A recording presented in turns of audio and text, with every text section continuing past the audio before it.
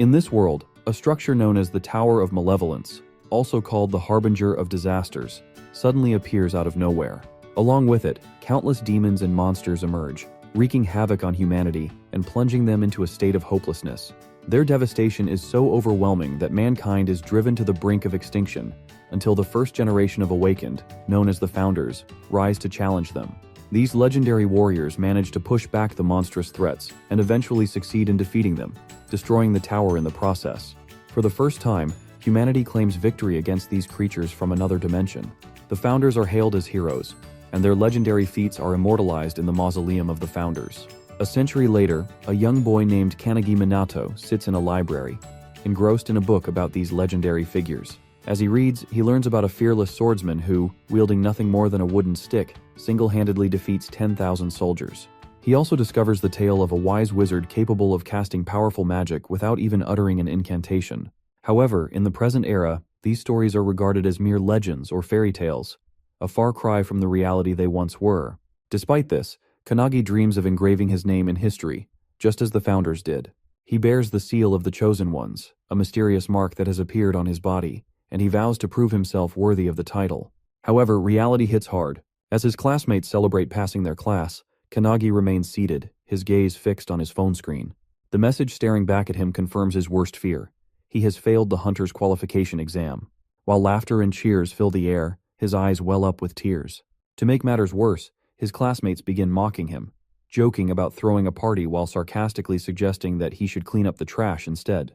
As someone who has awakened, he understands the simple rule: writing down a name would secure success in the test.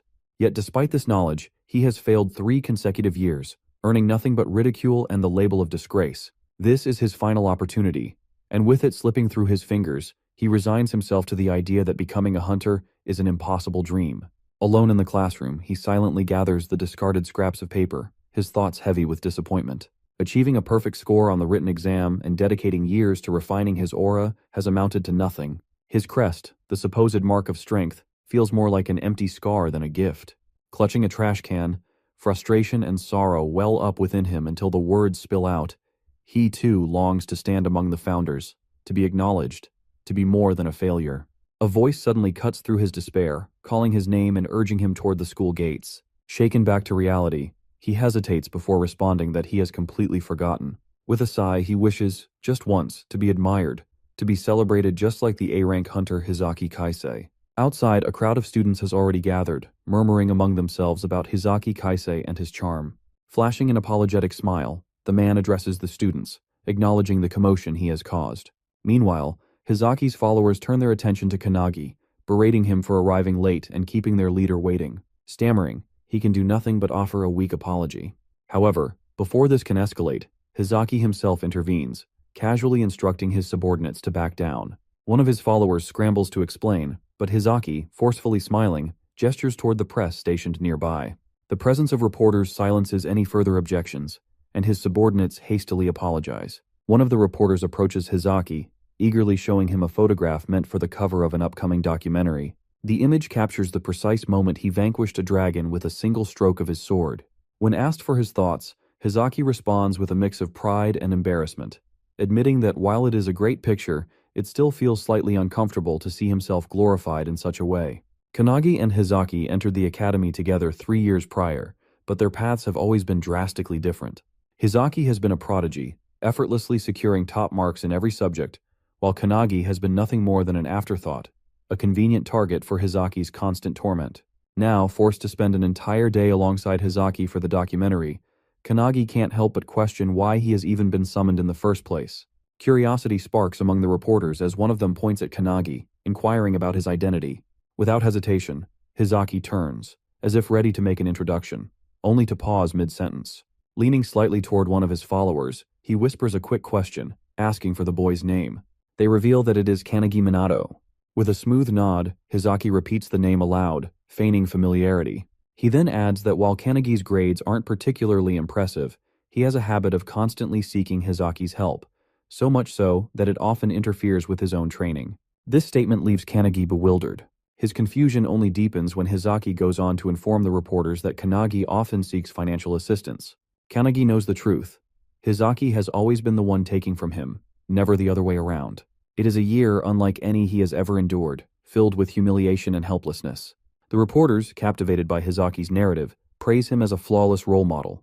As if to cement this image, Hizaki suddenly takes hold of Kanagi and proclaims to the cameras that he will soon rise as an awakened one, destined to leave his mark on history.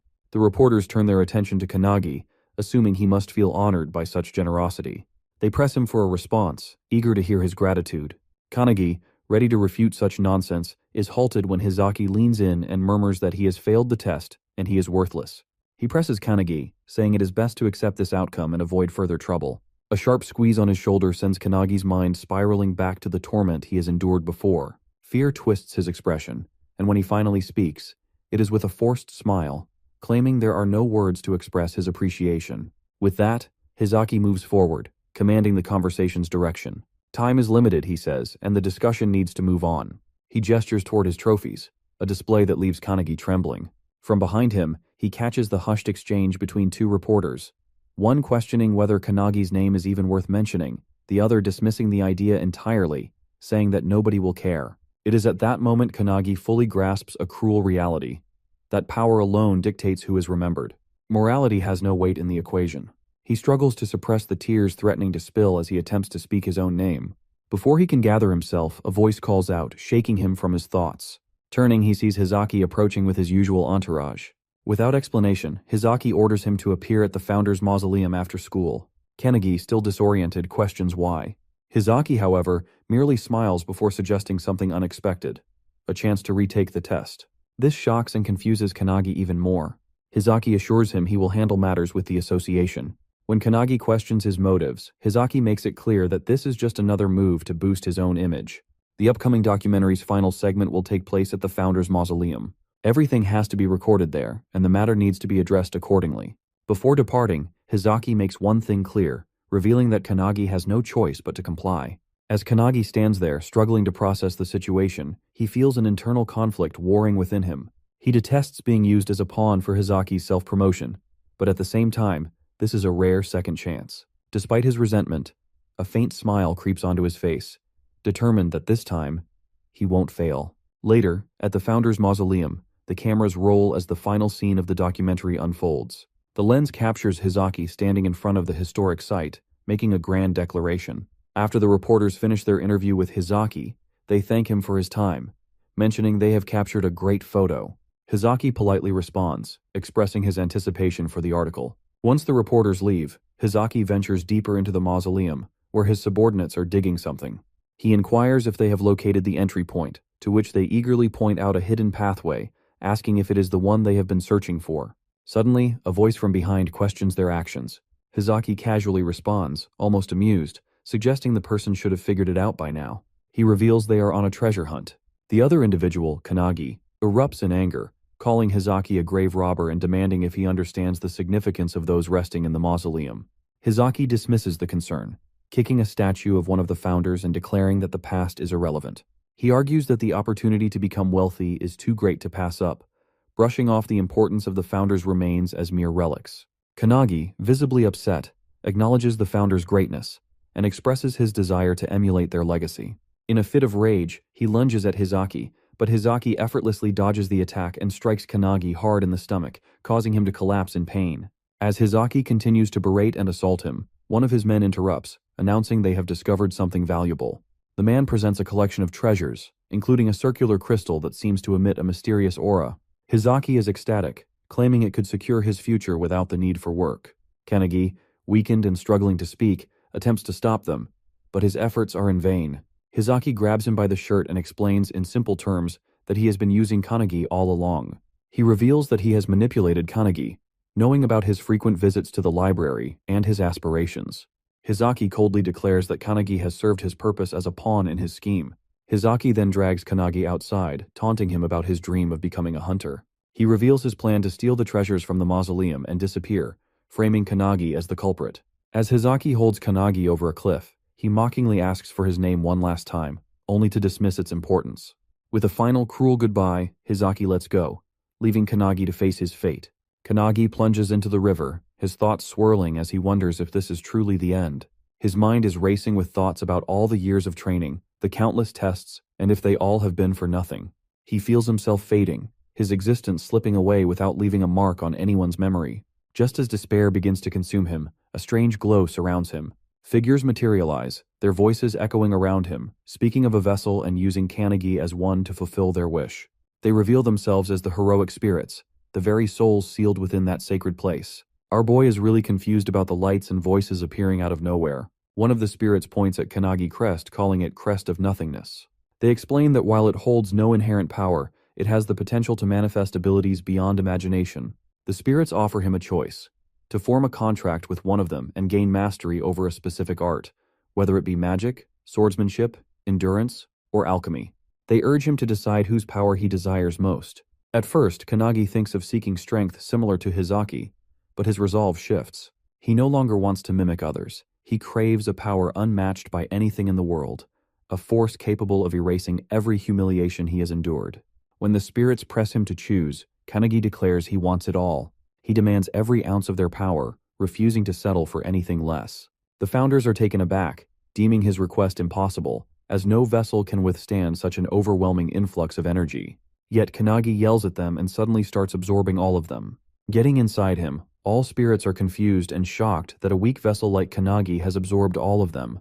From atop a nearby hill, Hizaki notices a sudden burst of light erupting from the river. The water surges violently, as if an explosion has occurred beneath its surface. Moments later, Kanagi emerges, landing on the hill in front of Hizaki and his men's. Kanagi looks irradiating a powerful aura, and his vibes seem completely different. One of Hizaki's men sneers, mocking Kanagi for crawling back like a roach. Kanagi, undeterred, breaks off a small branch from a tree and swings it at his men. They laugh incredulously, questioning if he truly intends to fight them with nothing but a stick. Hizaki, growing impatient, orders his men to cut Kanagi's head off, ensuring he won't survive this time. One of the men, calling himself an A-rank swordsman, steps forward, channeling his energy into his sword. He arrogantly declares that Kanagi should feel honored to be cut down by someone of his caliber. With a swift motion, the swordsman lunges at Kanagi, his blade slicing through the air. But as he lands behind Kanagi, something goes horribly wrong. Blood begins to pour from the swordsman's body, as though he has been the one struck. He screams in agony, collapsing to the ground. Hizaki and the remaining man stare in stunned silence, unable to comprehend what has just happened. Kanagi stands calmly with the branch still in his hand, mocks the fallen man, asking him to teach him the sword skills he was yapping about. Hearing that the remaining man starts channeling a spell, however, before he could do anything, Kanagi counters it with his own. He channels the Thunderbolt Hadad spell with incantation, and it directly strikes Hizaki man, sending him defeated on ground. Hizaki stands in disbelief, struggling to process how Kanagi has effortlessly defeated his men, first with nothing more than a branch, and now with magic that requires no incantation. Memories of ancient legends resurface in his mind. Tales of a legendary swordsman who once felled an army of 10,000 with only a wooden stick, and a wizard who could cast spells without chanting. These stories, long dismissed as myths, now seem to come alive in Kanagi. The souls of the founders, once dormant within the mausoleum, now reside within him. There are 106 souls in him of the great founders. Kanagi, recalling Hizaki's earlier boasts about marking his name in history, steps closer. He declares that his name won't be forgotten, that he will be remembered eternally, and that a new myth will be born from his actions. As he approaches, Hizaki struggles to accept the reality before him, that Kanagi has absorbed the souls of the founders through the crest of nothingness. Inside Kanagi, the founders express their joy and excitement, marveling at the freedom they now experience after centuries of confinement. They eagerly discuss who will take control of Kanagi's body, treating it as a competition. Among the founders, the great swordsman Hinoki Reichiru addresses Kanagi, expressing no surprise at being remembered after so long. He inquires about Kanagi's plans, dismissing Hizaki as insignificant, and directing Kanagi's attention to something far more ominous behind him. Kanagi, now focused, turns to Hizaki, who stammers in fear, warning Kanagi not to underestimate an A-rank hunter like himself. Without hesitation, Kanagi delivers a powerful jab to Hizaki's face, sending him flying through the air. Kanagi then turns his attention to a mysterious bag emitting a dark aura. As he focuses on it, a surge of immense power blasts out from within, catching him off guard. Hinoki, however, remains calm with a faint smile playing on his lips. Meanwhile, in the city, a three-headed wolf monster is wreaking havoc. A man calls out to Kisaragi, urging him to handle the beast. Kisaragi swiftly engages the creature. With a graceful leap, he positions himself above the three-headed wolf and strikes it with a waterfall impact attack from above. The crowd erupts in cheers, amazed by his ability to instantly defeat an A-rank monster. Kisaragi, an S-rank hunter, humbly accepts their praise, inquiring about Hizaki's whereabouts. A man mentions that Hizaki is likely occupied with an interview, adding that it must be nice to be hailed as a young hope. Kisaragi brushes off the comment, noting that Hizaki's rising popularity will benefit their guild's reputation. As they prepare to file a report and grab a drink, a deafening aura engulfs the city, accompanied by an overwhelming pressure. Panic spreads as people collapse, and even hunters struggle to withstand the force. Kisaragi turns to see his team in distress, realizing that A-rank and B-rank hunters are unable to stand against the source of the pressure. It is clear that an S-rank monster has arrived. On the streets, people collapse under the immense pressure that is emanating from the mausoleum of the founders. In the jungle, Hizaki, trembling and struggling to sit up, stares in shock as a massive monster emerges from the bag before them. He mutters in disbelief, questioning if it is a demon and what it could possibly be. Kanagi explains that Hizaki's actions have undone the seal, releasing one of the boss monsters from the tower that has been sealed away. Hizaki, observing the unfolding disaster, understands immediately what has transpired. The act of removing the relics has undone a powerful seal, allowing one of the tower's dormant monstrosities to break free. Hinoki, analyzing the beast with precision, recognizes it instantly. It is the embodiment of emptiness, classified well above S-rank danger. According to Hinoki, it can kill numerous humans within a few kilometers with its poisonous aura and was quite common during their era. Panic takes hold of Hizaki, who abandons reason and flees in desperation, convinced that staying means certain death. Kanagi, however, understands the predator's instincts and warns that movement will only invite disaster. The warning comes too late. The moment Hizaki breaks into a run, the monster reacts with predatory precision. It attacks Hizaki with its massive tentacles. Hizaki barely has time to raise his blade in defense before the tentacle strikes, piercing his chest with ease. Though he once slew a dragon with that very sword, it proves utterly useless against this ancient beast. The creature wastes no time spreading onto Hizaki's body and draining his very essence. His agonized screams echo through the streets, but Kanagi, having foreseen the inevitable, merely observes. Hinoki, standing beside Kanagi, takes advantage of the moment to place a hand on his shoulder. He proposes that he seeks complete control over Kanagi's body. He asks if Kanagi wants to see his one-handed sword style. But before the offer can be fully entertained, other founders intervene, grabbing Hinoki by his hair, accusing Hinoki of attempting to claim such a powerful vessel for himself. Caught in the act, Hinoki seeks to defuse the situation, though it doesn't help. It is Kanagi who disrupts the dispute, presenting his own terms. He will not grant control to a single individual. His body will be shared among them all. According to him, he will surpass them all and ascend to their level, proving his worth through strength alone. If they seek to use his body, they will need to show him what true power looks like. Hinoki, bewildered by Kanagi's audacity, readies his blade. Then, seizing the opportunity, he takes the first step in merging with Kanagi's body, rallying the other founders to do the same. As Hinoki lifts his sword, shadowing him, Kanagi does the same and targets the limbs of the monster. Hinoki's blade, guided by the expertise of another founder, severs one of the demon's arms in a single decisive strike. The beast retaliates with another violent swing, but Kanagi, now infused with yet another founder's mastery, evades with inhuman agility. Strength upon strength layers within him, each founder taking turns in controlling his movements. The old master's influence grants him the ability to seize the creature's own tentacles, using sheer force to slam the monster into the earth. The monster is sent flying by the attacks as Kanagi grabs a bow from the ground, allowing him to pierce the monster. He then uses every skill at his disposal, including whirlwind, fire breath, and ice attacks. Hinoki, seizing control once more, picks up Hizaki's broken sword from the ground. Just as the demon attempts a surprise attack from below, Kanagi's eyes glow yellow as the great wizard within him takes over, electrocuting the creature mid-strike. With a powerful leap, Kanagi positions himself above the monster, and Hinoki, now in control, executes his signature one-handed sword technique, the Gekirutachi wave cutting blade, slicing the demon in half and ending its rampage. A victorious smile spreads across Kanagi's face as the demon falls. Meanwhile, perched on a nearby tree, a raven observes the entire scene. Somewhere in the city, a man standing on a tower answers his phone, shocked to hear that the monster has already been defeated before he could intervene. He inquires if there are any strong hunters nearby, and the person on the other end reveals that, according to footage from the Raven, it is a student from the academy who has accomplished the feat. The man, Chihara Midori, the world's strongest awakened, expresses his desire to meet this student. The next morning, Midori sits atop a pile of monster carcasses, calling the academy's director. He informs him about the S-rank monster's defeat, but clarifies that it wasn't his doing. Based on the Raven's footage, it is Kanagi who has slain the creature. Midori finds it hard to believe, given Kanagi's history of failing the hunter's examination 3 times in a row. He requests a favor from the director. Back at the academy, students buzz with chatter about the previous day's events.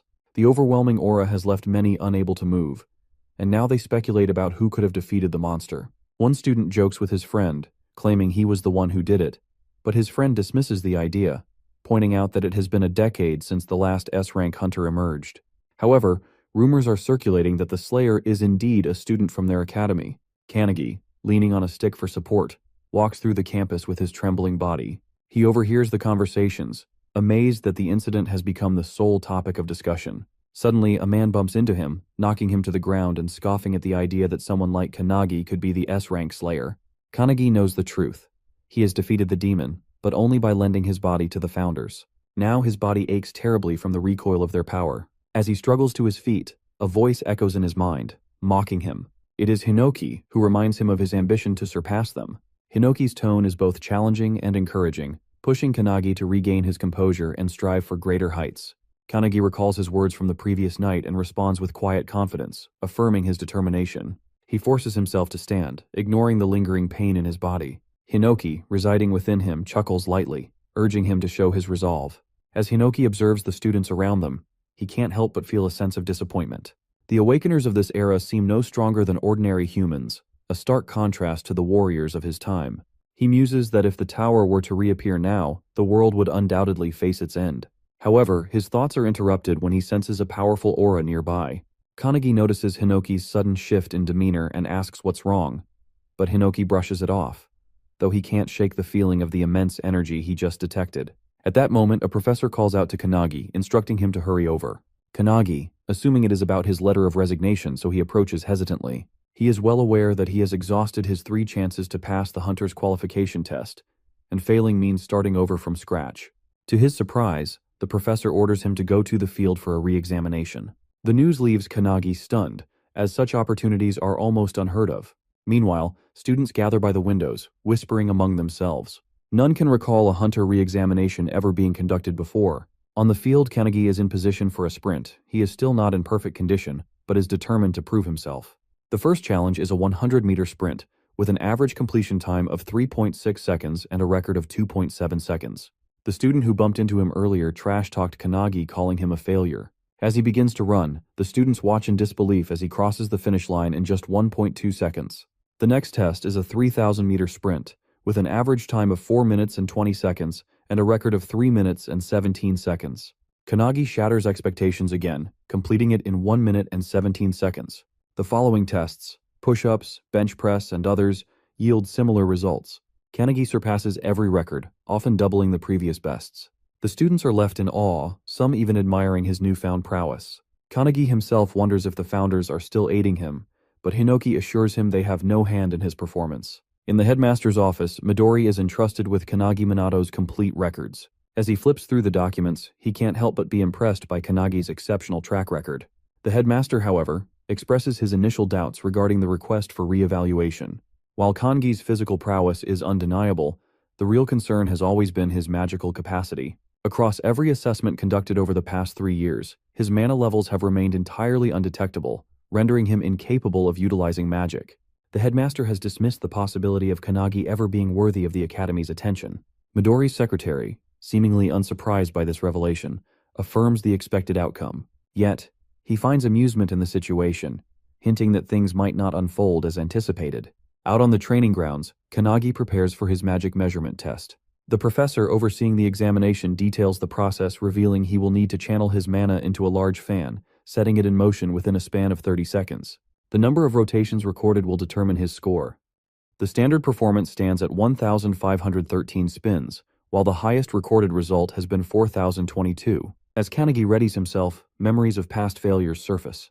No matter how much effort he has previously exerted, the fan has never so much as trembled beneath his attempts. His inability to sense mana has always held him back, but this time is different. For the first time, he can perceive it coursing through him, originating from his right foot, spiraling through his body, and returning once more. He recognizes that his breathing can regulate and accelerate the flow, allowing him to expel the energy through his right palm. As the professor signals the start of the test, Kanagi releases his mana. Instantly, the fan spins into motion at an astonishing pace. The counting machine struggles to register the rapid increase in speed, while the sheer force of the wind makes it difficult for the observers to even see the numbers. The velocity escalates beyond expectation, and before anyone can react, the machine blasts. The fan, now completely detached, shoots across the field like a cutter. Students cry out in alarm as it hurtles toward the main building, crashing directly into the headmaster's office with a deafening impact. Inside, the headmaster barely evades the incoming debris, collapsing from the sheer shock of the event. Midori's secretary, stunned by the spectacle, can hardly process what has transpired. Meanwhile, Midori, unshaken by the chaos, merely chuckles. To him, the resemblance between Kanagi's abilities and his own is undeniable. According to Midori, there has only ever been one individual before Kanagi who has produced an immeasurable score, and that is himself. The professor, still trying to make sense of what he has just witnessed, declares that Kanagi has passed the hunter examination. A wave of excitement ripples through the students as they erupt in cheers. Not only has Kanagi shattered every record, but he has surpassed all expectations. Staring at his own hands, Kanagi trembles with disbelief. He has spent years believing himself incapable of wielding magic, yet the power has been within him all along. From the sidelines, Hinoki observes the scene with quiet satisfaction, having anticipated such an outcome. Meanwhile, Kanagi knows that everything has changed. By surrendering his body to the founders, he has unlocked the dormant potential that has been hidden within him all this time. Hinoki can't help but laugh, remarking internally that the one before him is far from ordinary. With the crest of nothingness marking his fate, it's as if he has been waiting for this very moment for over a century. Before he can dwell further on the thought, an overwhelming presence descends upon them, sending a shockwave through the air.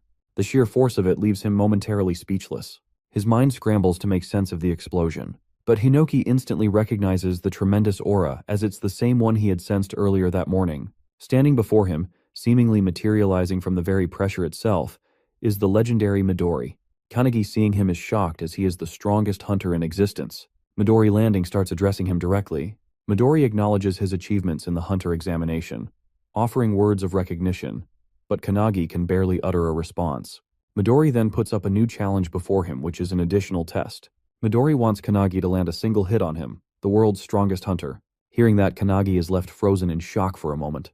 Midori, 23 years old, a man who has earned the title of a full-fledged hunter at the mere age of 9, now stands before him. His feats are legendary, unmatched in all of history. He has turned thousands of demons to ashes in mere moments, his power so overwhelming that even other hunters dare not stand against him. 10 years ago, he single-handedly eradicated the pandemonium outbreak, and 5 years prior, he subdued the outbreak of Kyushu. He is a living singularity. As Midori explains his challenge, Kanagi is left in disbelief.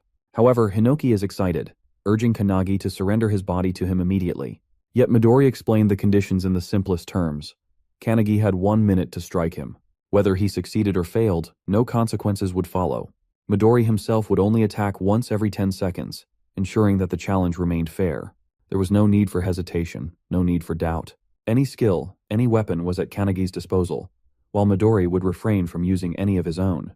To prove his sincerity, Midori summoned a vast arsenal of weapons, giving Kanagi the choice of anything he desired. The sight of so many legendary weapons appearing in an instant only added to the surreal nature of the challenge. Confusion clouded Kanagi's thoughts, realizing that he was going to fight the famous Midori in a one-on-one fight. Still unsure, he hesitated before finally asking if he was truly free to use any weapon. In response, Midori casually picked up a katana, his grip light but assured. With effortless ease, he sliced the blade clean in half, as if it were nothing more than a brittle twig. He stated without the slightest hint of arrogance that his body surpassed the sharpness of any blade. Kanagi barely had time to process this display before Hinoki's impatience flared. Frustration seethed in his voice as he demanded to take over, unable to tolerate Midori's overwhelming confidence. His anger boiled over as he declared that such words from Midori were unforgivable. Kanagi could feel Hinoki's energy surging, his presence amplifying as though he was ready to unleash his full strength. It dawned on him in that moment that Midori's power was comparable to that of the founders themselves. Against that level of strength, he had no real chance of victory. Yet, even as realization settled in that there was no time to hesitate. Meanwhile, all the students gather around for the fight. Without warning, Midori initiated the countdown. A slight smile tugged at his lips as he signaled the start of the test. Kanagi grabs his sword and charges at Midori, determined to attack. Hinoki questions whether he intends to fight alone, insisting it isn't fair, but Kanagi ignores him and continues his assault.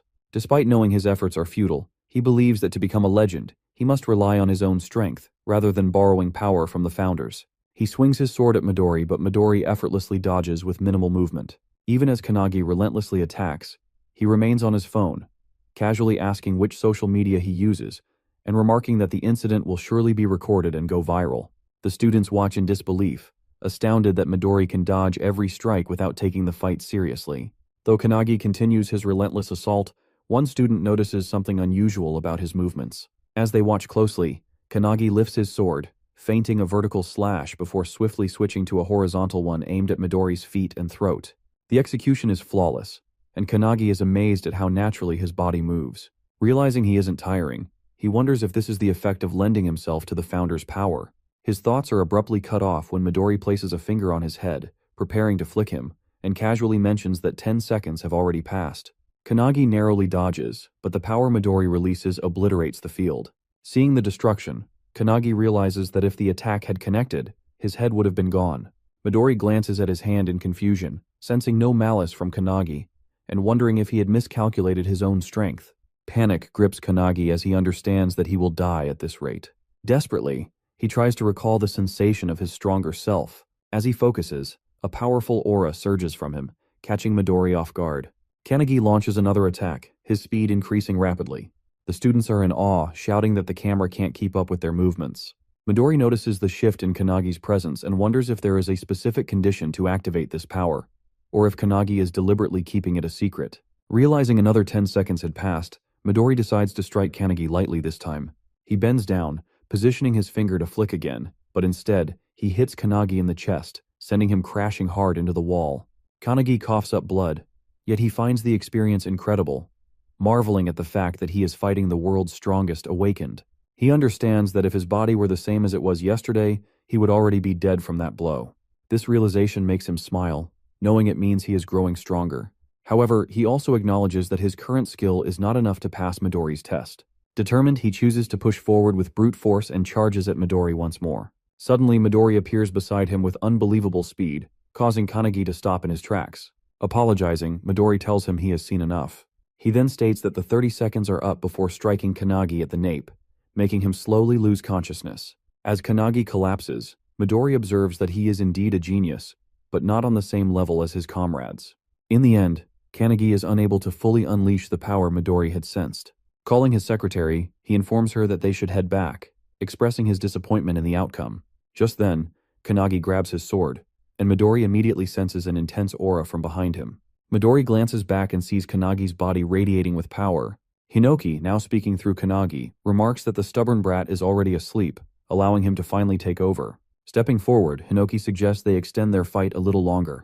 Meanwhile, Kanagi's spirit, separated from his body, panics at the sight of Hinoki controlling it.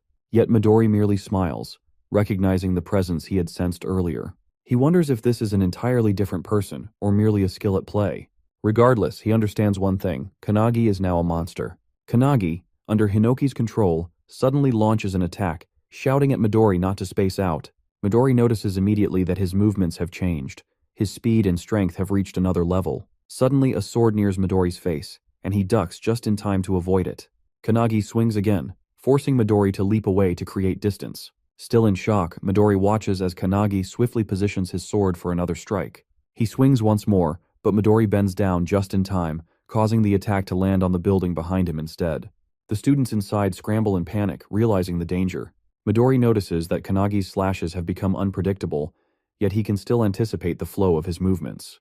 It reminds him of ancient swordsmanship, like a relentless torrent of water. Raising his palm, Midori laughs and remarks that such skill is necessary to defeat an S-rank like him. He then lifts his hand again, intending to put Kanagi to sleep once more, noting that only 40 seconds have passed. However, Kanagi suddenly moves forward at an incredible speed, swinging his sword and shouting that Midori won't be able to hit him. Midori swiftly jumps back to evade the attack, laughing as he acknowledges Kanagi's impressive skill. The students can hardly believe what they are witnessing as Midori is on the defensive. Kanagi shouts that Midori is boring and insists that he shouldn't hold back. He warns Midori that if he looks down on him, he will beat him up. Without hesitation, Kanagi leaps forward to attack, but Midori only laughs and responds with confirmation. With a swift kick, Midori sends a stone flying toward the weapons behind him. Instantly, the weapons float into the air. He jumps, catching Kanagi off guard, and grabs one of the weapons hovering above them. Excitedly, Kanagi exclaims that Midori is finally going all out. They then engage in an intense mid-air battle, clashing foot against foot, stunning the students who watch in awe. They seize every weapon within reach, shattering them into pieces with their sheer strength. Meanwhile, inside Kanagi's body, the founders observe Hinoki unleashing his full power. They are impressed that Midori is able to keep up. Old Man Spirit suggests joining the fight, but another founder scolds him, calling him tactless.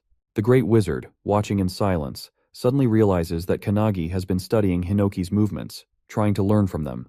He notices Hinoki shifting his center of gravity as he pounces from below, but the sword in his hands shatters once again. Frustrated by the poor quality of the weapon, Hinoki feels a surge of anger. Midori, on the other hand, finds the battle exhilarating and fun. However, he soon realizes that there are no swords left and wonders if Kanagi will resort to firearms. With a taunting smirk, Midori shouts that only 10 seconds remain and teasingly asks what Hinoki plans to do now. Hinoki glances toward the building behind him before leaping toward it. He heads straight for the man who had pushed Kanagi earlier and snatches his sword. Just then, Midori jumps closer, launching his fist at Hinoki. The impact causes a loud explosion against the building. Fortunately, Hinoki dodges in time and reappears in front of Midori. They resume their mid-air clash, exchanging blows. Midori shouts that the fight is fun and suggests they continue a bit longer. Meanwhile, the students notice that the building is on the verge of collapsing. As the battle reaches the rooftop, Midori's secretary watches nonchalantly. Midori then places his hand on a massive fan and grabs it, causing cracks to form on its surface. He retrieves the fan from the building and aims it at Hinoki. With a powerful throw, he sends it hurtling toward him. However, he is taken by surprise when Hinoki, wielding his one-handed sword, slashes through the fan like dice with his dice-style sword art. The fan shatters into tiny fragments, and Midori reacts with excitement, praising Hinoki's skill. However, Hinoki wastes no time and launches his sword at Midori. To his shock, the sword shatters upon impact. Midori raises his hand, aims at him, and calmly acknowledges that 60 seconds have passed before striking Hinoki with his palm, sending him crashing down. Hinoki curses under his breath, but before he can react, Kanagi suddenly leaps onto his back and pushes him back toward the other founders. As Midori's attack nears, Kanagi manages to deflect it aside with a gentle motion, successfully dodging the strike. The unexpected maneuver leaves both Hinoki and Midori stunned. However, the impact breaks one of Kanagi's hands. Despite that, he remains focused on his goal and delivers a punch to Midori's face with his remaining good hand.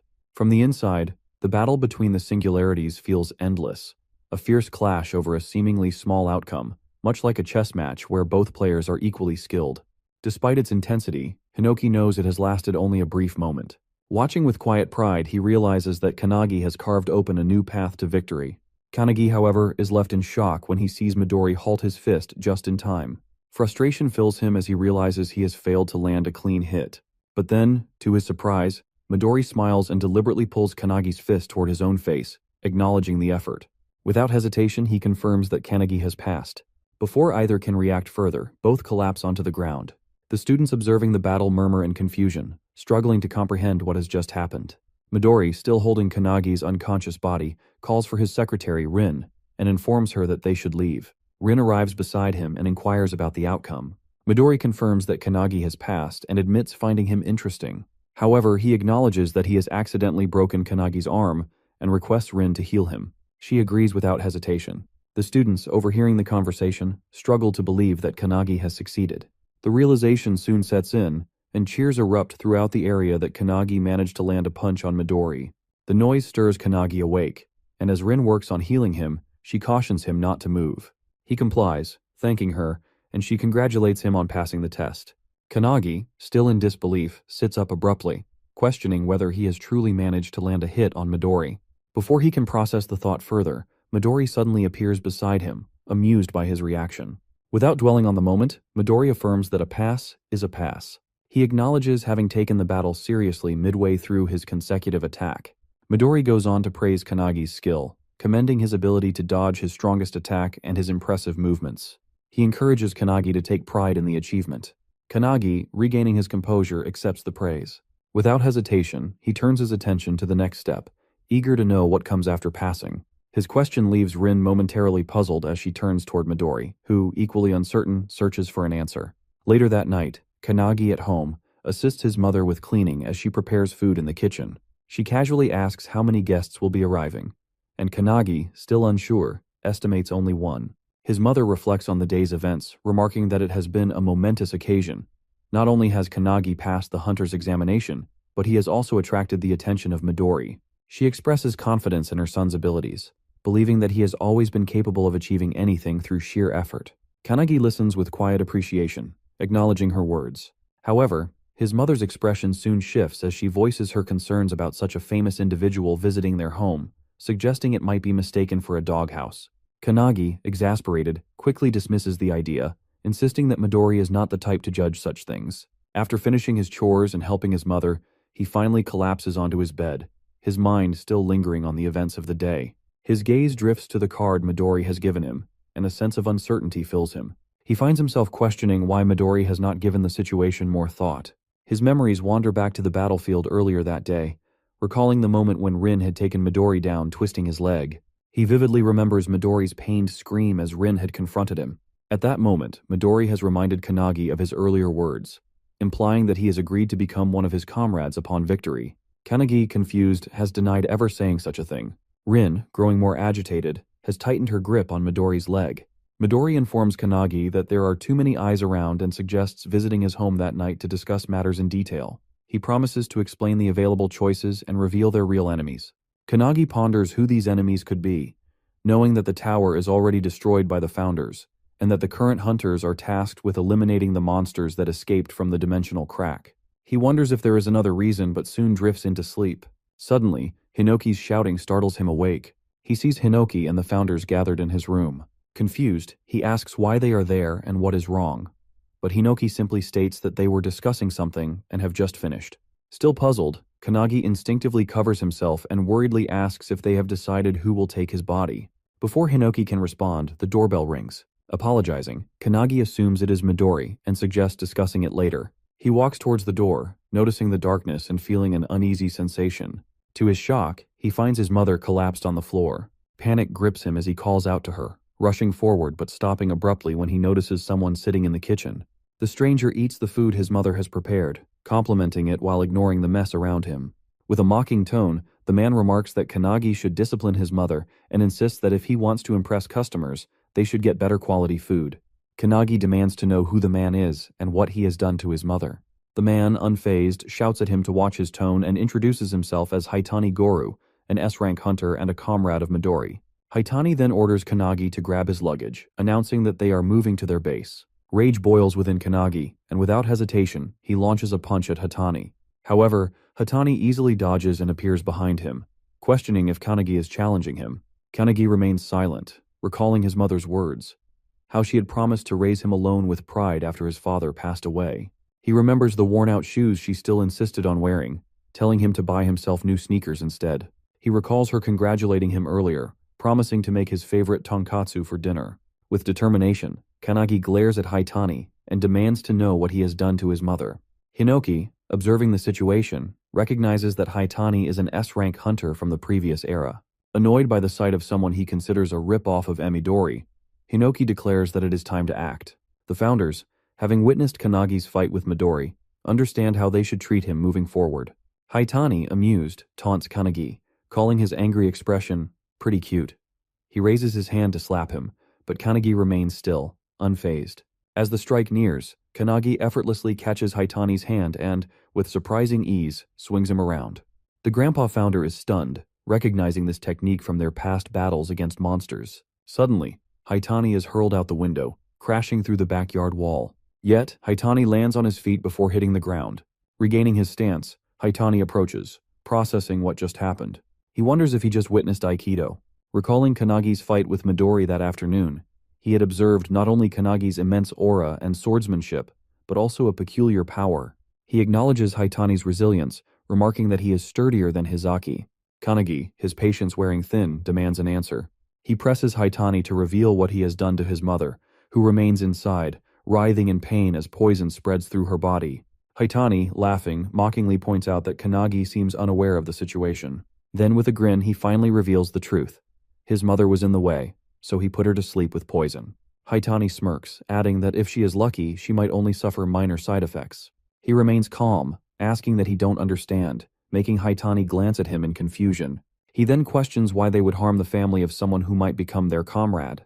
Hatani only laughs at the word comrade before suddenly appearing behind him, ready to strike. He narrowly avoids Haitani's attack, but the relentless assault continues. While attacking, Haitani declares that he will never be their comrade as he is only a puppet obeying their commands. He taunts him, saying that once his loved ones become hostages, he will have no choice but to submit, calling him naive. Before he can react, Haitani steps on his foot and slashes him, mockingly asking if he was right. He quickly creates distance, feeling the burning sensation on his cheek. As he reaches up, he realizes the poison is already spreading. Haitani grins, lifting his fingers, now coated with sharp needles laced in poison. He teases that it is already in his system. He then reveals that it allows him to produce dozens of poisons from his body called Phantom Bug's Poison. Deadly Vision. Complaining about the inconvenience of this mission, Haitani mentions that if he wished, he could release deadly toxic gas across a 5-kilometer radius, but doing so in the middle of the city is not an option. He states that the poison will kill him within a minute unless he agrees to join their organization, in which case Haitani will provide the antidote. Otherwise, he will perish. He contemplates the sheer lethality of Haitani's toxin, recognizing that for an ordinary person, it would be an inescapable death sentence. Looking down at his hand, he calls upon the god of medicine Valentine, questioning whether she is present within him. The founders shift their gaze toward Valentine, who appears both confused and surprised. Apologizing for summoning her so suddenly, he asks if she can later teach him how to neutralize the poison. Stammering, she agrees. Haitani, irritated, hurls another wave of poison at him while demanding to know what nonsense he is mumbling. He swiftly dodges, explaining that the Aikido technique he used earlier was borrowed from the god of hands, Kudu Huma. The old man, residing within him, is taken aback, realizing that he has managed to replicate his move from a single moment of observation. He then calls upon the 10,000 army slasher, Hinoki, the blue spear of destruction, Shimmer Kalkis, and the heavenly bow, Margit. He states that he has studied and memorized all of them from the records. Informing Haitani that the founders he once revered now reside within him, he leaves Haitani bewildered. But rather than feeling fear, Haitani becomes enraged, shouting that he will introduce him to a world of pain. Haitani charges at him with his needles out. He leaps away just in time, avoiding the attack. As Haitani's strike lands on a nearby tree, the tree withers and dies instantly. Without hesitation, Haitani launches another attack, shouting that if he kneels and begs, he might at least receive an antidote to lessen the pain. He warns that once pain consumes him, he will never return to normal. His mind will be lost to madness. But he remains silent, waiting as Haitani's hand draws closer. Just as Haitani reaches him, he swiftly slides to the side, placing his palm against Haitani's chest and activating the fist of Saint Wantak. Haitani coughs up blood from the impact, shocking Wantak within him. The force sends Haitani crashing into a streetlight. Without hesitation, he follows up with a kick using the Feet of Light, Eilerson, sending Haitani flying a great distance. Eilerson, residing within him, is stunned by the power. However, Haitani manages to stand, recovering quickly. In an instant, he appears in front of him again, attacking with both hands. He manages to slip through his attack, breaking some of his needles, and uses the sharp beak Karail attack, hitting Haitani's stomach. Kanagi then slashes Haitani with the Dragon's Claw, Rowan's skill, leaving Rowan stunned in surprise inside him. Haitani grabs him and activates the Flipper of Lilac, throwing Haitani around in midair. Floating, he wonders what is happening. He knows that poison should cloud judgment, and it should have already affected the nervous system, but Kanagi is still moving, strong and unharmed. Kanagi activates the Magus of Truth, Meltius Silentius, and releases it on Haitani, causing a loud energy blast that leaves everyone in shock. Hinoki asks the founders if they saw that, and tells them that just after defeating Haitani, Kanagi started copying all their moves, both physical and magical. He adds that he doesn't care whether Kanagi's power comes from the crest of nothingness, but he finds him interesting. The founders agree. Hinoki suggests they train Kanagi, believing that if the founders train him, he will become the strongest awakener. Somewhere else on rooftops, hooded individuals are running and jumping. One of the individuals urges everyone to hurry, revealing that Nemours guilds are after Kanagi, so they should move quickly to catch him before they do. Suddenly, Midori appears behind him, asking if there are really that many. The man is shocked, and Midori calmly tells him that if there are 15, he should be the last one. He points a finger near the man's forehead, flips his head, and slams him hard onto the building's roof. Midori contacts Rin through his Raven's call, and she answers immediately, informing him that she has arrived. She reassures him that no awakeners are nearby, but her next words catch him off guard. Someone else has already been there. Midori remains silent, waiting for her to continue. Rin then reveals that the intruder was Haitani, an S-rank hunter known for his mastery of poison. He had come looking for Kanagi but had been utterly defeated. Midori's gaze shifts to the rooftop, where Haitani lies sprawled out, mouth slightly open, making Midori wonder what had happened. A short while later, they arrive at Kanagi's house. Midori claps his hands together, a bright grin forming as he praises Kanagi. He expresses genuine admiration, admitting that he never expected Kanagi to take down an S-rank hunter. Without hesitation, he asks if Kanagi had been exposed to the poison. Kanagi scratches his cheek, offering a small, sheepish response. Both he and his mother are fine. Hinoki crosses his arms, unimpressed. He reminds Kanagi that without Valentine's intervention, he wouldn't have made it through the night. At the mention of her name, Valentine groans in exhaustion, only for Hinoki to acknowledge her quick work. He notes that finishing everything in just 5 seconds is no small feat. Valentine shrugs, muttering that it wasn't difficult. With the poison's creator lying there, all it took was a few well-placed jabs to extract the necessary blood samples and find the antidote. Midori exhales, turning his attention back to Kanagi. Apologizing for his delayed arrival, he reassures him that he has already taken precautions against the many organizations now targeting him because of the events from today's video. Kanagi, still processing everything, finally voices the question weighing on his mind. He asks if Haitani had been lying when he claimed to be Midori's comrade. Midori nods without hesitation, confirming that it was a lie. He adds that there are plenty of people who throw his name around for their own benefit.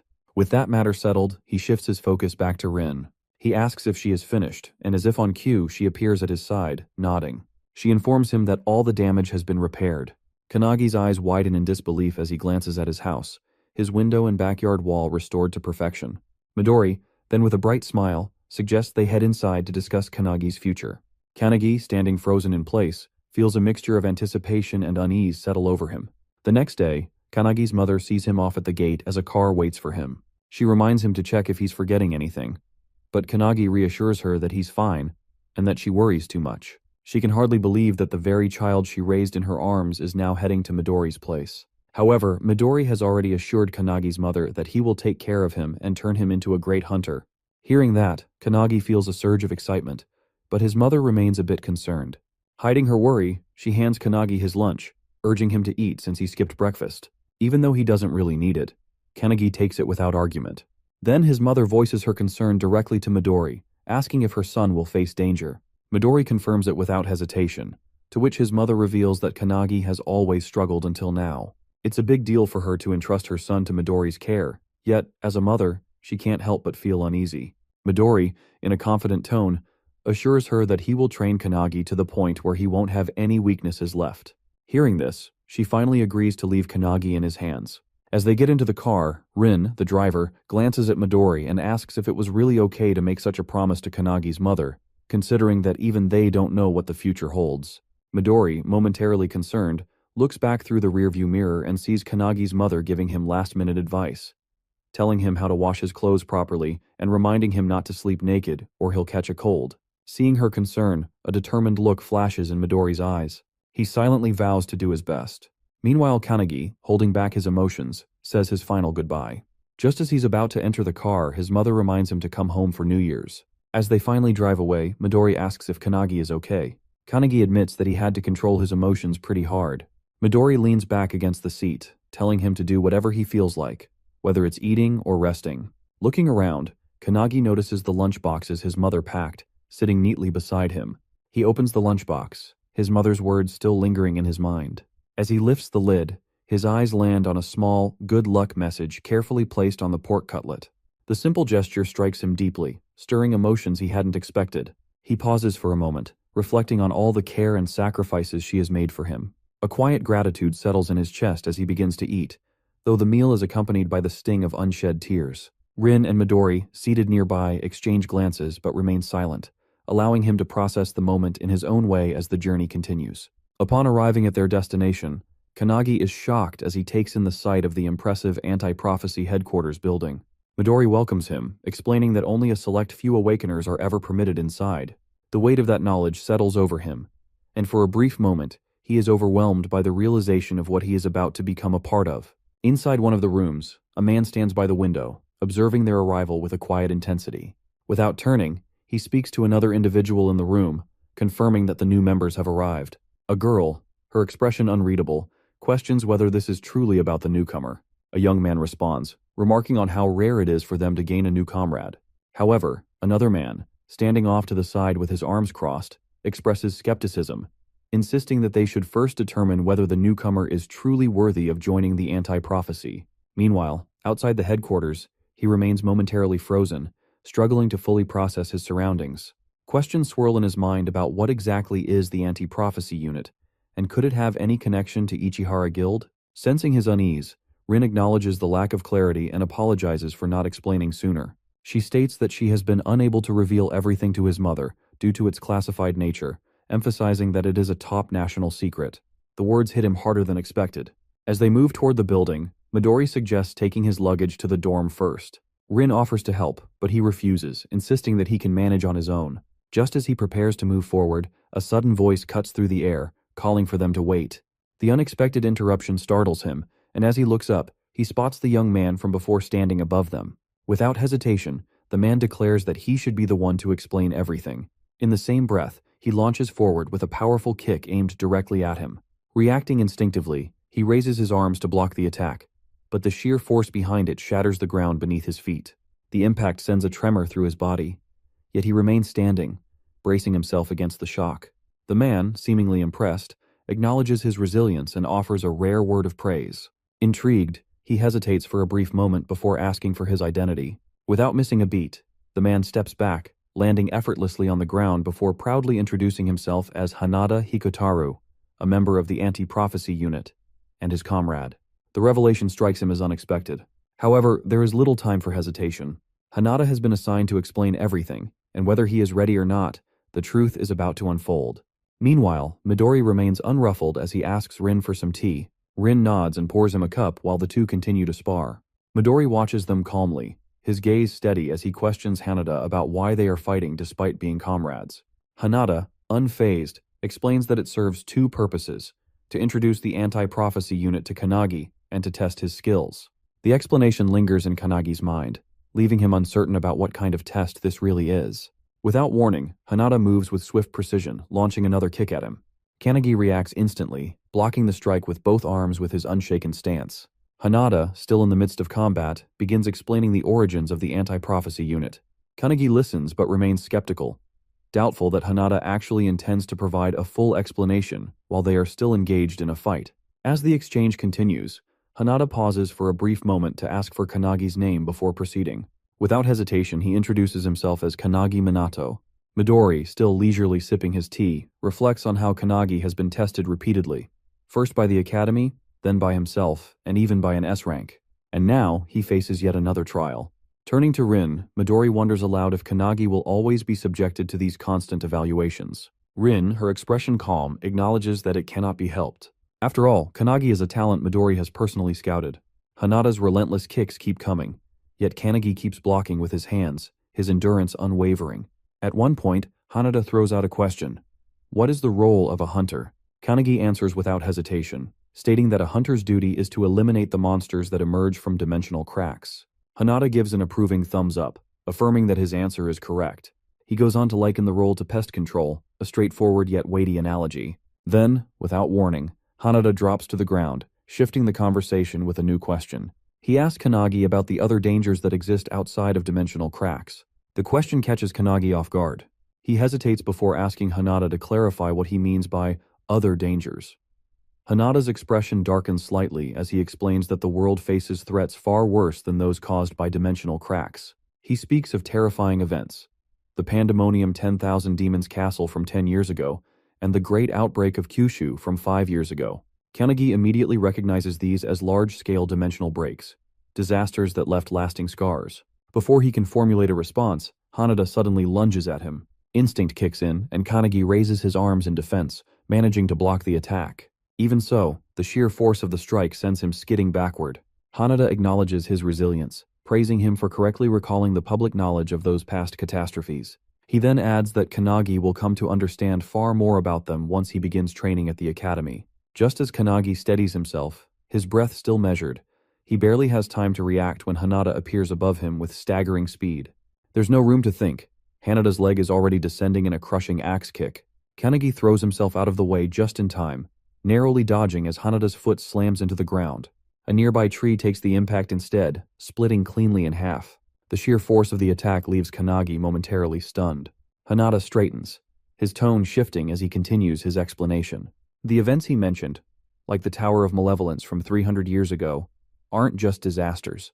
They are full-scale invasions, direct attacks from another dimension. Kanagi processes the weight of those words, struggling to believe what he's hearing. This isn't just history. This is happening now.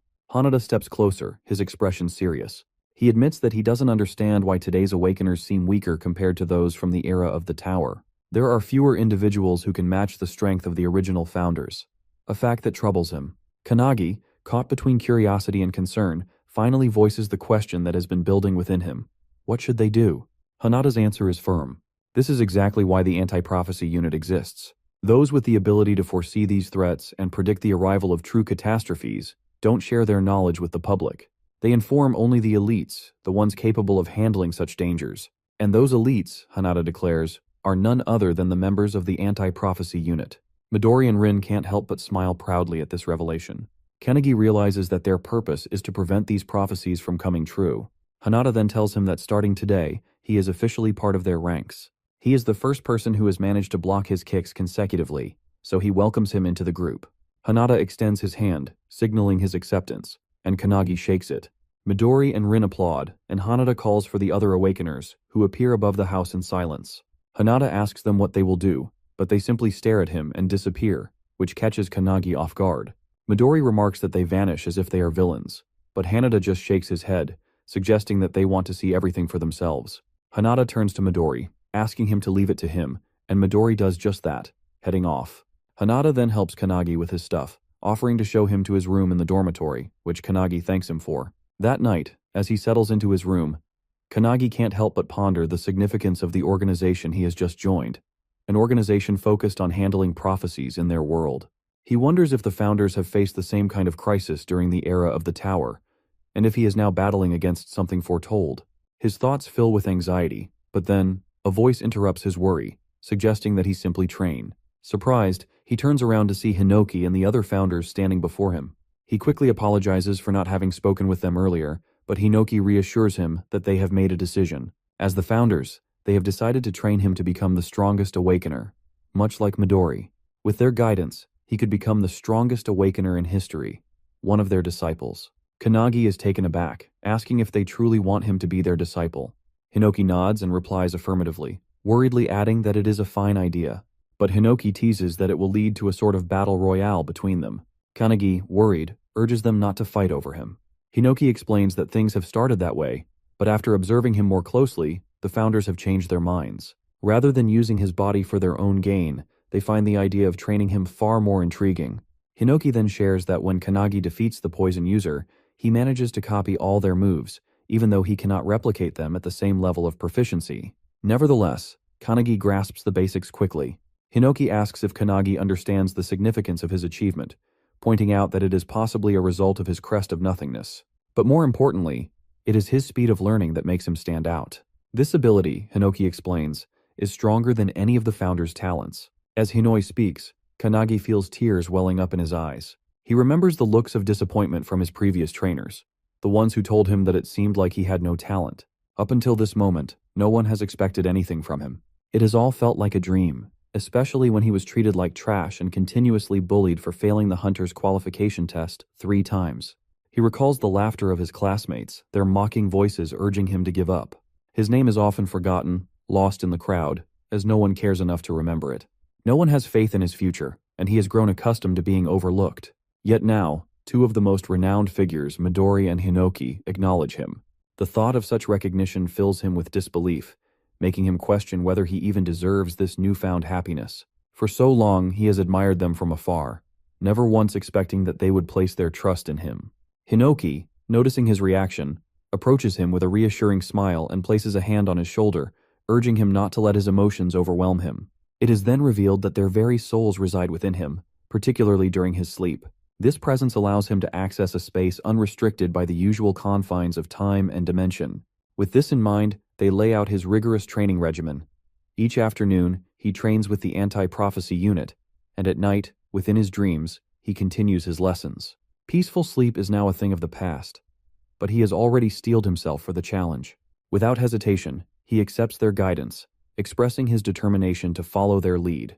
As the night passes and morning arrives, in the bathroom, Hanada stands by the sink, washing his face when he notices him entering. A greeting is exchanged, though fatigue still clings to his expression.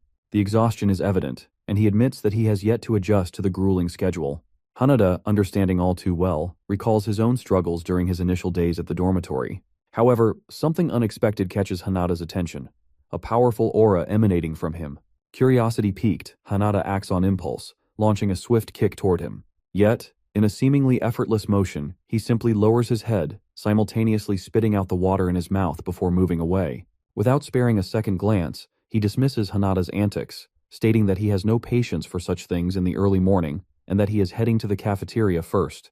Hanada, left in disbelief, realizes that the speed of his attack is faster than the previous day, yet it has been dodged with ease. Moments later, in the cafeteria, Hanada spots a suitable place to sit and approaches a woman enjoying a piece of fruit. He inquires whether she minds if they join her, to which she gives a curt approval. Seizing the opportunity, Hanada takes a seat across from her and signals for him to sit beside him. Recognition dawns as he recalls that the woman was introduced as one of Hanada's comrades the day before. However, her demeanor remains distant. She addresses him with formality, making it apparent that she does not particularly welcome his presence. Despite this, he greets her and introduces himself. Her indifference is immediate. She has no interest in learning his name, nor does she intend to remember it.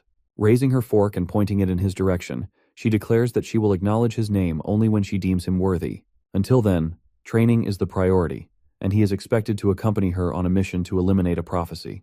The prophecy dated back to 1945, when the first book of prophecy had been unearthed deep within the ice of Antarctica, buried 3,000 meters beneath the surface. It was known as the Book of Doom. Its writing was crude, resembling the scribbles of a child, yet its contents foretold a catastrophic future. According to its predictions, the world would be subjected to a devastating attack 80 years later, along with a series of apocalyptic disasters. The weight of its words had been enough for the world to take it seriously. As they travel in the car, she poses a question, prompting him to reflect on why the world chooses to believe the book's grim predictions. His thoughts linger for a moment before he looks in her direction, still uncertain of her name. However, before he can inquire, she dismisses the need for introductions and urges him to provide an answer. He reasons that the prophecies must be accurate, but her reaction is immediate. She scoffs at his response, questioning his intelligence. If even a single event inscribed in the Book of Doom comes to pass, the world will face its end. The weight of this revelation leaves him stunned. As their conversation continues, he turns to Hanada, curious about the number of prophecies recorded. Hanada estimates that there are around 200, a revelation that leaves him speechless. He can't help but wonder if the world is already beyond saving. However, Midori reassures him that nearly 180 of these prophecies have already been prevented, a statement that fills him with awe. Still trying to grasp the significance of it all, he returns to the question of why the world puts its faith in the book. The woman explains that the Book of Doom was discovered by an explorer named Bernard Russell. The moment Bernard opens it, the very first page greets him with the words, "Hello, Bernard," followed by a precise timestamp, March 17, 1945, at 11:35 a.m., on a sunny day, the date and time when he discovers the book. The eerie accuracy of this prediction leaves no room for doubt. Hours later, they arrive at their destination, Tokyo Sumida Ward, where an intermediate-level dimensional crack has formed. As they approach, guards stationed at the site block their path, firmly stating that the area is off-limits. Ignoring the warnings, they move past them with remarkable speed, leaving the guards momentarily stunned. When he hesitates, questioning whether it's truly all right to proceed, Hanada assures him that it is. The woman begins explaining the broader crisis at hand. Catastrophic events such as the Third World War, the dark side of the moon, the invasive pandemic, and the floating trees have all been classified as emergencies. Among these, the pandemonium outbreak, an incident Midori manages to suppress, stands as a particularly dire example. Though the Book of Doom is widely known, it is merely one of many grimoires scattered across the world. The Anti-Prophecy Unit exists specifically to gather intelligence, analyze predictions, and take preemptive action. Their responsibilities span multiple threat levels. Rank 3, involving the destruction of one or multiple regions. Rank 2, escalating into national emergency. Rank 1, affecting the planet's environment as a whole. Special rank, reserved for destruction of the world. He listens intently, his growing realization turning into alarm. With urgency in his voice, he asks if these missions are now solely their responsibility. The woman, unshaken, confirms that such duties naturally come with being a member of the anti-prophecy unit. Not long after, Kisaragi and his team spot them crossing the yellow caution line and immediately confront them. Assuming they are civilians, Kisaragi warns them to turn back, explaining the dangers of their location. However, she dismisses his concerns, stating that today's prophecy is a rank 3 event. Though the dimensional crack before them appears to be an intermediate B rank, in reality, it poses a much greater threat. A rank 3 disaster, codenamed Yellow Journal. She is certain that the crack will expand further, and almost as if on cue, it begins to widen at an alarming rate. Kisaragi turns, eyes widening in horror as the fissure tears open completely. A wave of creatures begins pouring out, each one more monstrous than the last. With a sharp command, he orders his squad to prepare for battle. But the response is immediate and brutal. The creatures overwhelm his forces within moments, cutting them down with little resistance. Panic sets in as he curses under his breath, realizing that even B and C rank hunters are struggling to hold their ground. Then, his attention shifts to an even greater danger, the immense pressure radiating from a boss-level monster. Watching the newcomers stride forward, Kisaragi tries once again to intervene, warning them to stay back. But before he can say more, the woman presses her hand to the ground and casts a spell called Trismegistus. Instantly, spears erupt from below, impaling the creatures in a swift, merciless strike. Their bodies collapse, lifeless, as blood pools around them. Hanada too launches his own attack. With a burst of speed, he moves fluidly through the battlefield, knocking down every enemy in his path with precise, calculated movements. Kisaragi, witnessing the display of skill, is left speechless. He has always considered himself formidable as an S-rank hunter, yet these individuals far surpass him. He can't comprehend who they are or where they have come from. Then, the woman turns to Kisaragi and, with unwavering certainty, orders him to fall back. From their perspective, he is the civilian in this situation. Kisaragi's gaze drops to her hand, where an emblem is imprinted on her skin. Recognition flashes across his face. Their presence here isn't random. They are government operatives. Before he can process the implications, a massive hand emerges from the dimensional crack, ripping it open even further. As the rift widens, a towering beast steps forward. Gelia Ulnir, a being far beyond S-rank, looms over them, its monstrous form radiating an overwhelming presence. Without hesitation, the woman lunges forward, preparing to strike. Kisaragi shouts, warning her against a reckless attack, but his words fall on deaf ears. Together, they launch their assault, unflinching in the face of the threat before them.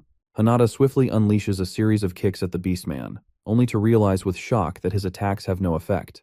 The creature's anti-physical armor renders his strikes useless, forcing him to retreat just as it lunges toward the woman. Without hesitation, she gathers energy in front of her, preparing a counterattack. However, before she can react, Kanagi appears between them, stopping the beastman's assault with nothing but his bare hand. The impact causes the beastman to explode in a burst of energy, leaving everyone momentarily stunned. As the dust settles, Hanada recognizes the attack as a penetration shock. What truly shocks him, however, is that he has taken down an S+ rank monster with a single blow. The realization strikes him that Kanagi's strength has increased significantly overnight. Though the woman calls out, stating that such force was unnecessary, he knows that when facing an enemy with high physical resistance, striking from within is the most effective approach. He learned this from Wantak, the Fist Saint, who taught him the basics of penetration attacks just the night before. With that, Kanagi turns towards the girl and asks her name, noting that he saved her, so at least he deserves that. She excitedly reveals that her name is Akane. With no time to dwell on the moment, Hanada turns back toward the battlefield, enhancing his physical abilities to engage the new wave of monsters emerging from the crack. The woman, undeterred, unleashes her own attack, drenching her opponents in liquid mercury before igniting it into a powerful explosion with her Mercurius reject skill. Together, they press forward, recognizing that just as Kanagi pointed out earlier, breaking their enemies from the inside is proving far more effective. Determined to move forward, she signals to Hanada, and without hesitation, they both advance toward the dimensional crack. Behind them, Kisaragi can do nothing but watch in disbelief. He knows that the world beyond the crack is entirely different, an unknown realm filled with unimaginable dangers. To venture inside is madness. Yet, before he can react, the two have already rushed ahead, leaping through the crack without a second thought, leaving him surrounded by the lifeless bodies of A-rank monsters. The realization strikes him. These two are not ordinary fighters. They have to be part of the rumored secret organization. As they enter the dimension, an overwhelming swarm of creatures awaits them. Assessing the situation, Akane raises her hand, noting that the monsters are identical to those outside. With precision, she conjures a barrage of mercury spears, impaling the creatures instantly. Kanagi, while running, observes her technique, acknowledging her immense power. He understands now why she is regarded as the strongest area of effect fighter within the anti-prophecy unit. Defeating the other enemies, Akane now stands in front of a massive bear monster. However, just as she is about to attack, Hanada leaps toward it first. Seeing him, the bear swings its claws, but Hanada dodges by, jumping onto the roof, and then follows up with a barrage of kicks all around the beast. Kanagi watches in amazement as Hanada effortlessly moves and simply giggles. However, to his shock, Kanagi suddenly rushes toward the bear and unleashes a barrage of kicks just like he did, asking Hanada if it looked similar to his own technique. Hanada is taken aback but smiles in amazement. After defeating the monster, they venture ahead. Akane notices that as they go deeper, the number of enemies decreases. They finally reach a huge open space that resembles an arena. Suddenly, they feel a powerful aura around them, realizing that something is coming. To their shock, a massive Minotaur warrior monster jumps in front of them, completely enraged. It is a boss-blind Minotaur with a triple S rank power level. While Hanada and Kanagi are taken aback by its towering presence, Akane stands nonchalantly before it, questioning if this is really the boss. Numerous spears emerge from the portal as Akane yells at the others to unleash their strongest attacks. She will handle the final blow. Hearing this, Hanada begins channeling his energy while Kanagi stands in the background, amazed by both of their attacks. However, deep down, he knows it might not be enough to defeat the beast. When Hanada hears this, he is taken aback that Kanagi doubts their strongest attacks. Despite being bombarded by magic attacks, the beast swings its massive weapon, creating a crater in the ground and sending powerful shockwaves throughout the arena. As the dust settles, they are shocked to see that the beast remains completely unscathed, even after their most powerful strikes. The group braces themselves for battle once more. As Kanagi prepares himself, he suddenly hears someone praising Akane's talent. He recognizes this voice. It belongs to his founder's spirit, Kilik.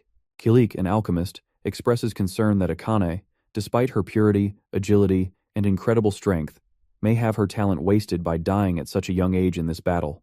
According to Kilik, Akane tried her best, but this Minotaur is on an entirely different level of power. She underestimated the monster's physical resistance, which is at a full 100%. Growing concerned, Kanagi asks what he should do, to which Kilik simply laughs. Meanwhile, Hanada and Akane struggle against the beast, realizing they should have brought someone skilled in magic. As Akane glances at Kanagi, she is taken aback by the strange energy radiating from his body. Kanagi has surrendered control of his body to Kilik, who casts his powerful spell, Mercurius, on the beast's legs. The spell freezes its lower body, leaving Akane completely stunned. She is shocked not only that Kanagi used the same type of skill as her, but also that he executed it in a way that effectively immobilized the beast. Kilik, now controlling Kanagi's body, looks at Akane with a serious expression and calls her a fool. He then scolds her for lacking flexibility in her expertise, telling her that she still needs to learn how to manipulate substances in 3 different forms to truly become an alchemist. As Kilik speaks, he simultaneously fills the Minotaur's entire body with mercury. As the liquid metal begins to seep from the monster's mouth, he casts a boiling spell. The mercury inside the beast rapidly heats up, boiling from within, while its toxic fumes spread throughout the arena, making it difficult for the others to breathe. Akane watches in amazement, realizing that instead of relying on brute force, Kilik used extreme temperatures to subdue the monster. Meanwhile, the Minotaur writhes in agony, its body overheating from the inside. While executing the spell, Kilik casually mentions to Kanagi that he wants to take Akane as his disciple. Kanagi, however, brushes it off as a joke. The boiling mercury ultimately overwhelms the Minotaur, reducing it to a lifeless heap on the ground. With that, the mission for the day, defeating the boss, which was classified as a level 3 prophecy, ends in victory. Akane watches in disbelief, unable to comprehend what she just witnessed. The skill Kanagi used should only be accessible to an awakener residing within a crest. She knows that Kanagi must be in the same class as Hiko, yet he managed to wield alchemy at her level. Still in shock, she demands to know who Kanagi really is. With a confident smile, Kanagi extends his hand and introduces himself.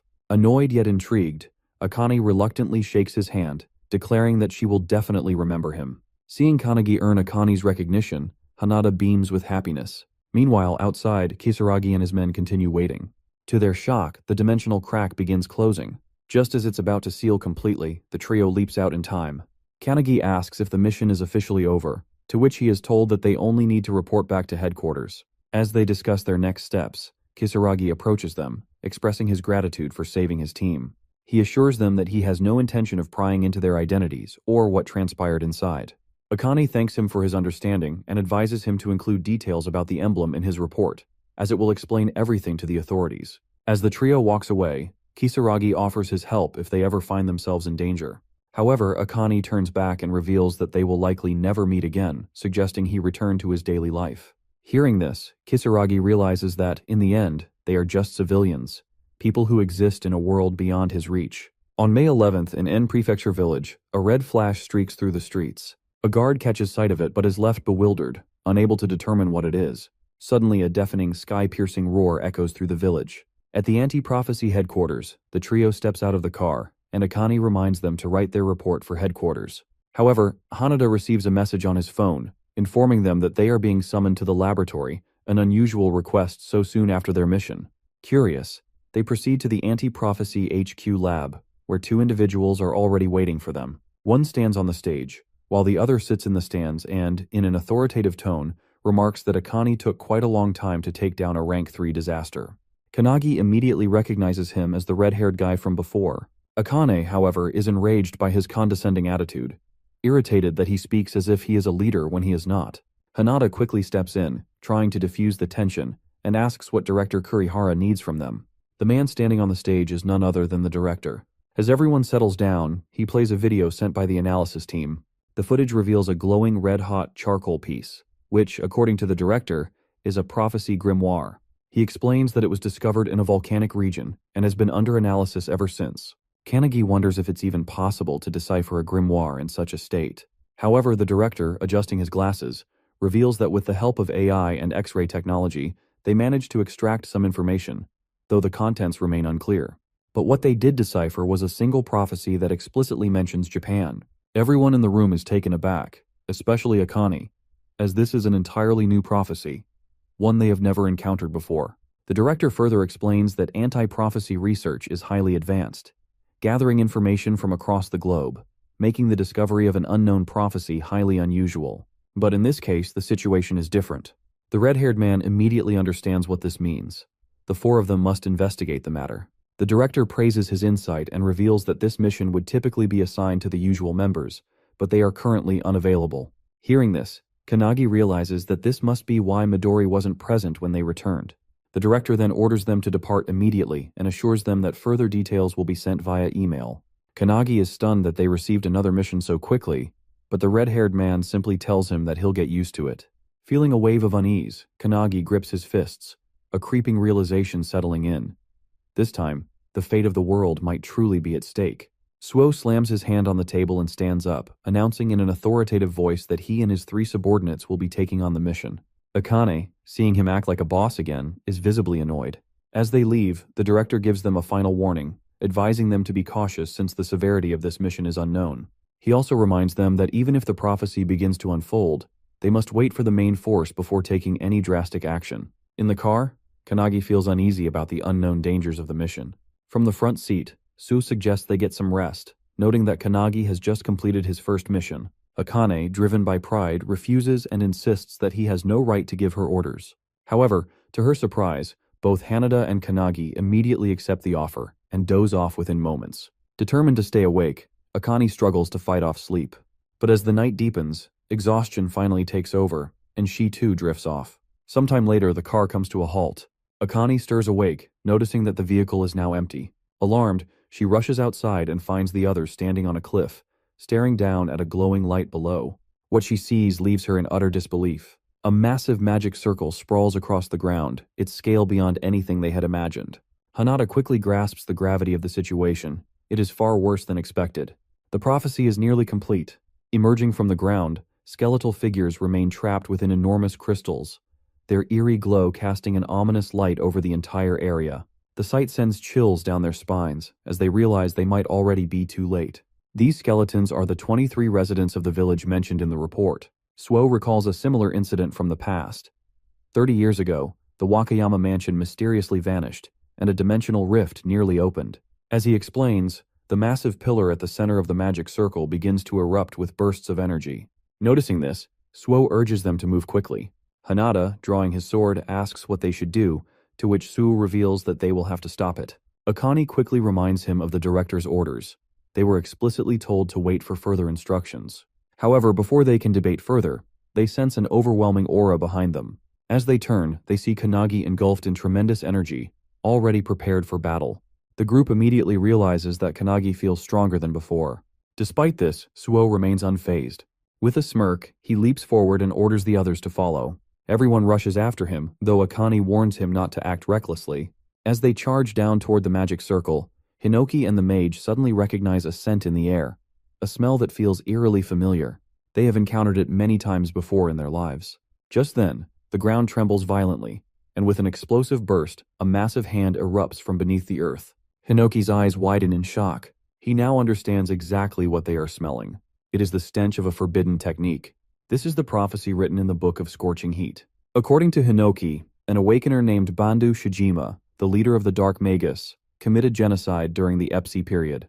He was eventually slain by the Onmyojis, but in the process, an entire village was dragged into the ordeal. Shijima collected the blood of the fallen villagers and used it to draw a magic circle, ensuring his reincarnation 1,000 years later.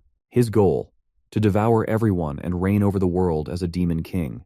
Before his demise, he left behind a forbidden technique that reveals how living beings would be sacrificed for his resurrection.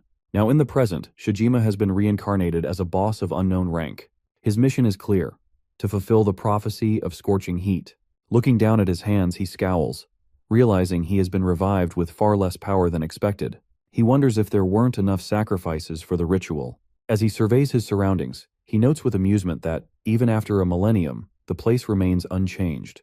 However, his lips curl into a maniacal grin when he sees the anti-prophecy unit approaching, thinking that it is more sacrifices for him to claim.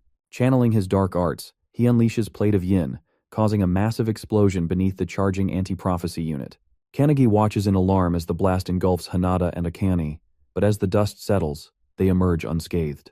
However, Kanagi's expression darkens when he notices a dark magic circle forming beneath their landing spot. It is the Dark Art, Death Realm. From the circle, hundreds of spirits emerge, their ghastly hands reaching out to ensnare Hanada and Akane. They struggle against the grasping spirits, quickly realizing that Shijima is far more skilled than they anticipated. As Shijima watches his spell take effect, he suddenly senses movement behind him. It is Kanagi launching a surprise attack. With effortless precision, Shijima dodges, bending and sidestepping with ease. He smirks, mocking Kanagi as an amateur, before casting Plate of Yin directly beneath him. The blast erupts, but to Shijima's shock, Kanagi emerges unscathed. He counters at Shijima with his Thunderbolt Hadad skill, but it gets blocked as Shijima channels his own dark magic. Despite stopping the attack, Shijima is impressed by Kanagi's choice of skill. From within the smoke, Suo walks up behind Shijima and uses the Chrysanthemum spell, sending a barrage of sharp knives toward him. Shijima is taken aback but easily dodges it by jumping into the air. While he is mid-air, Suo uses another spell, revealing that he already knew Shijima wouldn't be defeated by such a low-level skill. Slamming his weapon down, Suo activates the Autumn skill, causing knives to rain from the sky. However, Shijima simply smiles, calling it a rain of mere lights. He then morphs his hand into a sword and attacks Suo, who blocks it with significant recoil. After being blocked, Shijima realizes that Suo is likely the strongest one in the group. Kanagi, standing to the side, finds Shijima's power bottomless, as he is completely different from the enemies they have faced so far. Shijima feels stronger than even the founders. As Kanagi ponders this, he hears his comrades calling to him from behind. Turning around, he is shocked to see Akane and Hanada being blasted by black art skills. Managing to escape the attack, both Akane and Hanada begin charging toward Shijima, who is still fighting Suo. While engaging them, Shijima summons 3 skeleton demons to deal with Akane and Hanada, who are still charging toward him. Hanada, seeing a demon summoned in front of him, launches a kick, but to his shock, it does nothing. The monsters' bodies are as tough as the minotaurs they faced earlier. One of the skeleton demons stands in front of Kanagi, blocking his path. Meanwhile, Suo and Shijima continue to exchange a barrage of attacks. Shijima mocks Suo, claiming he won't get any help from his comrades. However, as soon as he says this, Suo slashes straight at Shijima's shoulder, declaring that he doesn't need any help. He then points at Shijima, warning him to stay away, stating that the only thing he can rely on is his own ability. Wiping the blood from his wound, Shijima begins to yell maniacally, claiming that he too doesn't need anyone and will devour everyone. With that, he charges at Suo, who barely manages to block the attack just inches away from his body. As Su struggles to hold off Shijima's assault, he hears someone call him from behind. It's Kanagi, who is charging toward Shijima. Shijima is amazed to see him, as he had sent a demon to stop him.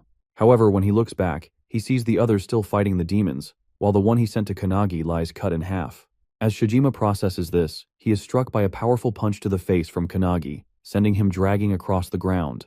Suo is also impressed by the attack, and Kanagi suggests that they fight together to defeat Shijima. Suo is momentarily shocked as Kanagi and Akane haven't even defeated their own opponents, yet this guy has, and now he's offering to help him. However, Suo's pride gets the better of him, and he outright rejects Kanagi's offer, declaring that he doesn't need anyone's help. He is more than enough to fight alone. Kanagi is in disbelief, but before they can argue further, Shijima suddenly closes in on them, unleashing his Magatsu's breath technique. A powerful beam blasts toward them both. Suo manages to block it, but Kanagi is sent flying, his body struck by the devastating attack. He crashes into a tree and his vision starts blurring as consciousness slips away. As he drifts into unconsciousness, he sees Hinoki and the mage's souls standing before him. Hinoki informs him that he has fainted, and so they have summoned him into his own consciousness. Despite the pain racking his bruised and battered body, Kanagi struggles to stand, desperately asking them to send him back. He needs to fight. However, before they can respond, a deep and authoritative voice echoes through the space, commanding him to step back from the battle. Meanwhile, outside, Suo is barely holding his ground against Shijima's relentless barrage of attacks. Shijima smirks, praising Suo for thinking the same way he does, needing no one else to fight their battles. With a sinister grin and the insatiable urge to devour everything, Shijima channels his power into his next attack, striking down with such force that Suo's sword shatters in half. Stunned but quick to react, Suo immediately summons another blade and swings at Shijima, but the enemy dodges effortlessly, bending backward with unnatural flexibility. Shijima seems to be enjoying himself more and more as Suo continues to struggle. Back in the spiritual realm, Kanagi's spirit form watches as the battle unfolds. Shijima is stronger than anyone there. Hinoki states that this is far beyond what Kanagi can handle. The mage adds that Shijima's precision is terrifyingly high. If there had been more humans living in this place, he might have already ascended to the rank of a demon king. She warns Kanagi that if Shijima consumes his life as well, he will become even stronger and unleash havoc upon civilization. She calls their discovery of the grimoire nothing more than a mere coincidence.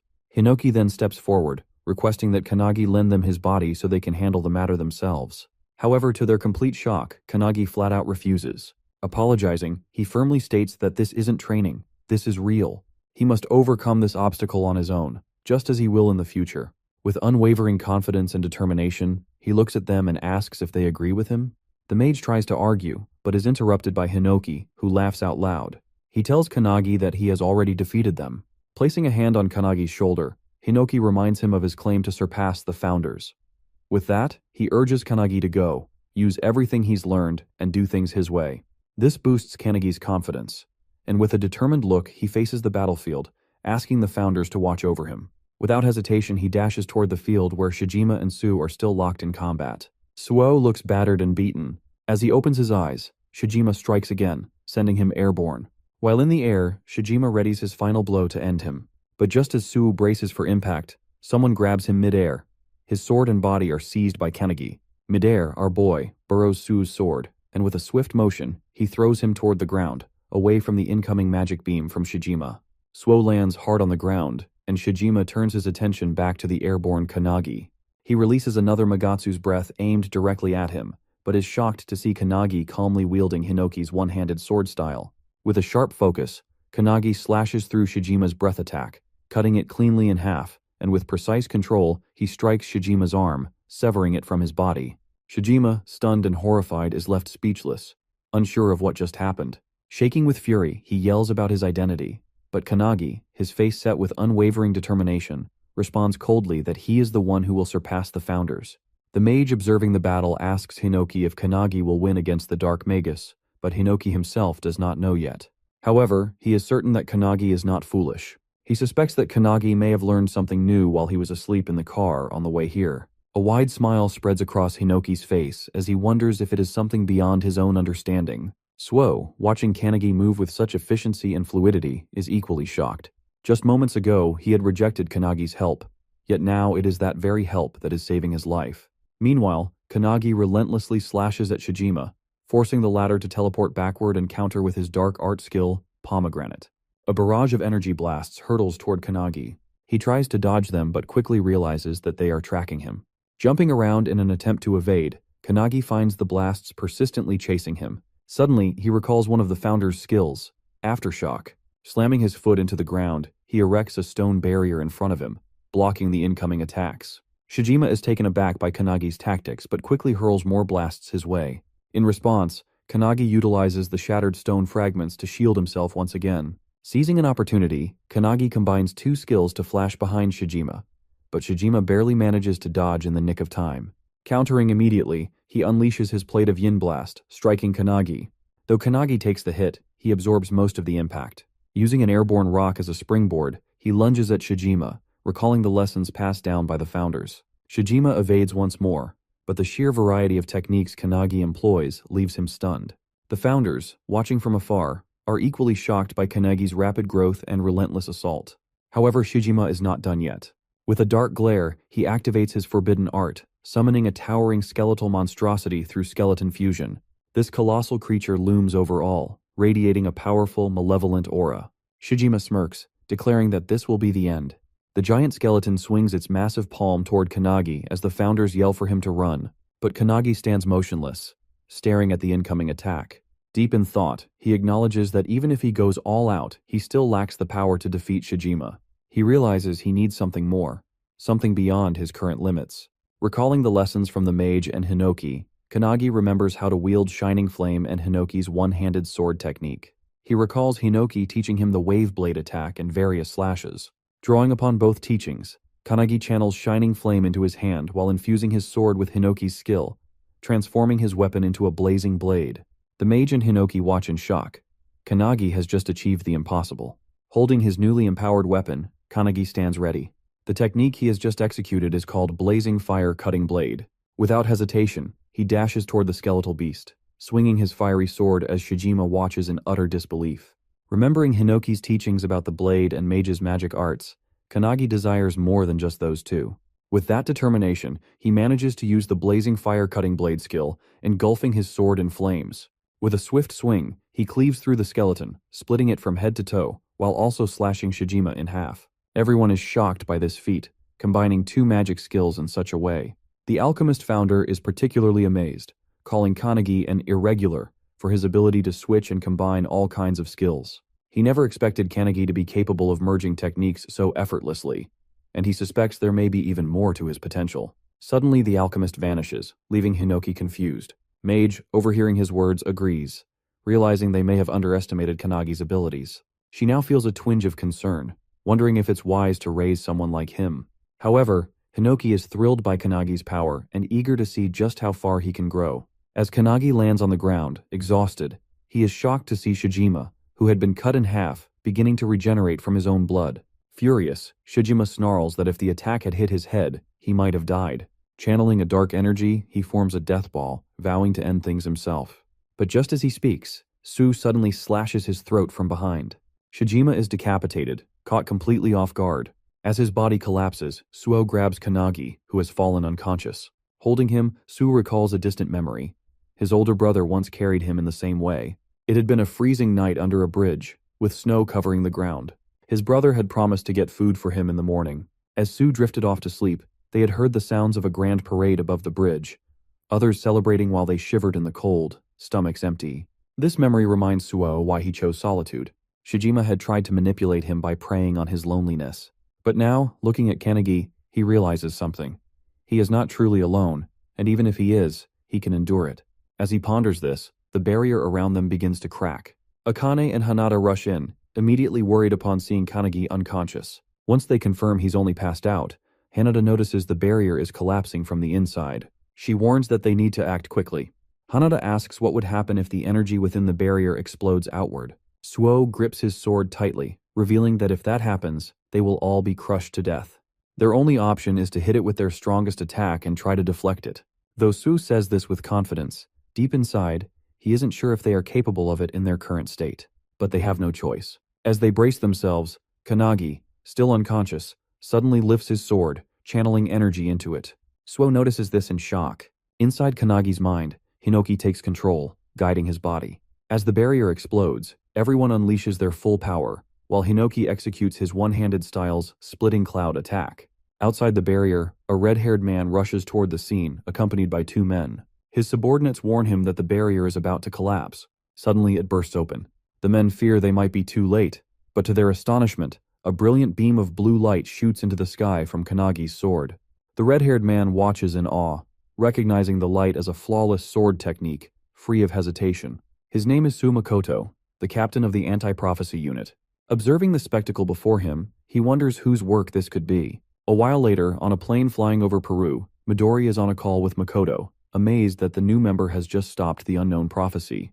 Meanwhile, in Japan, Makoto, still on the call, is facing a rank 1 prophecy, one that, according to him, is on a much higher level than what they encountered before.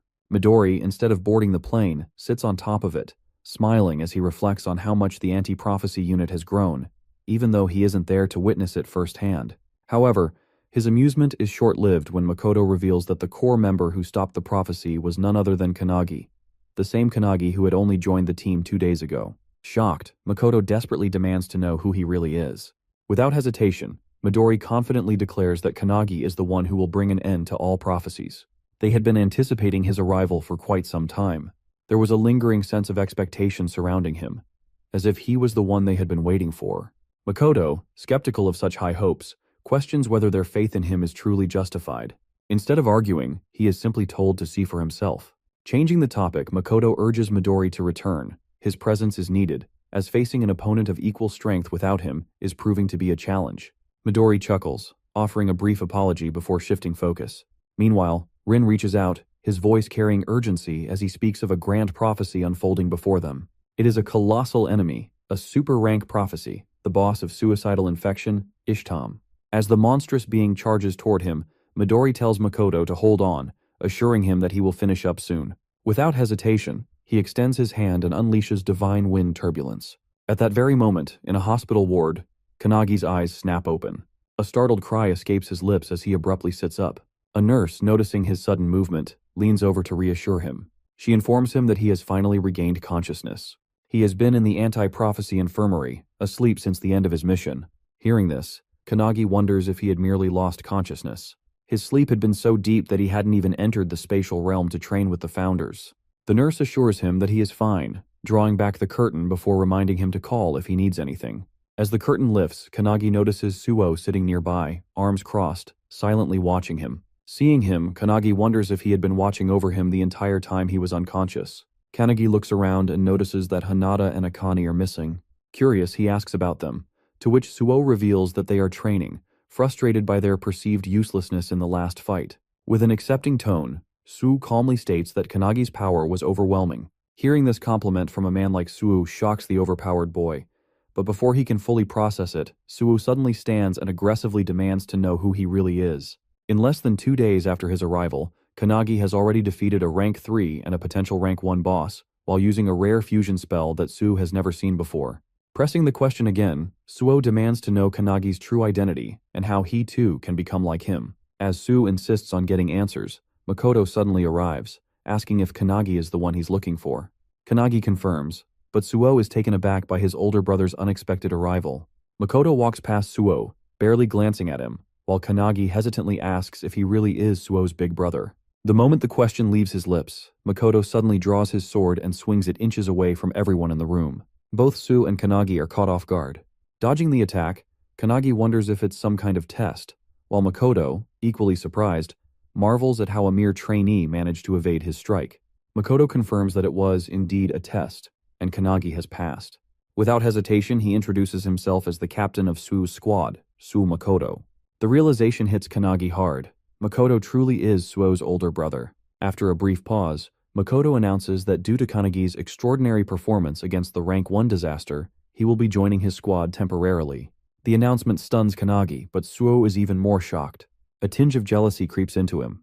Despite being Makoto's younger brother, even he is not allowed to join his squad. Wasting no time, Makoto orders Kanagi to follow him for a briefing, while in the background, Suo clenches his fist so tightly in frustration that his knuckles begin to bleed. Meanwhile, in the training area, the anti-prophecy unit duo is training hard. Akane wields multiple weapons while Hanada focuses on blocking her attacks. However, no matter how much they push themselves, they know that reaching Kanagi's level is nearly impossible. As they continue practicing, Midori suddenly walks in, announcing his arrival with chocolates from Peru. To his shock, they completely ignore the chocolates and rush toward him, eagerly asking how long he will be staying in Japan. When Midori reveals he will be there for a week, the duo immediately insists on training under him during that time. They refuse to let Kanagi surpass them without a fight. Taken aback, Midori hadn't expected them to be this determined. He agrees to train them but then asks about Suo, wondering if he wants to join. Just as he finishes speaking, Suo arrives, his expression filled with sheer determination as he confirms that he will be joining as well. Meanwhile, in the hall, Kanagi keeps pace with Makoto's fast strides as he leads the way. Back in the training room, the group is shocked to see Suo just as determined to join them. Suo reveals that Kanagi has been scouted by his older brother to temporarily join his squad. This revelation stuns the duo, making them realize just how far Kanagi has progressed. Being personally recruited by Makoto is no small feat.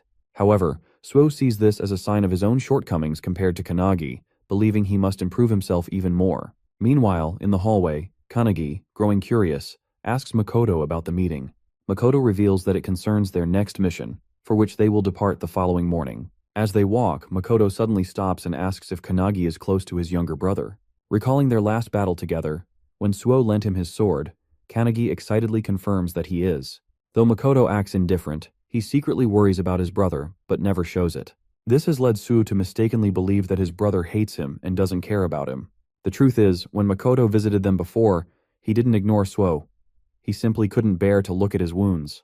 However, this misunderstanding made Suo believe his brother was disregarding him, fueling his determination to risk his life and grow stronger just to get Makoto's attention. On the other hand, Makoto doesn't want Suo to become stronger. He just wants him to be safe. This deep misunderstanding drives Suo's resolve to surpass Kanagi, believing that only then will his brother acknowledge him. One day he hopes to defeat Makoto himself. Meanwhile, Kanagi, still curious, presses Makoto further, and Makoto finally admits that he truly does care about his little brother. Kanagi finds this heartwarming. Back in the training area, as Suo explains everything to the group, Akane finds it confusing.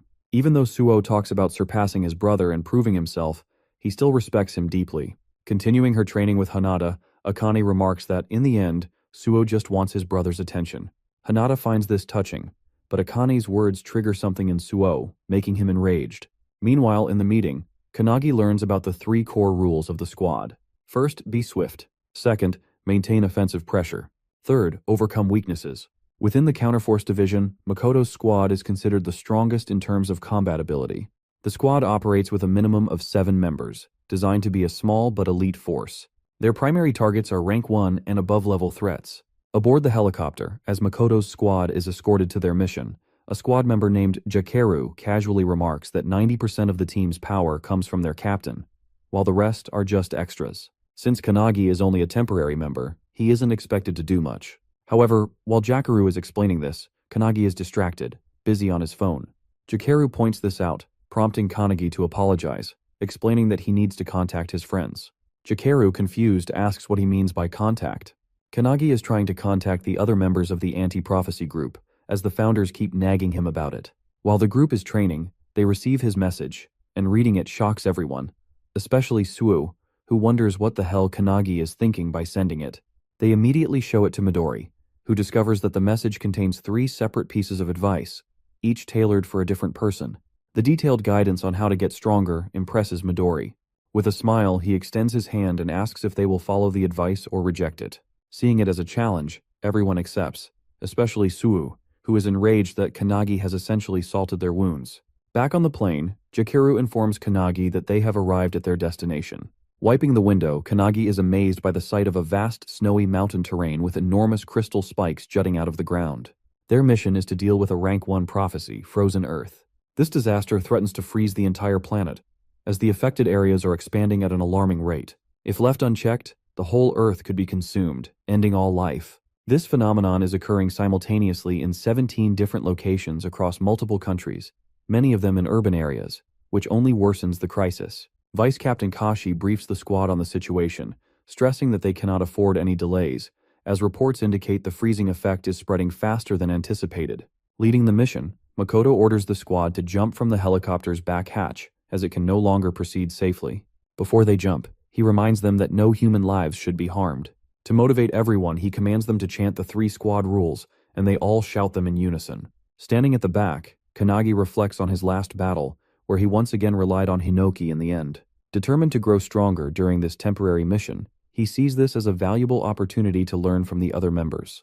As everyone leaps from the helicopter, Kanagi resolves to complete this mission on his own. This is his first Rank 1 prophecy. At 10:17 a.m., everyone lands safely on the ground. The air is freezing, and despite being an awakener, Jakaru catches a cold, questioning how the temperature is affecting him. Kashi explains that the cold is far worse than the reports indicated, which might be the reason. He also informs the squad that the area is vast and suggests setting up a camp midway. Hearing this, Makoto considers something but keeps his thoughts to himself. Meanwhile, Kanagi asks Jakaru if the prophecy, Frozen Earth, is recorded in any prophecy book. Jakaru denies it, revealing that the anti-prophecy unit predicted it using their unique skills. While many prophecies exist, this is the first time a member has successfully identified a Rank 1 prophecy. This is why Makoto's squad was chosen for the mission, given its severity. Kanagi's question is answered, but Kashi notices that he seems slightly nervous. Kashi reassures him that nervousness is better than letting his guard down, but he shouldn't let it become a burden. Jakaru places a hand on Kanagi's shoulder, repeating Kashi's words and reminding him that he is moving with the best crew of the anti-prophecy unit. Kashi yells at Jakaru for being too relaxed, prompting Jakaru to apologize instantly. Suddenly, Jakaru raises his hand, reporting that his radar has detected enemies at 2 o'clock, approximately 200 meters away. Kashi acknowledges the report and vanishes in an instant, only to reappear moments later. She confirms that she scouted ahead and saw 30 monsters with an estimated rank of S++. These creatures belong to the ice gargoyle race of the Tice tribe. Hearing this, Makoto immediately orders his unit to annihilate the enemy. The squad charges toward the incoming monsters in a highly coordinated manner, their teamwork and situational awareness leaving Kanagi in awe. They operate on an entirely different level compared to trainees, making him realize that these are elite warriors, far beyond the regular members. Eager to join the fight, Kanagi asks for permission, which Makoto grants, dismissing the enemies as nothing more than S++ rank. With permission secured, Kanagi launches forward and kicks a monster in the head. However, to his shock, the creature explodes, sending shards flying in all directions. Kashi, skillfully evading a flashy monster's attack, warns everyone that some extremely powerful monsters are mixed in with the rest.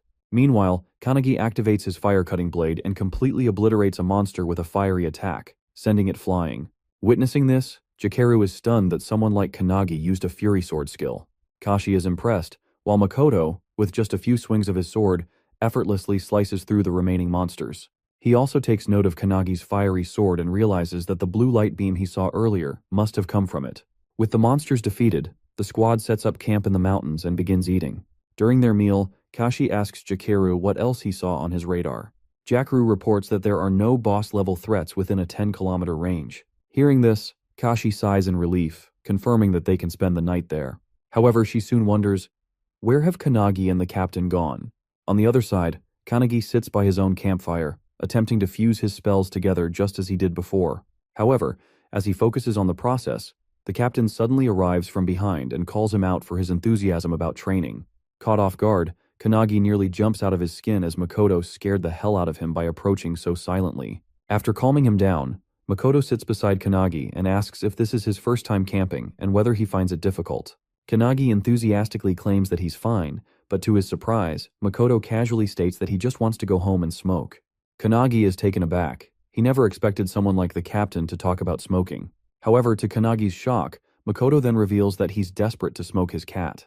Confused and alarmed, Kanagi misinterprets his words, thinking he's talking about drugs. He immediately questions the captain about his cat, to which Makoto, getting uncomfortably close, pulls out his phone and shows him a picture.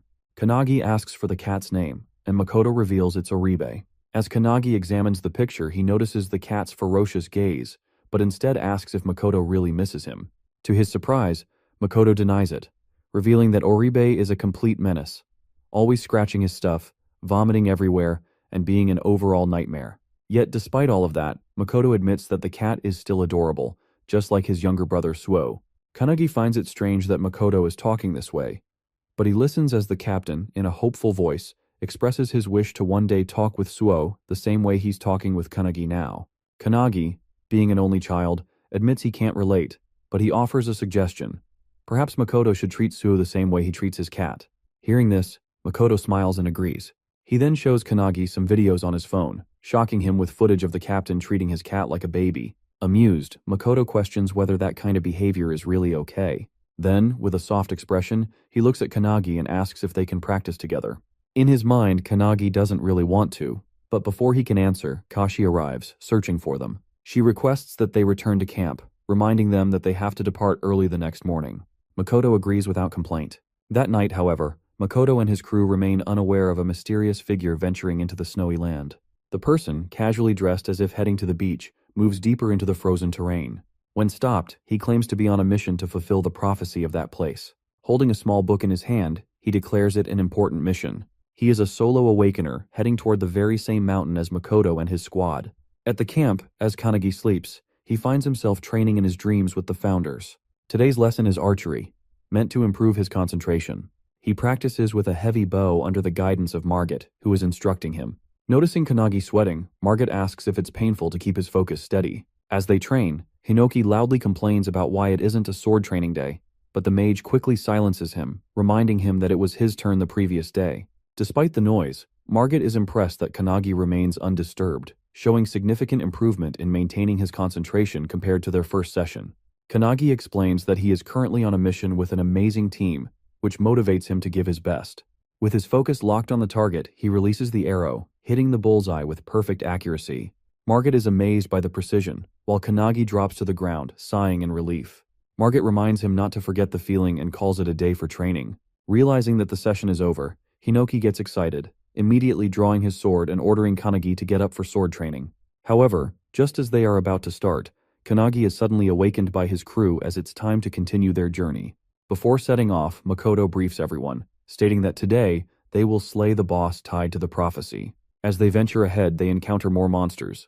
This time, a flock of blue birds. As the squad charges toward them, the founders within Kanagi comment on how easy this mission should be, given the team's strength. However, the mage notices that one of the older founders appears uneasy, sensing that something is off about the fight. After a fierce battle, the crew successfully clears the monsters, clearing their path forward. Makoto then orders Jikaru to scout ahead. Jikaru reports that approximately 2,000 meters from their position, there is likely a major boss, and it is heading straight for them. He then delivers horrifying news that the monster will reach them in just 10 seconds. Within moments, a towering figure known as the unknown god Calamitas comes rushing toward them with a ferocious, maniacal expression. Her aura is completely different from any monster they have faced before. Makoto immediately orders his crew to engage, and they all flash toward the boss in perfect coordination. Jikaru uses his abilities to shackle the creature while Kashi slashes at it from all angles. However, to their shock, their attacks leave no visible damage. The boss remains completely unscathed, despite their well-executed combo. Just as the boss is about to counterattack, it suddenly senses something approaching from above. It's Kanagi, descending with a powerful sword strike.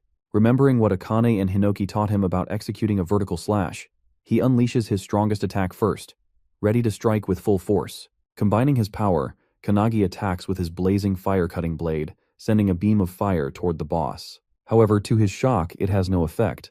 The boss immediately counters, swinging her own sword and sending Kanagi crashing into the ground. Hearing the powerful impact, Jikaru momentarily believes Kanagi has just died. However, Kanagi survives, having landed on an ice crystal that cushions his fall. Meanwhile, Kashi, still fighting, realizes why this boss is ranked number 1. She glances toward Makoto. It is now up to him to save them. Makoto draws his sword, and as he does, Jikaru instantly shackles Kanagi and lifts him out of the fight, claiming that if they interfere, they will only get in their captain's way. As they retreat, the boss swings at Makoto with all her might. The sheer force of the attack creates a powerful shockwave, making Kanagi worry for Makoto's safety. However, to his astonishment, Makoto stops the attack inches away from hitting him. The boss swings again, and once more, Makoto blocks it effortlessly. Without hesitation, he counters with a devastating slash, severing one of the boss's arms. Watching this, Hinoki is beyond impressed, exclaiming that he wants to do the same. However, Kanagi, growing concerned, firmly refuses to let Hinoki take over his body. Meanwhile, standing before the wounded boss, Makoto calmly declares that he had wanted his crew to gain experience fighting a boss of this level. But now, he will end it himself. Hearing this, his crew quickly deploys a barrier around them for protection. As soon as the barrier is up, Makoto channels his red dragon skill into his sword, unleashing blazing flames all around. He then combines it with crimson light, sending a massive inferno straight at the boss, which obliterates nearly half of her body. Kanagi, witnessing this, is utterly shocked. Makoto used a sword flame technique similar to his own, but it was far stronger. Without the protective barrier, they all might have been reduced to ashes. Kanagi quietly apologizes to the boss, saying it was his duty to protect the world. Then, out of nowhere, he meows like a cat, causing an unbearable wave of second-hand embarrassment to wash over everyone. Observing the battle closely, Kanagi realizes that Makoto's technique is vastly different from Hinoki's. His skills are truly on another level. Amazed, Kanagi now deeply desires to learn from him. Meanwhile, Makoto delivers a final follow-up slash, cutting the boss completely in half. However, in an instant, a flash of light streaks through the battlefield. Makoto's arm is suddenly severed. In disbelief, he turns, only to see a gaping hole in Jakaru's body. Kanagi frantically looks around, horror gripping him as he realizes what just happened.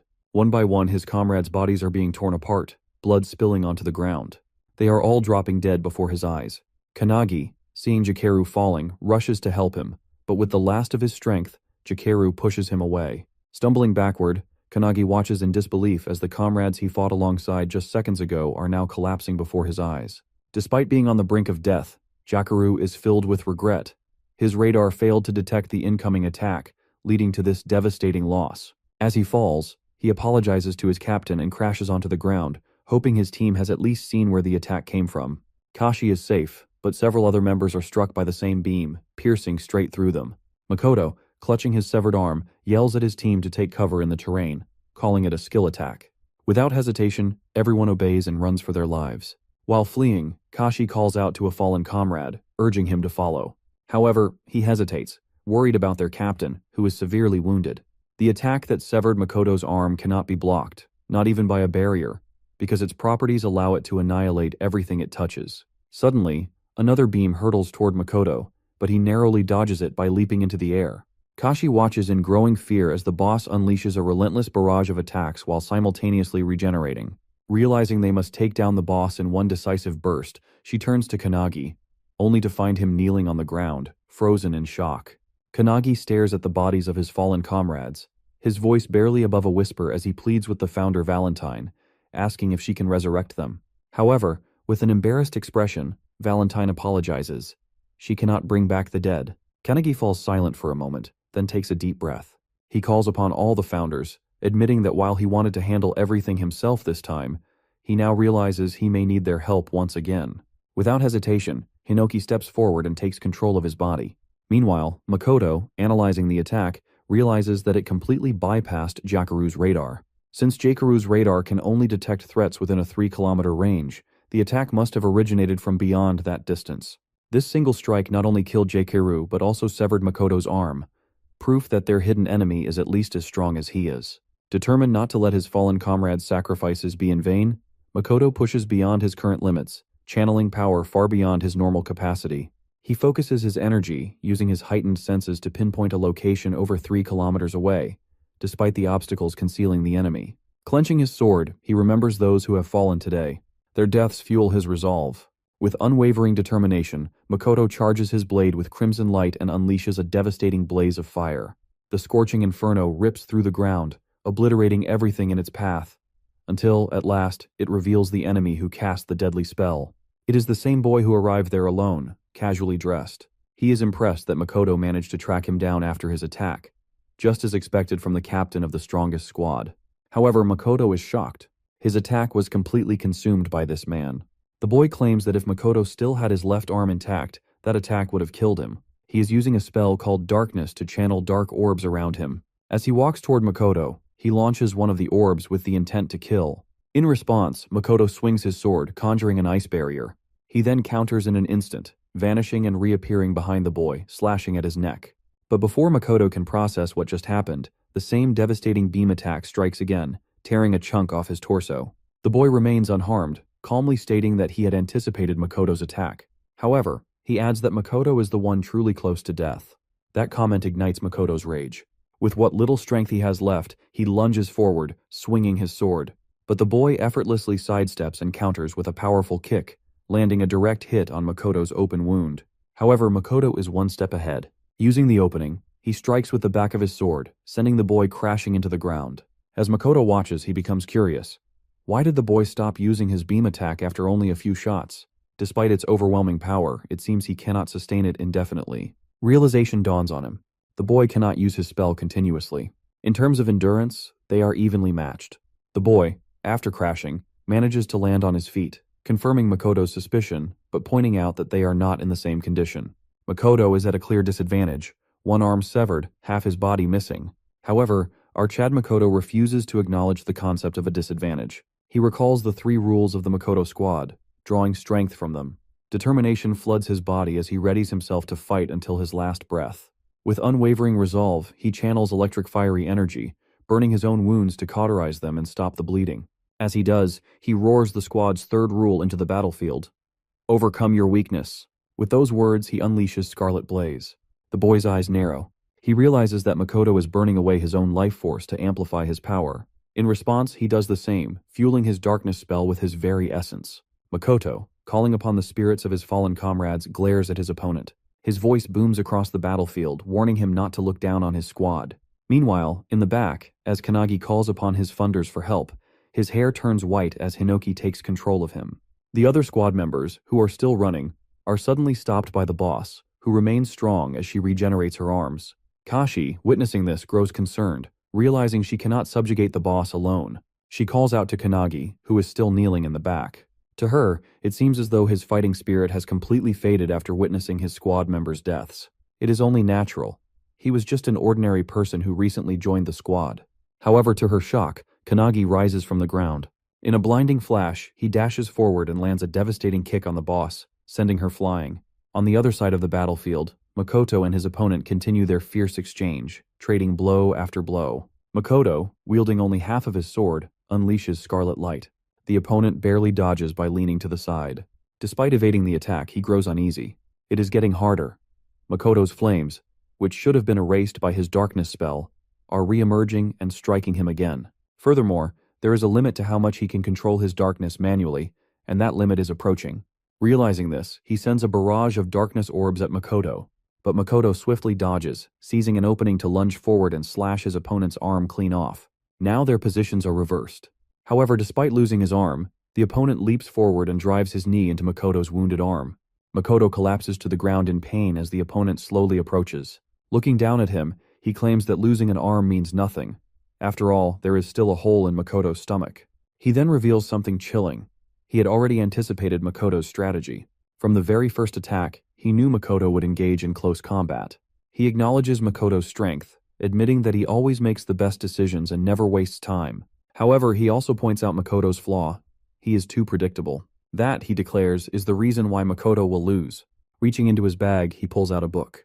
Holding it up, he claims that Makoto's defeat has already been decided by its contents. Makoto's eyes widen in shock as he recognizes it as the Book of Doom. The opponent opens the book, revealing a startling truth. The guy claims that if there is an organization that exists to stop prophecies, then it is only natural that another exists to fulfill them. Makoto is stunned as he never knew such an organization existed. The opponent then makes his final revelation that he is one of the 12 apostles of the apocalypse. He introduces himself as the 12th of darkness, the one destined to fulfill the prophecy. Makoto, still in disbelief, questions the reason behind his obsession with bringing about destruction. The opponent, flipping through the pages of the book, smirks and asks if he reveals will Makoto forgive him. Makoto is enraged by the mockery. Without hesitation, he swings his sword with all his might, nearly severing the opponent's shoulder. Makoto is confident that he can win this battle, as his opponent appears to be out of mana, and his body seems to be reaching its limit. Makoto channels the red dragon form, convinced that it will secure his victory. On the other hand, the guy, with his shoulder nearly severed, is still standing, declaring that this is Makoto's end. With that, he takes out a potion and drinks it, unleashing a flashy burst of light. The light blinds Makoto, and suddenly, within that brilliance, a powerful fist strikes Makoto's face, sending him crashing to the ground. As the dust settles, Makoto is in disbelief, seeing that all the damage he inflicted on the guy has been healed, and his opponent is back to full strength. The guy claims that the potion he used is an artifact, which allowed him to heal completely. With one arm, Makoto uses his scarlet light blade again, sending a sword wave toward the guy. However, the guy disperses it with his darkness orbs and counters with a barrage of attacks. Makoto is left in shock, as the artifact the guy used is supposed to be controlled by countries due to how overpowered it is, and no ordinary organization should be able to possess one. The guy kicks Makoto in his gut wound, sending him to the ground, where he takes his final breaths. Seeing Makoto beaten, the guy lets out a sigh of relief, believing he has finally defeated him. Meanwhile, Makoto, remembering his childhood and his comrades, tries to reach for his sword. He also recalls Kanagi's words about treating his brother like his cat, which brings a smile to his bloodied face. With renewed determination, he picks up his sword, but as he is about to swing it, a darkness beam hits him, completely severing the hand holding the sword. The guy, with a confident tone, bids Makoto his final goodbye. However, just as he is about to deliver the finishing blow, someone arrives, parting the crystal behind him. It's Kanagi, backed up by all the founders, ready to get their revenge on the guy who made their disciple cry. Makoto notices Kanagi's presence and is initially worried, but soon realizes that it's not just Kanagi. Something else is emanating from him. The guy also notices the abnormality and the aura radiating from Kanagi. The boy in front of him no longer appears as a vulnerable target, but as an existence that will fiercely defend himself. Growing worried, the guy warns Kanagi not to move, threatening to kill Makoto if he does. However, as he speaks, his arm is severed from his body in a flash. The guy is shocked, unable to comprehend how it happened so quickly. Meanwhile, Kanagi simply swings his sword from a distance, the force of the strike even dulling his blade. The founders notice this, surprised that the sword dulled after just one strike. The alchemist founder steps in, transmuting multiple weapons for Kanagi to use in the fight. With pure vengeance in his eyes, Kanagi orders every founder to unleash hell on the guy. Meanwhile, the guy completely regenerates his arm, which shocks Hinoki. The mage founder explains it as reversal, a skill she didn't expect a modern awakener to possess. She speculates that the artifact he used continuously heals his wounds until its effect wears off. As she speaks, Kanagi launches an arrow that strikes the guy directly in the head. The guy didn't see it coming, but he regenerates the wound instantly. Seeing this, one of the founders asks the mage how they can kill the guy. She reveals that they must kill him repeatedly until he eventually dies. The guy uses his darkness spell as Kanagi loads another arrow. When Kanagi releases the arrow, the darkness spell tries to intercept it, but the arrow pierces through, striking the guy in the chest and head. The archer founder mocks the guy, asking if he truly believed he could stop his arrows. The guy regenerates his wounds and counters with a darkness orb's attack. Kanagi, using the founder's evasive powers, dodges the attack and flashes toward the guy, kicking him in the face. He then grabs the guy's hand and delivers a palm strike to his face. One of the founders notices that the guy can't use his annihilation beam attack if his vision is blocked by his own orbs, which works in their favor. Dodging the attack becomes easier because of this. Kanagi delivers a powerful blow to the guy's gut, sending him crashing to the ground. The founders wonder how many times they'll have to watch the same guy die and regenerate. Meanwhile, Kanagi walks over to Makoto, who, in his beaten state, asks if he is truly Kanagi. Kanagi denies it, explaining that the founders are using his body as heroic spirits. Using Valentine's healing power preservation, Kanagi begins healing Makoto's arms. As he heals, Kanagi reveals that they are in a hurry and must act quickly. Seeing Kanagi leave, Makoto understands that it's the founders who are in control. A short distance away, the guy gets back up, shocked that his spells are being dodged and countered so effortlessly. Without giving him time to think, Kanagi attacks him with a spear, piercing straight through his heart. The guy is relentlessly attacked, dying repeatedly without a moment to recover. One of the founders asks the mage if keeping the spear in the guy's heart will prevent him from regenerating. However, the spear passes through his body, and he begins to regenerate again. As the guy starts to recover, Kanagi delivers a powerful kick from above, crashing him back to the ground. Kanagi wonders which body parts regenerate first if they completely destroy his body.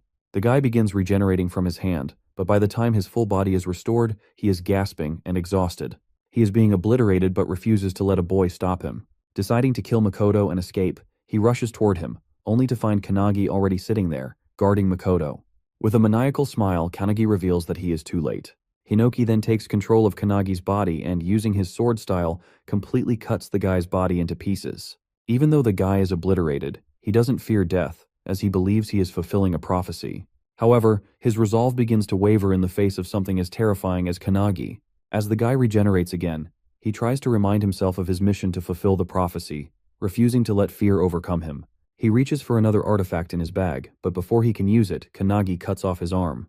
The artifact scatters to the ground, creating a powerful golden cage around Kanagi called the Sand Cage of Time.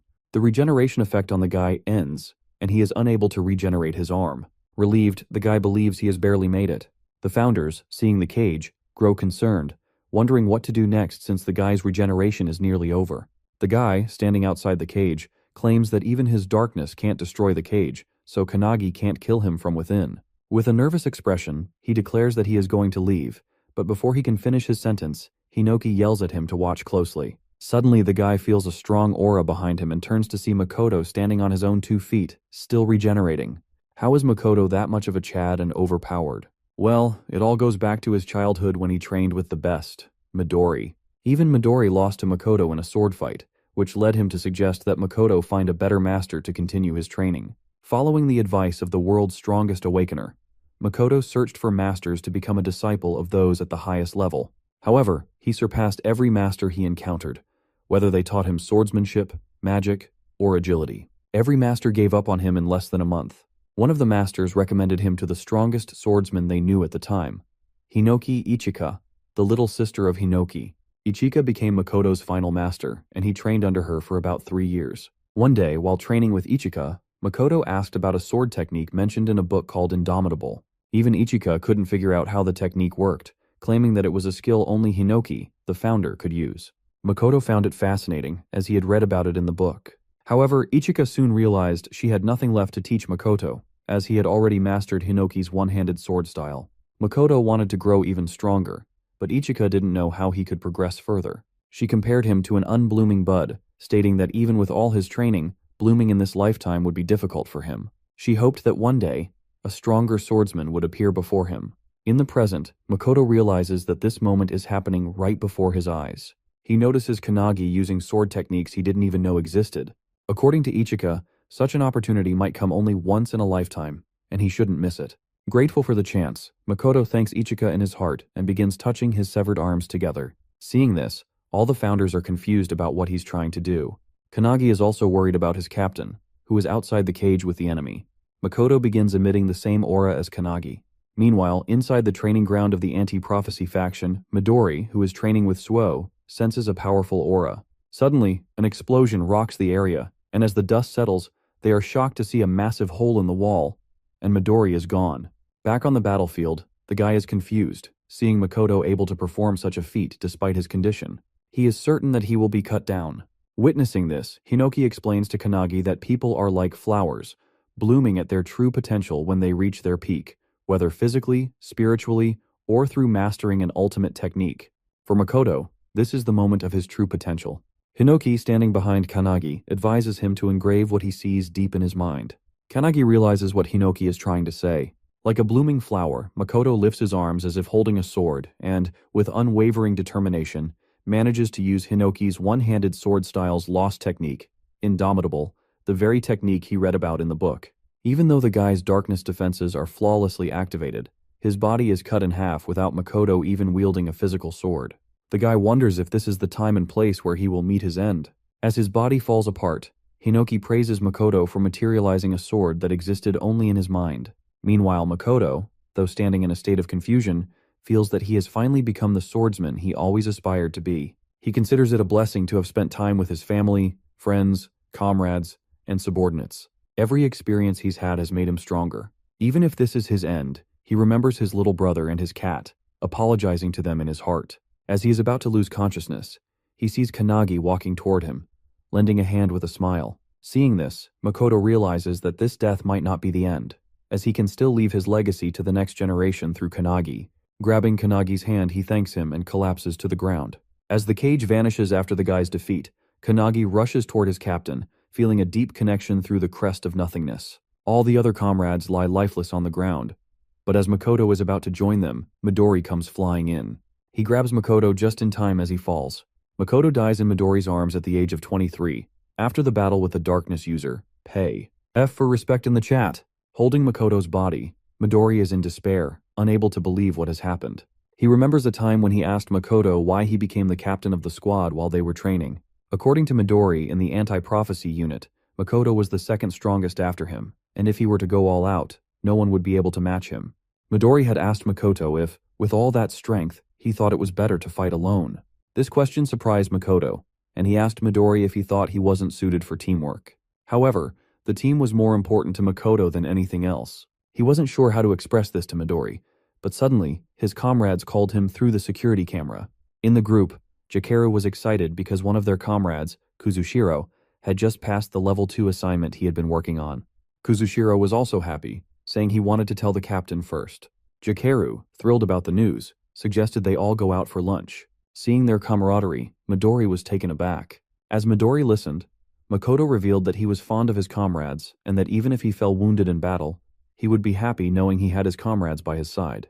Coming back to the present, Midori holds his friend's body and tells him that his wish of fighting for his comrades has been fulfilled. Even though most of his comrades have fallen, 2 of them are still alive. With tears in his eyes, Midori closes Makoto's eyes, stating that as a leader, Makoto has fulfilled his duties.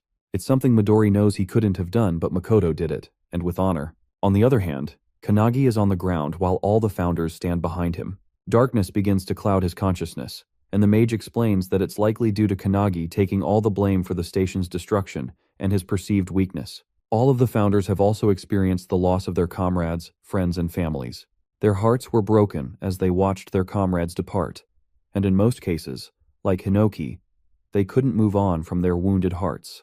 Hinoki walks up to Kanagi, who is kneeling in despair. He calls out to him, but in a hopeless tone, Kanagi reveals that he doesn't want to fight anymore. His heart feels torn apart, and he believes that if he had let the founders fight from the beginning, no one would have died. He now understands that in his attempt to become strong for others, he ended up becoming merely a vessel for the founders.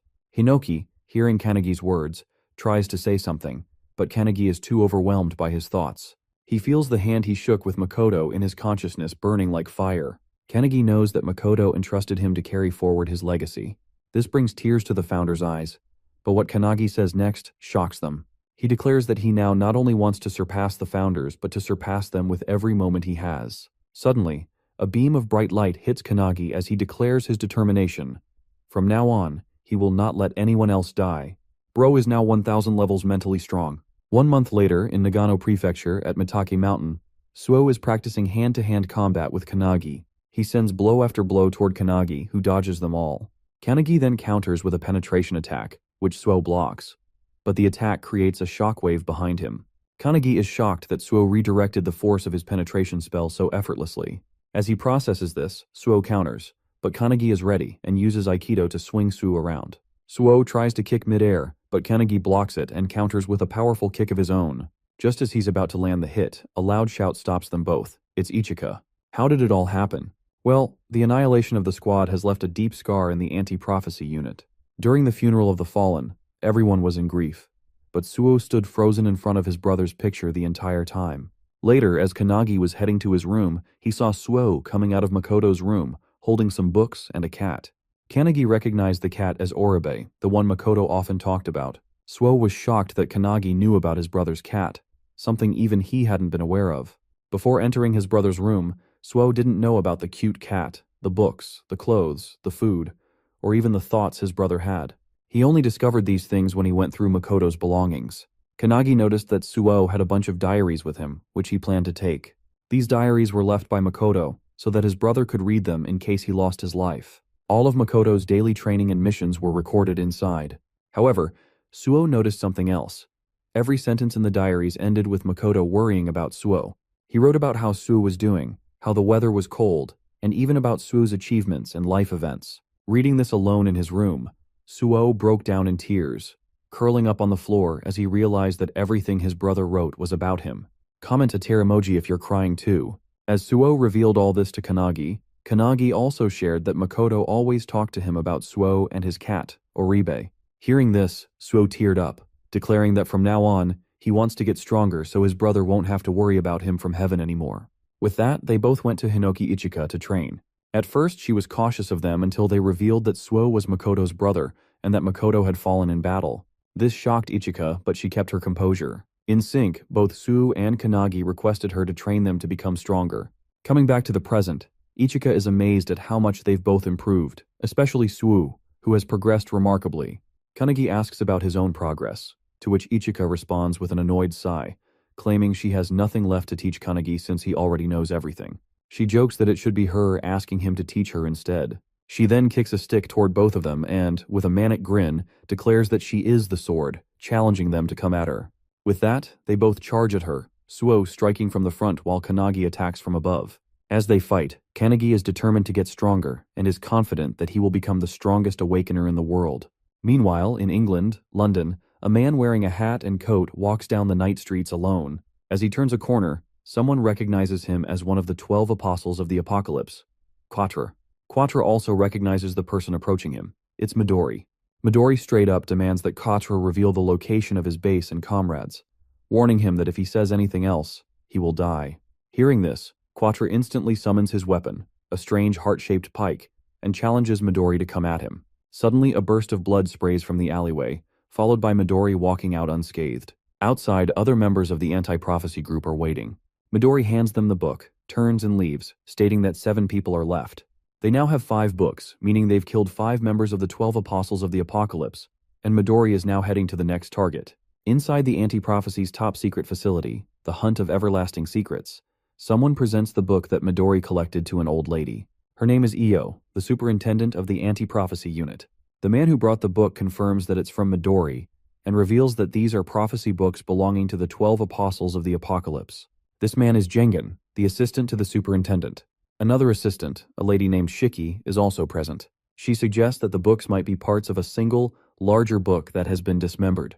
Io opens the book and remarks that eliminating the apostles and retrieving the books aren't the main problems. The real issue is that Midori is acting on his own, and it seems like Makoto's death has left a deep scar on him. Shiki, hearing this, wonders what they should do. Io, with a smile, orders them to leave Midori to her, assuring them that once he returns, she will prepare tea for him. Jengen and Shiki then propose that since Makoto's squad has been eliminated, leaving a gap in the anti-prophecy unit, they are willing to form a new squad under their leadership. Hearing this, Io falls into deep thought. Meanwhile, somewhere around Tokyo, a Rank 2 prophecy, the Rebellion, is unfolding. The boss of this prophecy is the God of Down. Members of the anti-prophecy unit are fighting the troops of the prophecy, but are struggling to defeat even a few of them. In their nervousness, they call out for their captain, Hibiki. Hibiki, the captain of the Hibiki Setsuna squad, steps forward. To her, the troops are boring and easy to defeat. She then looks back at Akane, who has joined her squad, and asks if she can handle it. Akane uses her Trismegistus spell, creating a massive blob of mercury.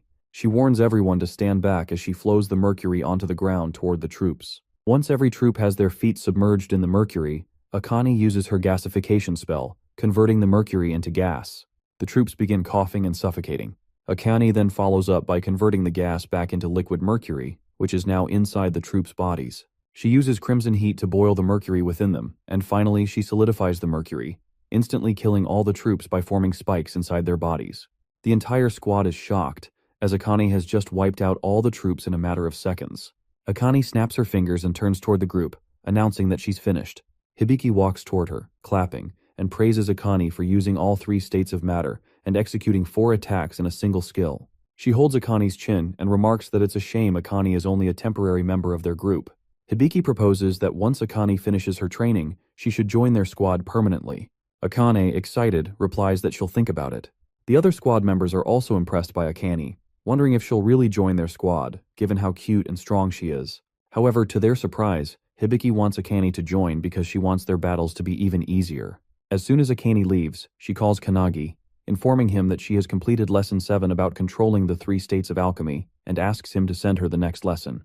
Kanagi, who is trying to keep his lunch safe from the cat, agrees. The founder alchemist, hearing this, is amazed that Akane has finally mastered level 7. Kanagi requests the founder to prepare 3 more lessons for Akane, which he gladly agrees to. Kanagi informs Akane, and she thanks him. She also mentions that Hanada has reached Lesson 8. In Saitama Prefecture, Tokorozawa City, a Rank 2 prophecy, Earth-Eating Beast with the boss Sphinx, has occurred.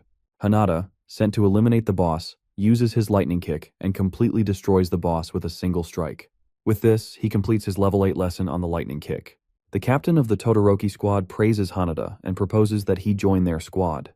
Hanada, like Akane, wants to think about which squad he should join. He asks Akane for advice, and she, excited to compete with him, claims that no matter which squad he chooses, she'll win against them.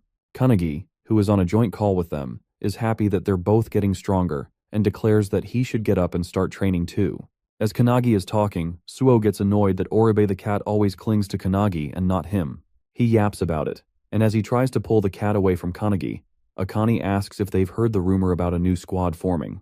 Kanagi hasn't heard about it, so she explains that a new squad is being formed to fill the gap left by Makoto's squad. The captain of this new squad will be selected from the member with the highest achievements. Kanagi takes the news lightly, but Akane has something else on her mind. She reveals that the real question isn't who will become the captain, it's whether Kanagi wants to form his own squad.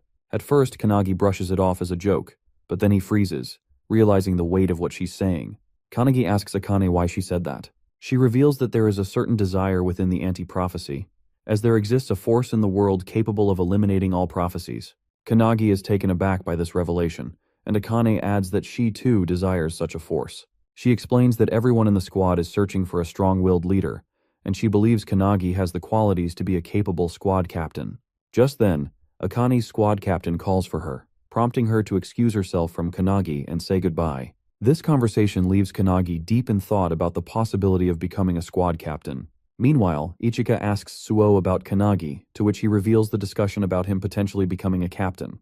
Ichika also believes that if Kanagi wants to, he could easily take on the role, and Suo agrees with her. Lost in thought, Kanagi seeks answers from the founders, who appear just as uncertain about what to advise him. Since they had all devoted their lives to following a master, they lack experience in leadership. The mage founder, realizing this, calls them useless teachers for being unable to guide Kanagi in this situation. Hinoki then turns to the founder of military strategy, Ryan, and asks for his opinion. Ryan, however, refuses to intervene, stating that it is not the right time, as there is already someone qualified to guide Kanagi. Before Kanagi can process this, his thoughts are abruptly interrupted by a wooden spear striking the ground inches away from him. Looking up, he sees Ichika approaching, urging him not to waste his time overthinking and instead continue his training. With a maniacal grin, she challenges him to use his flash step against her. Kanagi agrees, leaping down from the rock and using flash step in combination with ripple step to land softly. Ichika watches in amazement, wondering about Kanagi's true identity. To her, the level of skill he has attained in just 6 months is impossible for a normal awakener. Recalling Hinoki's rigorous training sessions where he failed countless times while learning flash step, Kanagi lets out a laugh. However, before he can dwell on the memory, he senses an aura of energy surging toward him. Noticing Ichika charging at him with her wooden staff infused with energy, he swiftly dodges. The staff strikes the rock behind him, splitting it cleanly in half. Suo, witnessing this, is stunned. Ichika, undeterred, reminds Kanagi that she doesn't care whether he is focused or not. She will force him to be. Kanagi, now slightly nervous but fully attentive, holds his stance. Inside him, Hinoki realizes that Ryan was referring to Ichika as the qualified person to guide Kanagi. The mage founder also comes to understand that Ichika is remarkably strong for a modern awakener, as expected from Hinoki's descendant. However, Hinoki denies having children, claiming it might be his brother instead. He acknowledges Ichika's strength, noting that since she trained someone as powerful as Makoto, she might be a living successor. However, as he says this, he notices her using a technique called Skyfall, something he has never seen before. This technique launches an electric zap toward Kanagi, who barely evades it. Realizing the sheer strength behind the attack, Kanagi understands that Ichika is going all out against him. Ichika charges forward and follows up with her Purgatory Sword technique, unleashing a powerful strike at him. Meanwhile, Hinoki watches in excitement, realizing that Ichika has developed a new technique by refining all the knowledge passed down to her. Outside, as Kanagi dodges the attack, Ichika is impressed. It's a technique he has never encountered before, yet he still managed to evade it. She praises Kanagi's one-handed sword style, noting that it closely resembles the techniques of the founder. This comment shocks Kanagi, and before he can respond, Ichika adds that he might be worrying about whether he could ever become as strong as Makoto. Kanagi is stunned, as this is exactly what has been weighing on his mind. Suo, overhearing this, is also taken aback. Kanagi's grip on his sword tightens as he recalls witnessing Makoto's strength firsthand, how he was an extraordinary squad captain. This is the very reason Kanagi keeps questioning whether he can ever reach Makoto's level. To his surprise, Ichika tells him that he doesn't have to be like Makoto. She suddenly yells at him to pay attention, channeling her energy as she executes her sword technique, Tengu Dance, creating a powerful water tornado. She explains that this technique was developed by past masters who built upon the founder's techniques. While these techniques may never match the founder's power due to the immense difference in strength, the masters never stop trying, gradually getting closer over time. Hearing this, Kanagi finally understands what she means. Ichika then reveals that she doesn't know exactly how great a captain Makoto was, but from what she knew of him, he must have been an incredible leader. She adds that it won't be the same for Kanagi in the beginning, but if he polishes his skills, he definitely has the potential to reach that level. Pointing her wooden stick at him, she advises Kanagi not to try to become like Makoto, but instead to focus on the path entrusted to him. Hearing this, Kanagi remembers when Makoto shook his hand. Thinking back on that moment, he realizes he must look toward the future instead of dwelling on comparisons. A smile appears on Ichika's face as she declares that, for the sake of that future, she will train him herself.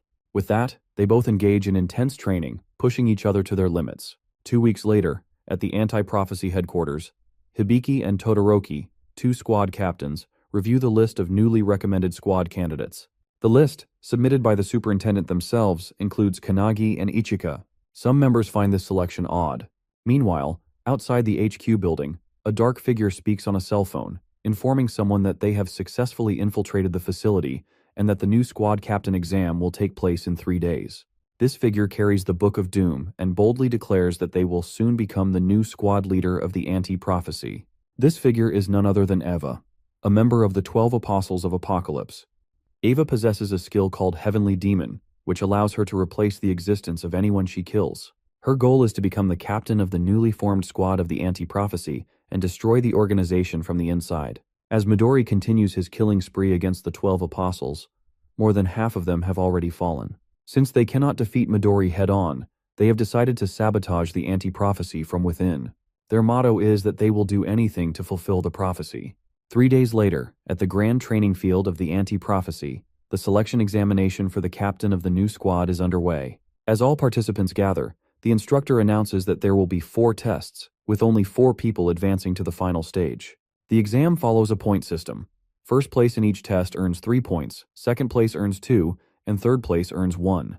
In the end, the candidate with the highest score will be elected as the captain of the newly formed squad. The superintendent watches as the instructor urges all participants to give their best effort. In unison, they yell, "Yes!" Among them, Kanagi feels the weight of everyone's gaze. There are 8 candidates: Koki from the Yagarama squad, Akihina from the Yorozuya squad, Sonobe from the Yashima squad, Hisagi from the Kakabe squad, Sakazaki from the Tsarazaki squad, Shikami from the Todoroki squad, and Jiru from the Hibiki squad. However, the real danger lies in the fact that one of them is actually Eva, one of the 12 apostles, an imposter hidden in plain sight. And then, there is the special recommendation, Kanagi. Unlike the others, Kanagi stands alone, as his squad captain Ichika is nowhere to be seen, oversleeping as usual. However, she sends him a message, warning that if he doesn't win, she will personally make him regret it. Determined to avoid elimination before Ichika arrives, Kanagi steels himself for the competition. Meanwhile, Ichika rushes toward the training ground, riding on Suo's back. She yells at him to go faster, knowing that if they don't hurry, they might miss the crucial moments. She has complete faith that Kanagi will win and refuses to miss his victory. Back at the training field, the first test begins, which is mana measurement. To everyone's shock, Kanagi releases an immense amount of energy, shattering the measurement device and securing first place.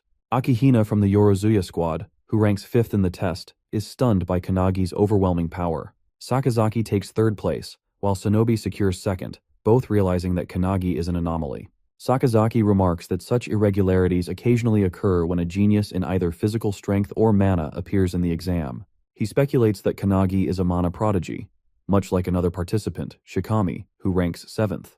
On the points table, Kanagi takes the lead with 3 points. As the instructor announces the second test, hand-to-hand combat, the real battle begins. Each participant must face an opponent, and a victory will earn them 2 points. As the instructor announces the first participant, Shikami voluntarily raises his hand, requesting to face Kanagi.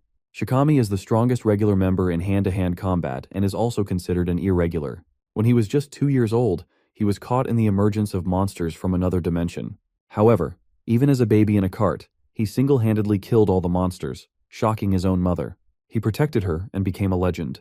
In the audience, Hibiki accuses Todoroki of cheating by sending Shikami into the hand-to-hand combat test. Todoroki argues that there is nothing wrong with choosing his strongest member, as Shikami is blessed with both magical talent and immense physical strength. He boasts that he has been training Shikami since he joined his squad, and to this day, no one has ever beaten him in hand-to-hand combat.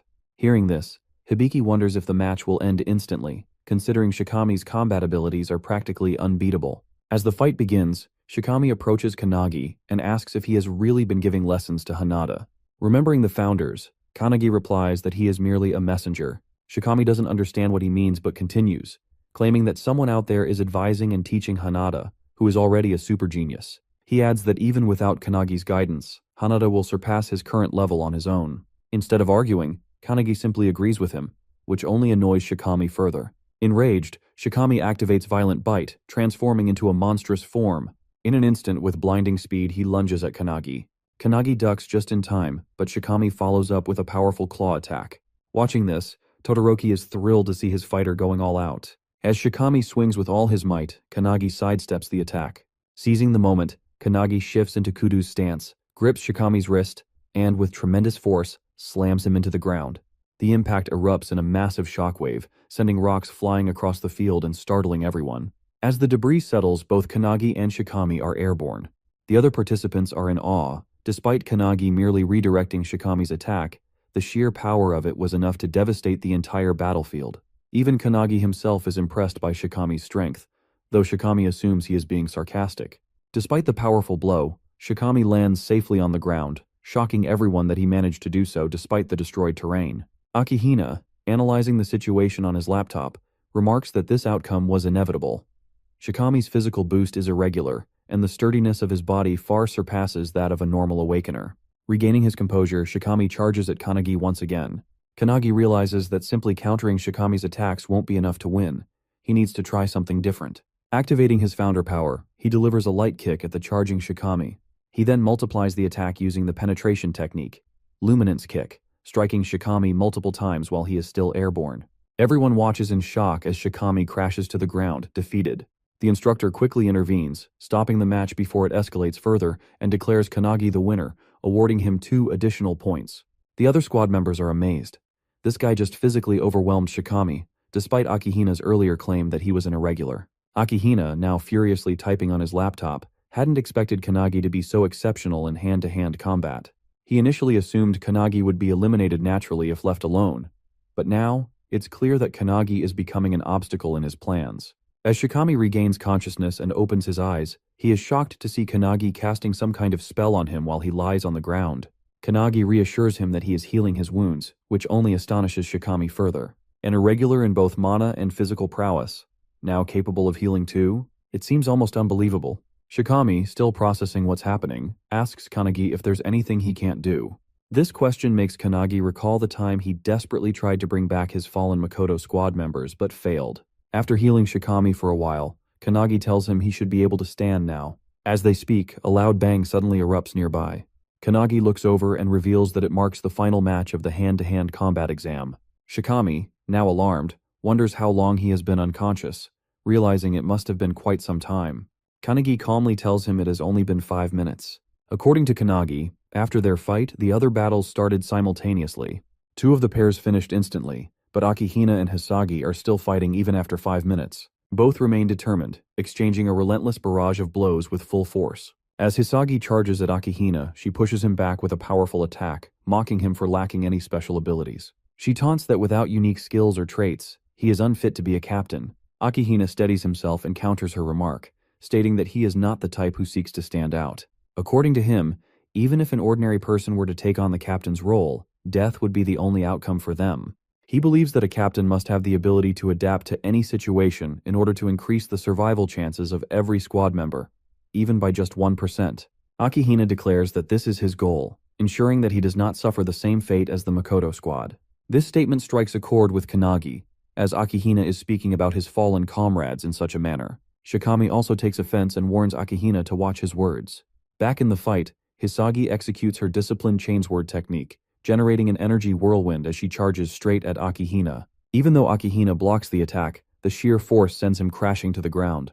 Hisagi quickly follows up with another strike, but just as she is about to land the hit, Akihina unexpectedly surrenders. The instructor immediately stops the match, declaring Hisagi the winner, leaving her in shock. Another squad member quickly restrains her as she fumes with rage, furious that Akihina gave up so easily instead of putting up a real fight. Akihina, on the other hand, claims that he expected the battle to last longer, so he chose to preserve his energy for the upcoming tests. As he walks away, he knows that he could have defeated Hisagi if he had tried, but he does not want to reveal his full strength just yet, especially with Kanagi closely observing the fight. The second stage of the exam, hand-to-hand combat, concludes with Kanagi leading the scoreboard with 5 points, followed by Snonobe with 3. The instructor announces a 30-minute break before the start of the third examination. He also reveals that in the next round, the 4 participants with the lowest scores will be eliminated. As the lunch break begins, Kanagi wonders about Ichika and Su, who should have been there but are still missing. Meanwhile, outside the Anti-Prophecy headquarters building, Su finally arrives, carrying Ichika. Exhausted from the effort, he is confused when she starts heading toward the courtyard instead of the training ground. When he questions her, Ichika reveals that she can smell traces of an aura, one that suggests someone has recently died there. According to her, it appears to be the residue of an awakener who was killed by an overwhelmingly powerful monster. Hearing this, Suo is stunned. If an awakener was truly killed here, it means someone may have infiltrated the anti-prophecy headquarters, despite this place being a well-kept secret. Ichika argues that the 12 apostles are strong enough to have figured out how to find this location, shocking Suo even further. When he asks about their possible motive, she ignores the question and instead suggests they head to the training venue.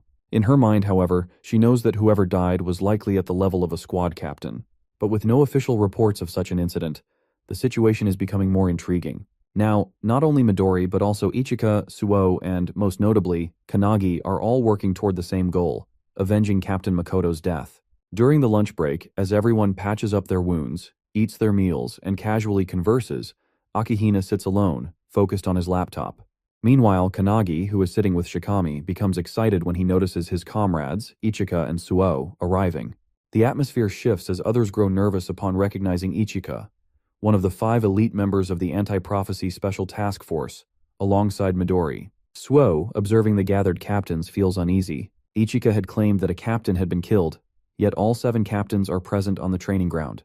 Hearing this, Ichika smirks and calls Kanagi over to share something important. She tells him everything, shocking him with the revelation that one of the captains might actually be a member of the 12 apostles in disguise. According to Ichika, the probability is high based on the aura residue she sensed in the courtyard. The individual who died was undoubtedly at a captain's level, yet all captains are accounted for, making the situation highly suspicious. Logically, it should be impossible. But if someone is disguising themselves as the victim, then there is an imposter among them. Realizing the potential danger, Kanagi grows tense, and Suo agrees.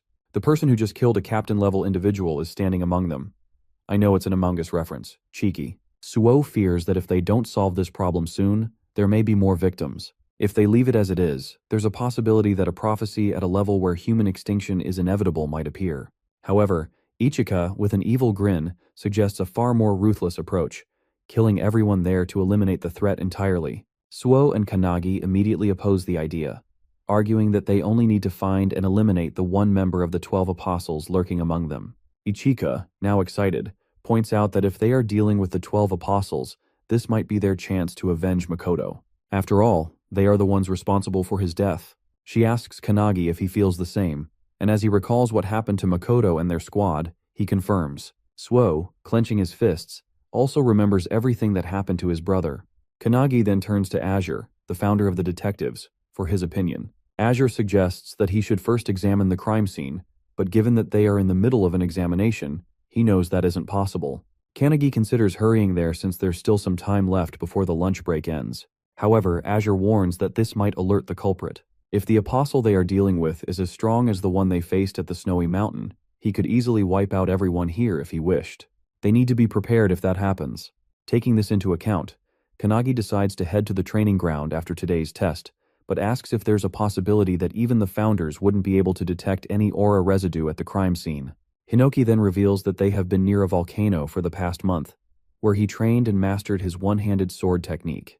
He explains that the volcano might be interfering with the flow of their chi, potentially making it difficult to sense any residual energy. Mage also reveals that if the aura can only be sensed at close range, it is almost certainly from a 12 Apostles class enemy. Azure, annoyed that they are taking over his detective work, is about to protest, but Hinoki shuts him down, suggesting they focus on catching the culprit so he can kill him. Returning to the interrogation, Azure tells Kanagi to ask Ichika a question.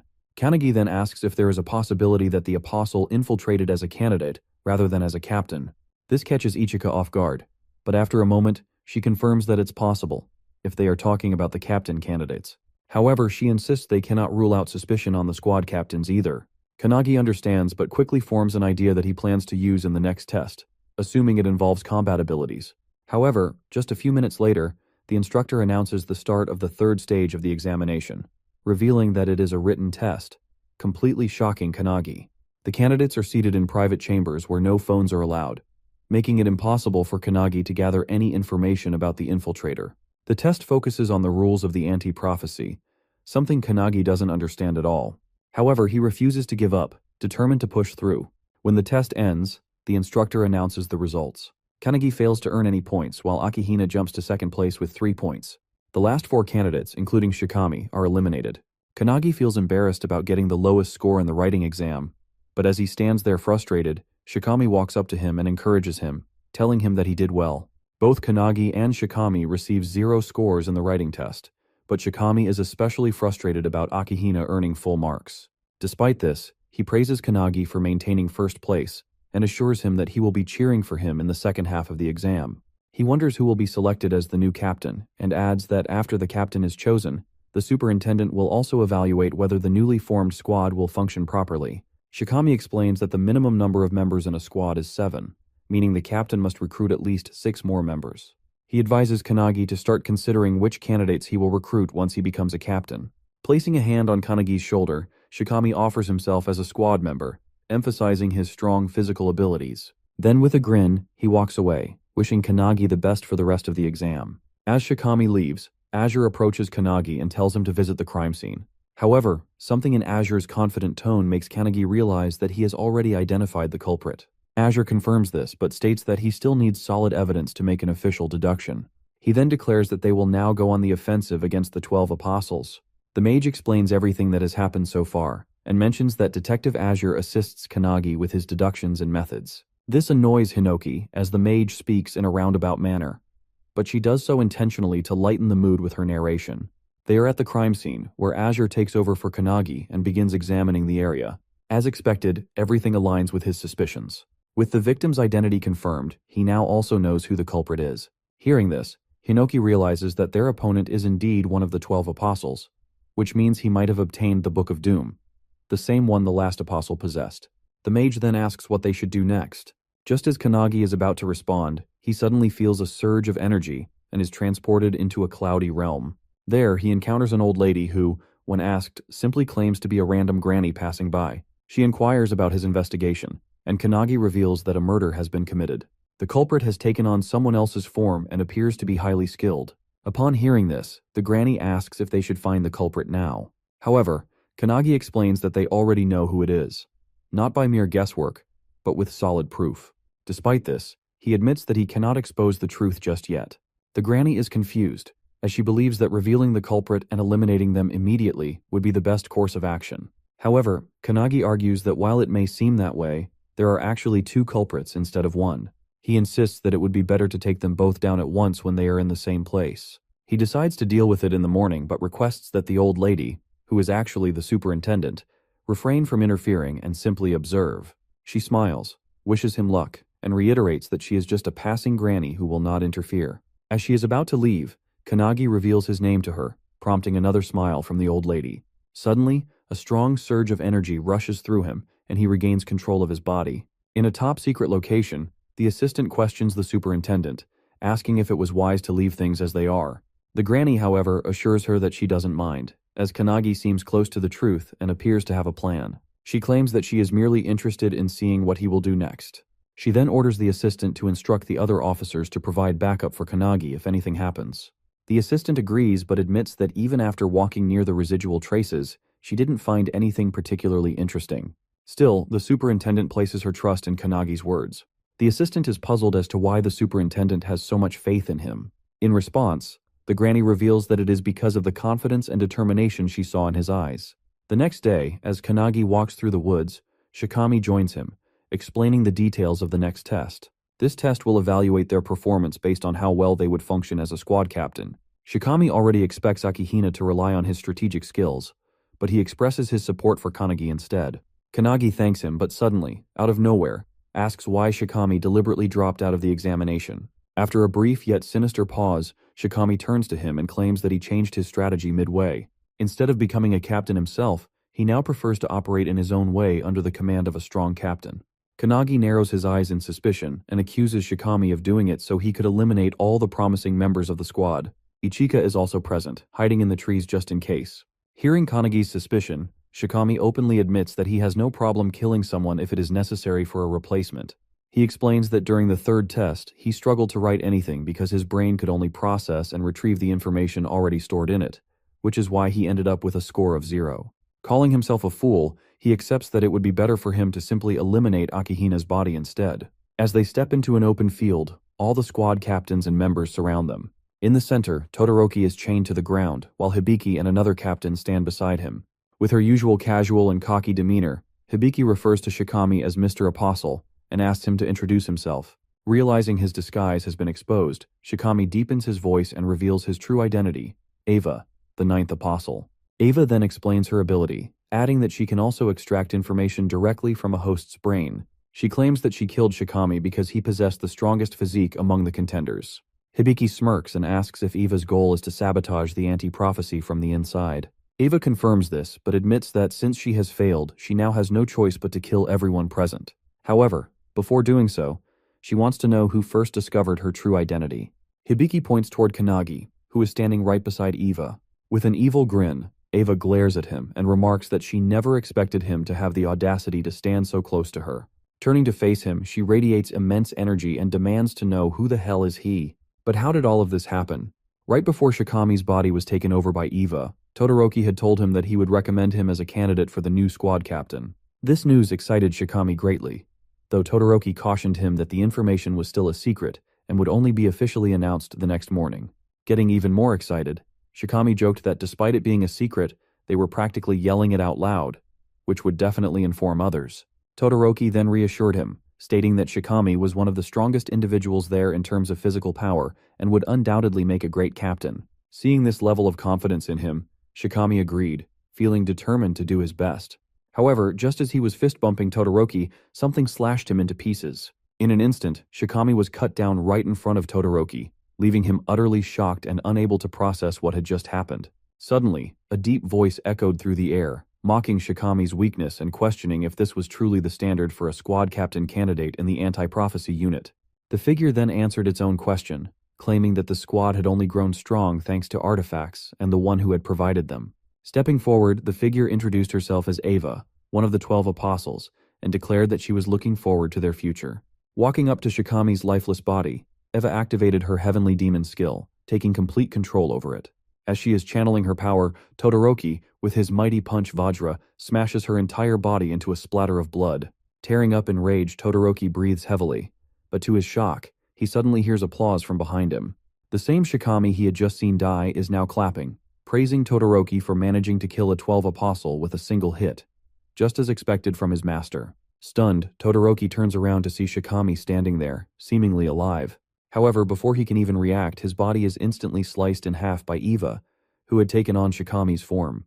With a wicked grin, Eva then activates the Necromance Dance artifact, resurrecting Todoroki as a corpse slave bound to her will. Now under Eva's control, Todoroki agrees to serve her, addressing her as Eva, but before he can say anything else, she slaps him so hard it nearly knocks him over. Correcting him, she demands that he call her Shikami, ensuring that no one grows suspicious of her disguise. Todoroki nods, complying, and the two share a dark, twisted laugh. Meanwhile, at the crime scene, Kanagi and Azure investigate. Using his unique skill, theatrical detective, Azure rewinds time to witness everything that transpired there. This powerful ability allows him to replay past events at a crime scene, giving him a first-hand view of what truly happened. The only condition is that Azure himself must possess the evidence and personally deduce the culprit, not just by looking at the clues, but by reaching a conclusion on his own. Additionally, this ability allows him to predict future crimes before they happen. However, there is a significant drawback. If Azure ever fails to deduce a case correctly, the skill will be permanently lost. This means that for the rest of his life, he will never be able to use it again. As Azure explains this ability to the founders, they are disgusted by how underhanded Eva's technique is, killing someone and taking control of their body.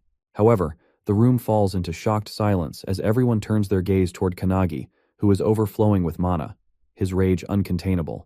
With fiery determination, he vows not to forgive the apostle. Back in the present, still burning with fury, Kanagi launches a devastating attack, a flash reflection punch, enhanced by his penetration spell, aimed directly at Eva. He also uses Luminance Fist, and as he strikes Eva's face, a massive energy blast erupts, sending her flying. She tries to land, but the force is so immense that she skids backward, struggling to regain her footing. However, as the dust settles, Kanagi is shocked to hear her laughing out loud, calling him cruel. Despite being struck by multiple techniques, she still talks, mocking him by bringing up his friendship with Shikami, questioning why he attacked her so mercilessly. Kanagi, already expecting this, knows he can't defeat Eva with his current strength. Eva, still reeling from the punch's recoil, claims that it's nothing and mocks him, saying his attacks feel like he's just playing around. As the recoil fades, Eva yells that these kinds of attacks won't do anything against her. Kanagi agrees, but reveals that he was never the one meant to defeat her. All he was doing was buying enough time for the mage founder to take over his body. As the founder takes control, she claims everything, and Kanagi's body becomes engulfed in energy. Seeing this, Eva realizes that Kanagi might be the person the satellites warned about, someone who has become completely different. But instead of feeling fear, she becomes even more excited. With a wicked grin, she summons hundreds of mummies from the sky, their terrifying screams echoing. She declares that life is boring until one faces death, so they should fight with all their heart's content. Azure, watching the mummies descend, remarks that they seem like nothing more than empty shells, controlled by Eva using the bodies she has taken before. Laughing out loud, Eva boasts that all of these mummies possess the same physical strength as Shikami and challenges them to come at her.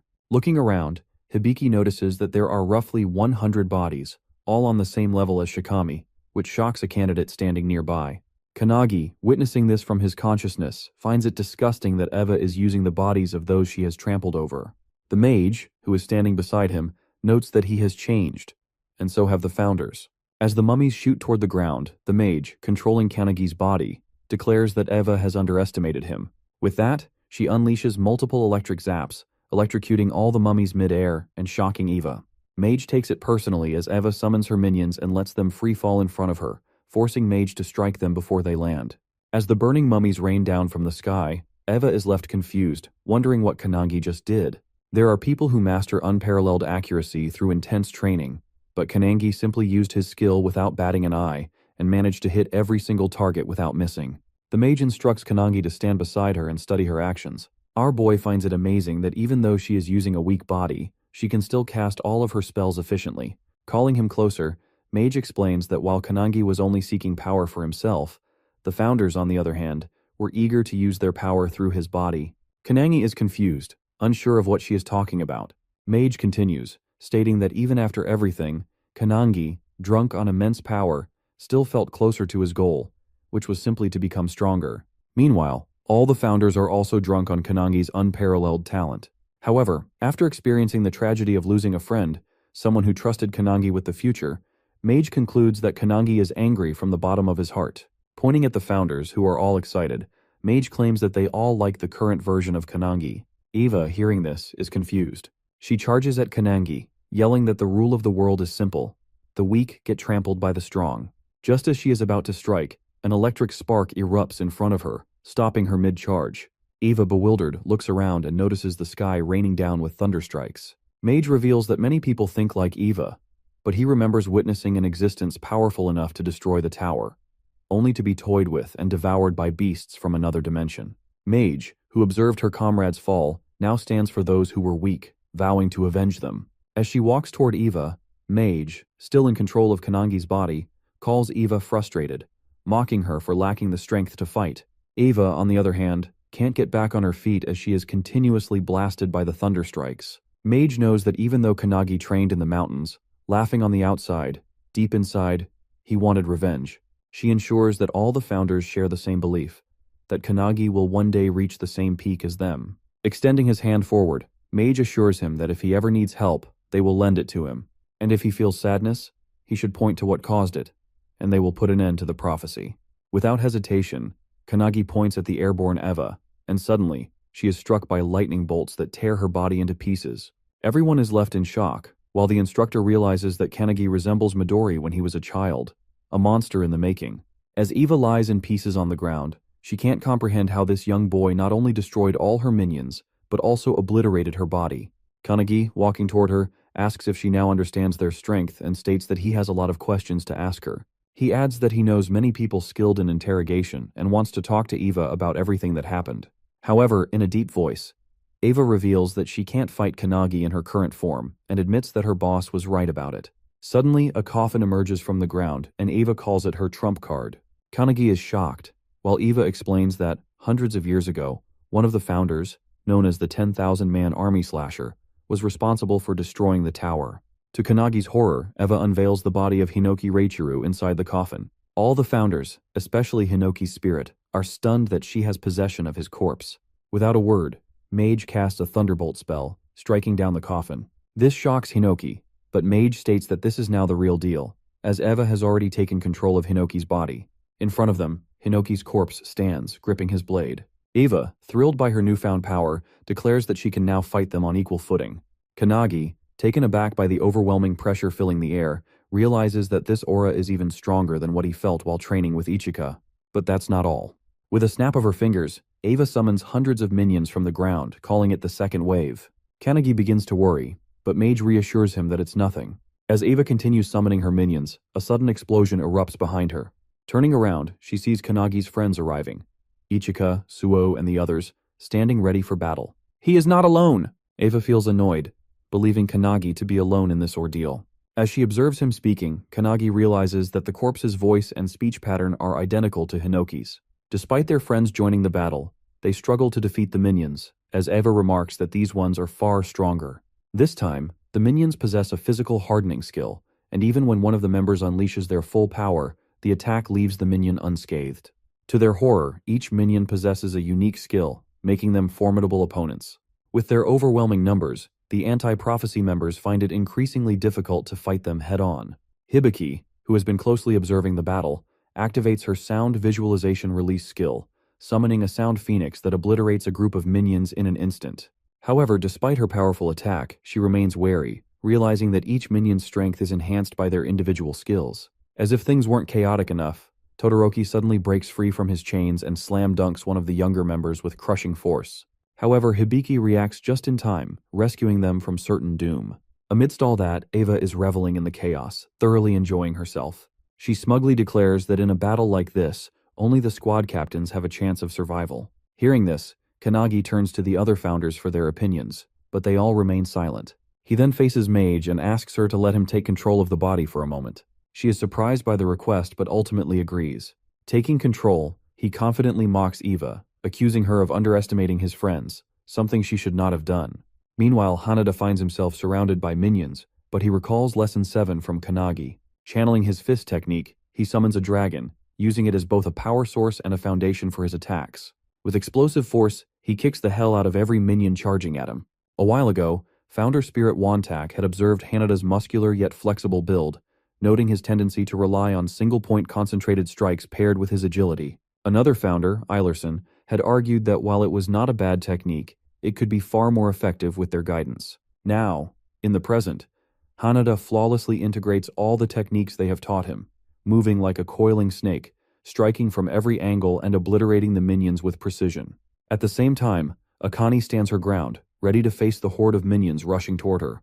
She remembers Kanagi's advice about the transmute technique, which converts an imperfect substance into perfection. In the past, she could only produce cheap, low-quality weapons, but now, she uses her alchemical prowess to defy limitations, crafting stone golems from the earth itself. This is something she mastered in Lesson 8, and with it, she can even destroy the hardened physiques of the minions with ease. Kanagi asks Hinoki about Suo, but Hinoki assures him that Suo is holding his own. While he may not be as brilliant as his brother, he has his own talents. At this moment, he is skillfully wielding Hinoki's one-handed sword style combined with the Sky Fall skill, cutting down a swarm of minions with a single powerful swing. He then enhances the attack by merging it with Calendula, creating a flower-shaped slash that strikes the minions in a wide area of effect attack.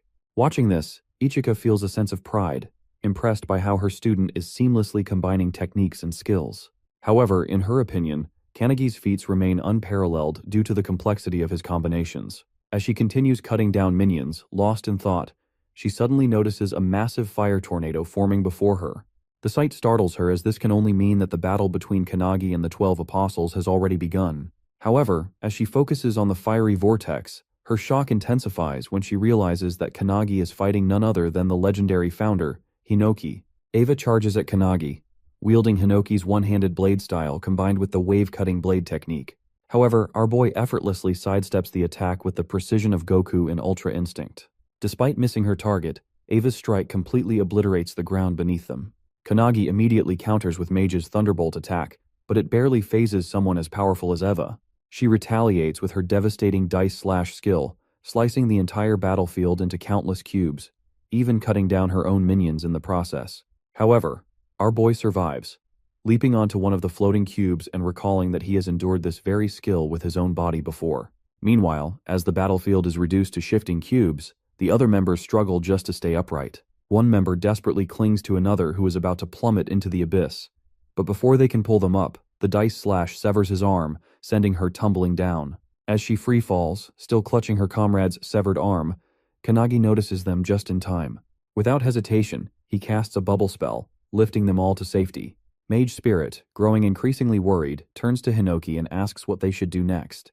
However, Hinoki simply leaves the decision up to her, telling her to do whatever she wants. She agrees, and just as Eva unleashes Splitting Cloud, a powerful beam blast that engulfs the entire battlefield, even Hibiki, a squad captain, is left stunned by the sheer madness of it. Meanwhile, Eva is thrilled by the capabilities of a founder's body, marveling at how perfectly suited Hinoki's body is for battle. However, despite this, Eva feels the need to use an even stronger skill. Activating Hinoki's secret technique, Indomitable, she prepares to strike, but to her utter shock, Kanagi catches her sword with his bare hand.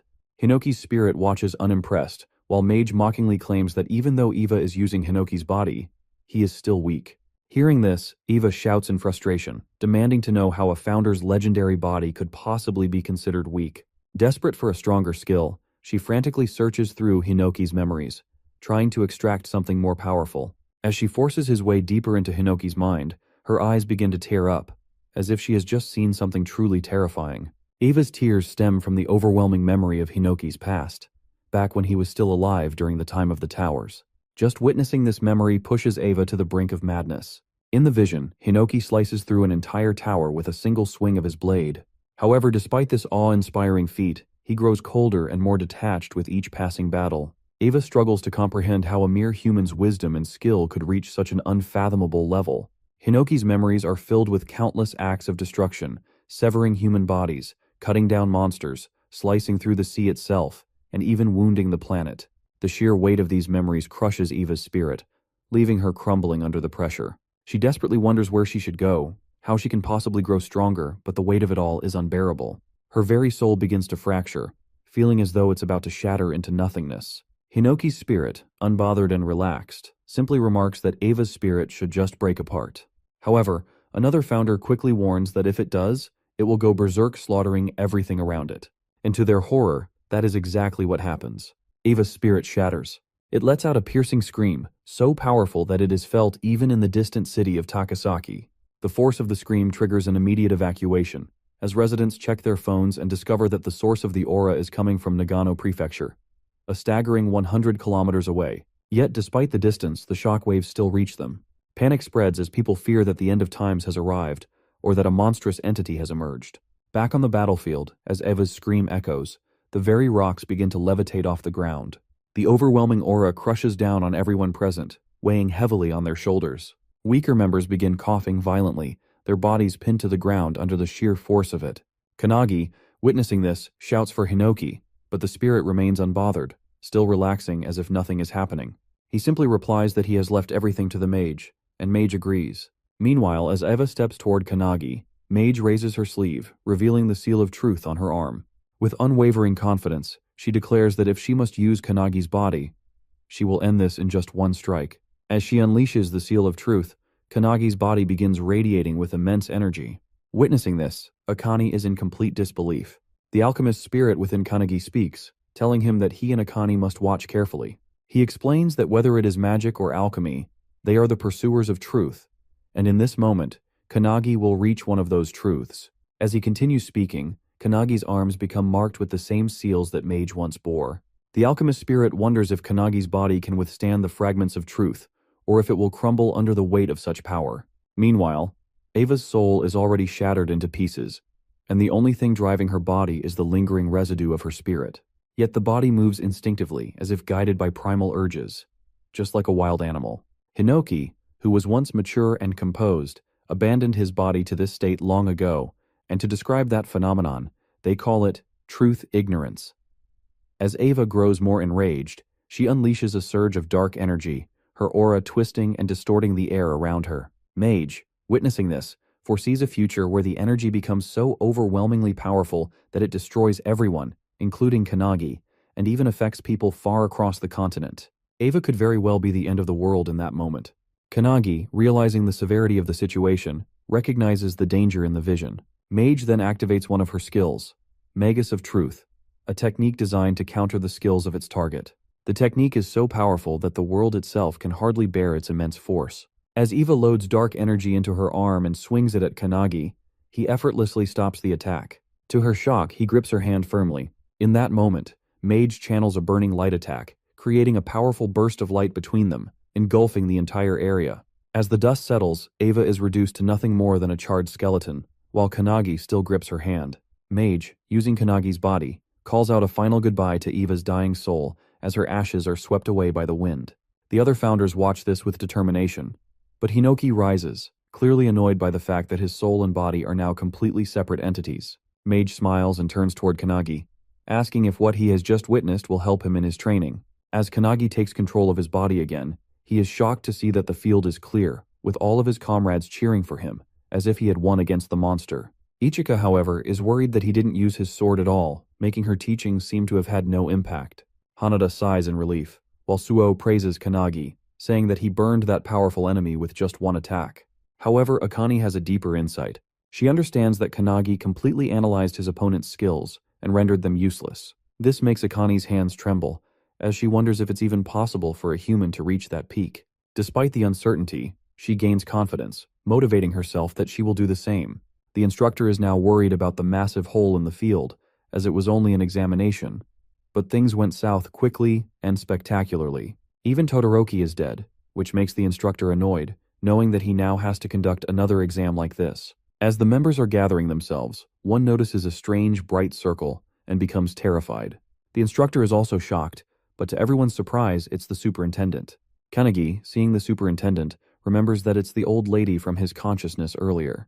The lady's assistant, who is with the superintendent, is also a bit confused about why she's there. However, superintendent suddenly kneels in front of Kanagi, claiming that she has been waiting for his return. She says that she has waited hundreds of years for the founders, and now they are finally in front of her. Suo and the others turn to Ichika for answers, but she simply states that they should have known, though this might be their first time seeing her.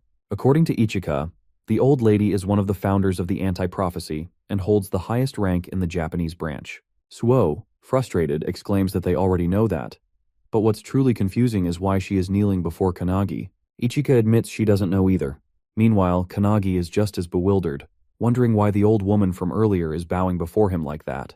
The founders within him are also deep in thought, trying to recall what's really going on, but they can't seem to find the answer. Suddenly, Kanagi is struck with shock as he senses her overwhelming aura. The old lady stands up and asks if Kanagi remembers her, remarking that she has grown old. To make things clear, she turns around and starts shaking her back, calling out to Hinoki to witness her performing the waist dance. All the founders are confused, but suddenly they realize that the old woman is Io. Hinoki quickly asks Kanagi to switch with him, and as he does, he greets her. This shocks everyone around, and the assistants immediately take an offensive stance, seeing it as disrespectful behavior toward their superintendent. Enraged, they declare their intent to kill Kanagi and redo the examination. However, Io, still dancing with Hinoki, tells them to stand down, assuring them that it's fine. Hinoki playfully rubs Io's head, joking that she has already become a granny. Hearing him speak, Io suddenly remembers that he used to talk the same way in the past when she was with them. After a while, all the members begin repairing the training grounds and gathering themselves. Meanwhile, deep within the anti-prophecy, at a top-secret location known as the Hut of Everlasting Vision, Kanagi is stunned by the sight of its garden. Io explains that, since she cannot reveal her appearance often, a barrier is normally set around the place, so she can live there undisturbed. Kanagi asks if she knows all the founders, to which Io begins to explain her story. She reveals that she was an orphan, having lost her family during the era of the towers. The founders saved her and raised her. Kanagi is shocked to realize that she was just a child during that time. When Io mentions that it was 300 years ago, he is even more stunned, realizing that she is over 300 years old. She then reveals that she has been able to stop time using an artifact that freezes time as long as she remains inside the headquarters. Hearing about the artifact, Kanagi suddenly remembers them. Meanwhile, Hinoki's spirit explains to Valentine that the artifact functions similarly to her preservation skill. Valentine agrees, stating that in her prime, she could have achieved the same feat with her skill. However, she wonders where Io obtained such a powerful artifact. Io explains that within the anti-prophecy, there is a secret division tasked with collecting artifacts, and their existence is kept hidden. However, she reveals that the facility storing these artifacts was recently attacked, resulting in the loss of a large number of them. In response, a special task force, including Midori, was formed to reclaim the stolen artifacts. The detective founder within Kanagi wonders if the attack was carried out by the 10 apostles, which would explain why they are so powerful in the modern era. Kanagi is shocked at how quickly the detective deduced that from such a brief conversation. The detective then reveals that when Eva mentioned her boss as the one who provided her artifacts, he looked into her memory and confirmed it. Another founder explains that instead of recruiting 12 Awakeners stronger than Makoto, it would be much easier for the enemy to use artifacts to enhance mediocre Awakeners.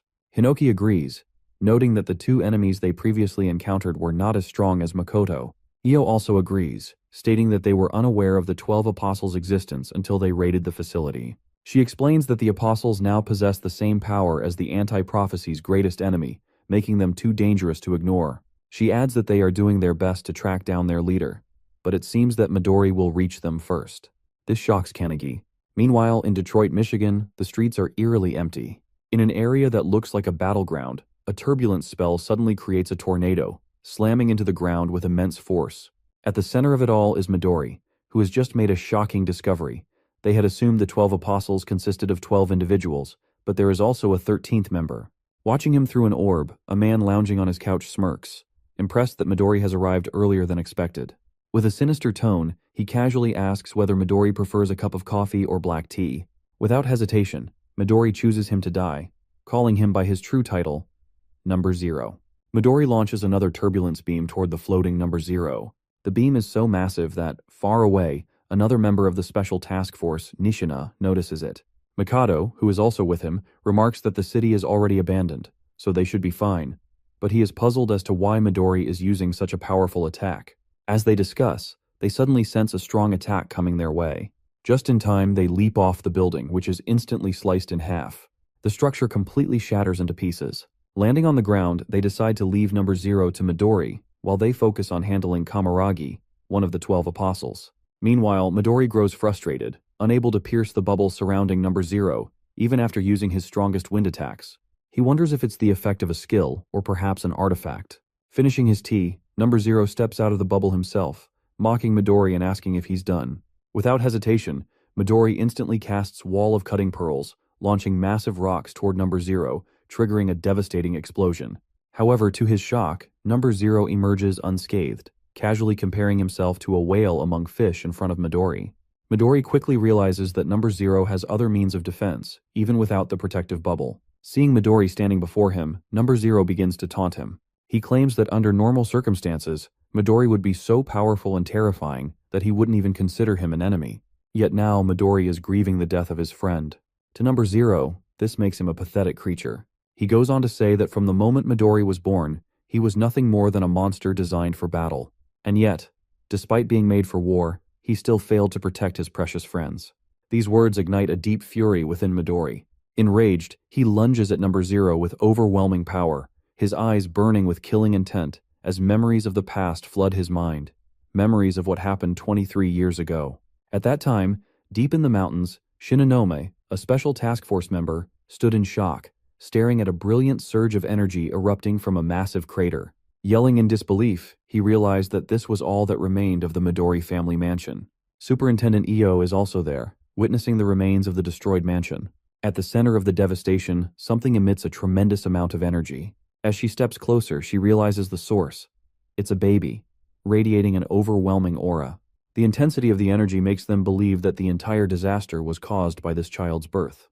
Without hesitation, Superintendent Io rushes toward the baby, enduring multiple cuts on her body due to the sheer energy pressure surrounding it.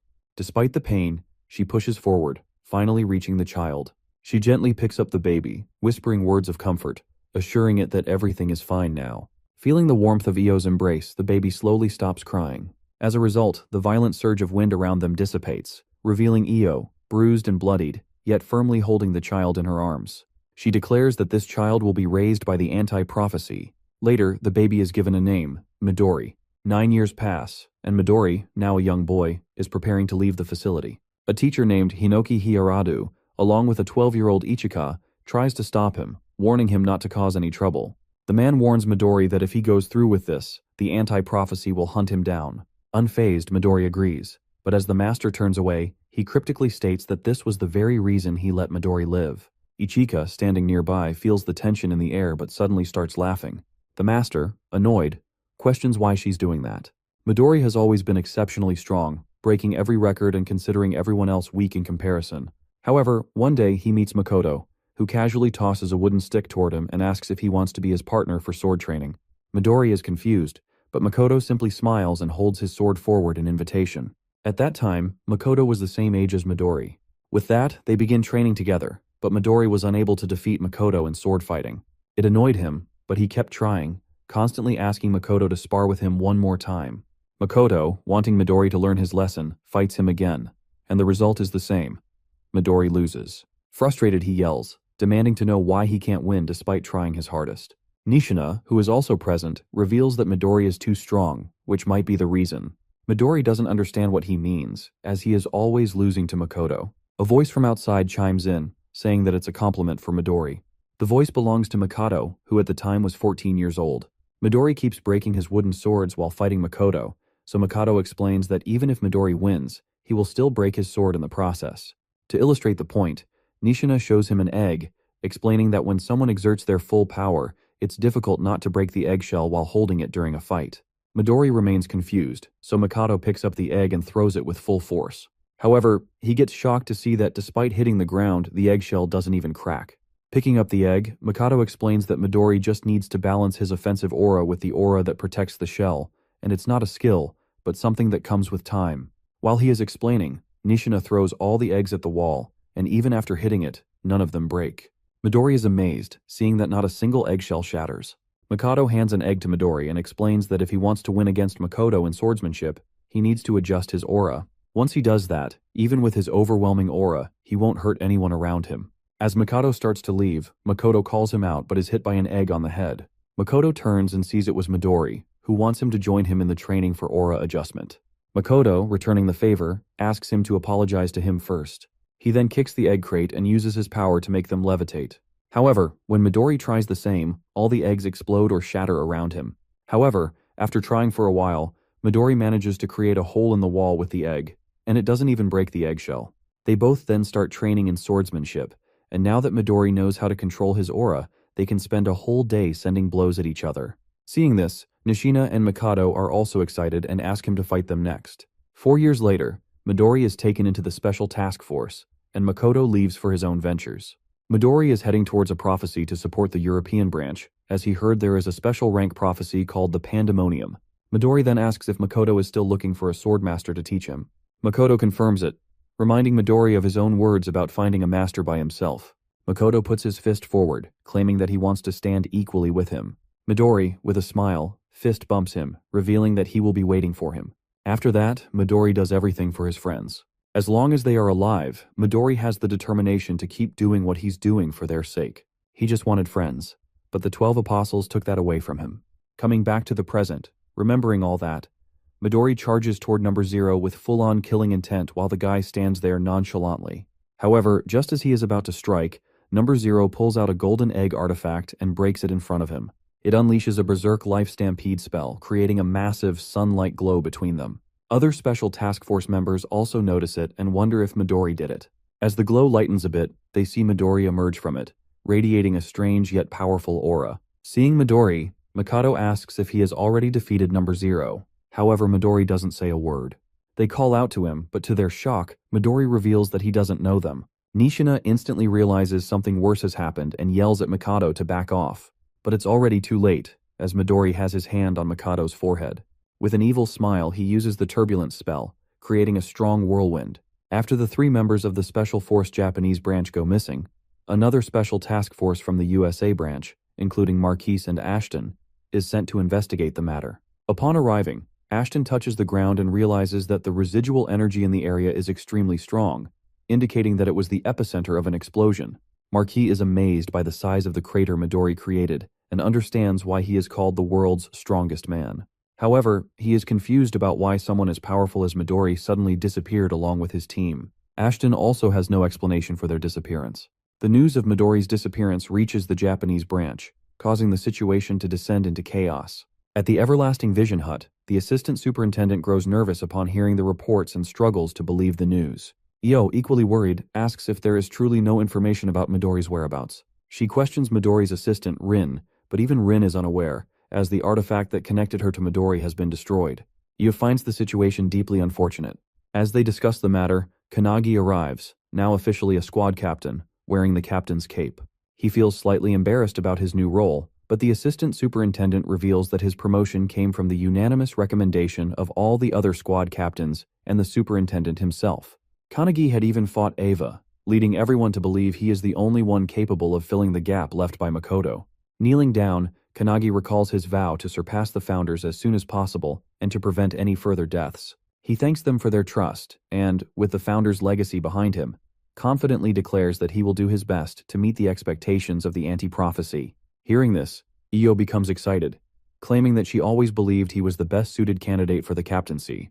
However, she suddenly grows serious and gets straight to the point, asking for his opinion on a pressing matter. A while back, Kanagi, who had been pursuing members of the anti-prophecy to offer them positions in his squad, now finds himself sitting in front of the superintendent, being asked for his opinion.